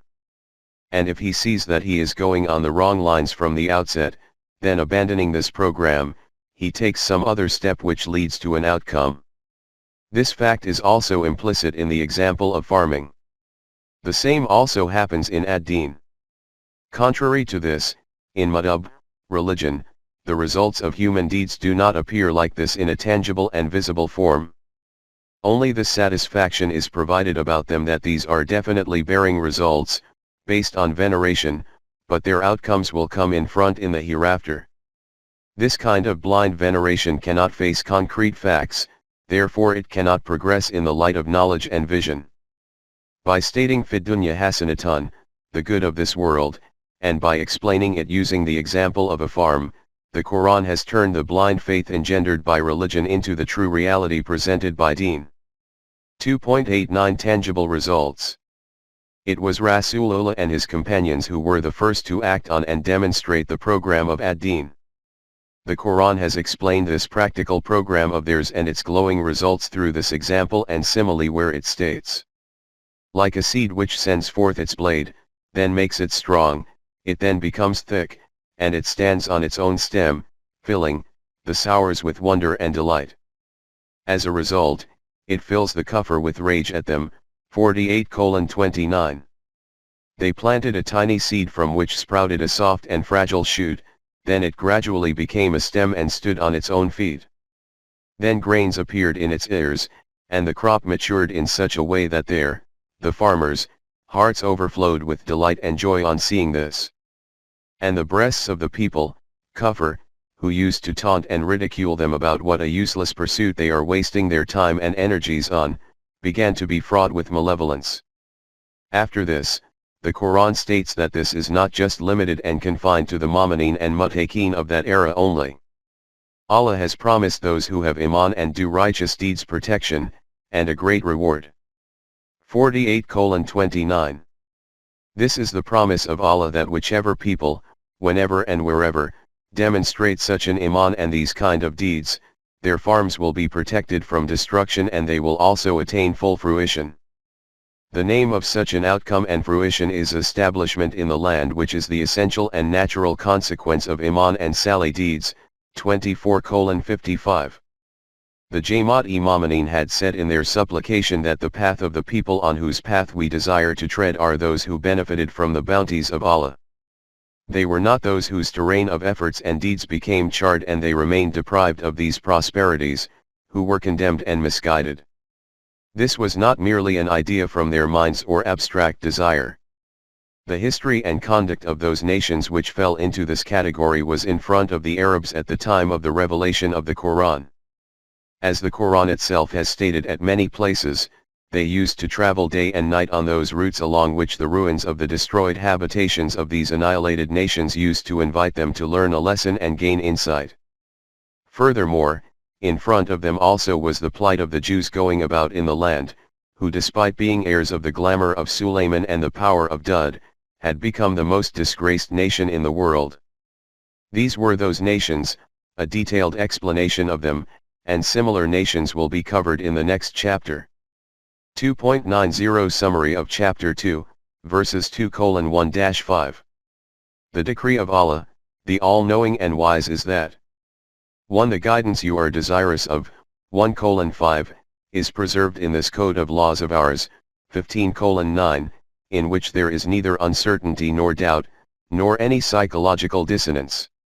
In the journey of life, this code of laws guides those people who wish to avoid the pitfalls of following the wrong paths, towards the path that leads to the intended destination of humanity. 2. These are the people who maintain a conviction in those truths which are concealed from the eyes but whose purpose can be comprehended by using intellect and reasoning in the Quran. And who have trust in the outcomes of following the right course, which even though they are initially hidden from their sight, there is certainty in their ultimately materializing. With this aim in mind, they establish that system in which all people keep on following the divine laws, and after taking whatever is required for their own needs from the means of sustenance given to them, they keep the remainder available for the nourishment of the rest of mankind. 2:219. 3. These are those people who have iman in all those truths which, O Rasool, have been revealed to you through wahi, and which were revealed before you to the messengers in their respective times, and which no longer survive in their original and untampered form with their followers and are now only preserved within the Quran. Having iman in these truths means that through accurate historical evidences they reach this conclusion that this program has already been acted upon many times previously, and every time those same outcomes have been produced from this which are now being promised.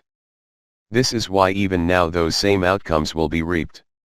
In this way they have conviction in this reality that by following this divine code, a new life emerges, and in this way through the exertions of the present, the future of man becomes bright, that future whose continuity is confined not to this world alone, but which also continues to advance even after death.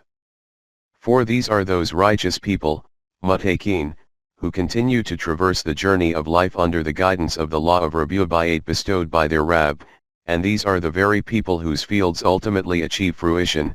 23:1-11, 31:2-5. This category is of those people who desire to protect themselves from the destructive outcomes of the wrong path of life, and their wish is that the correct path appears before them.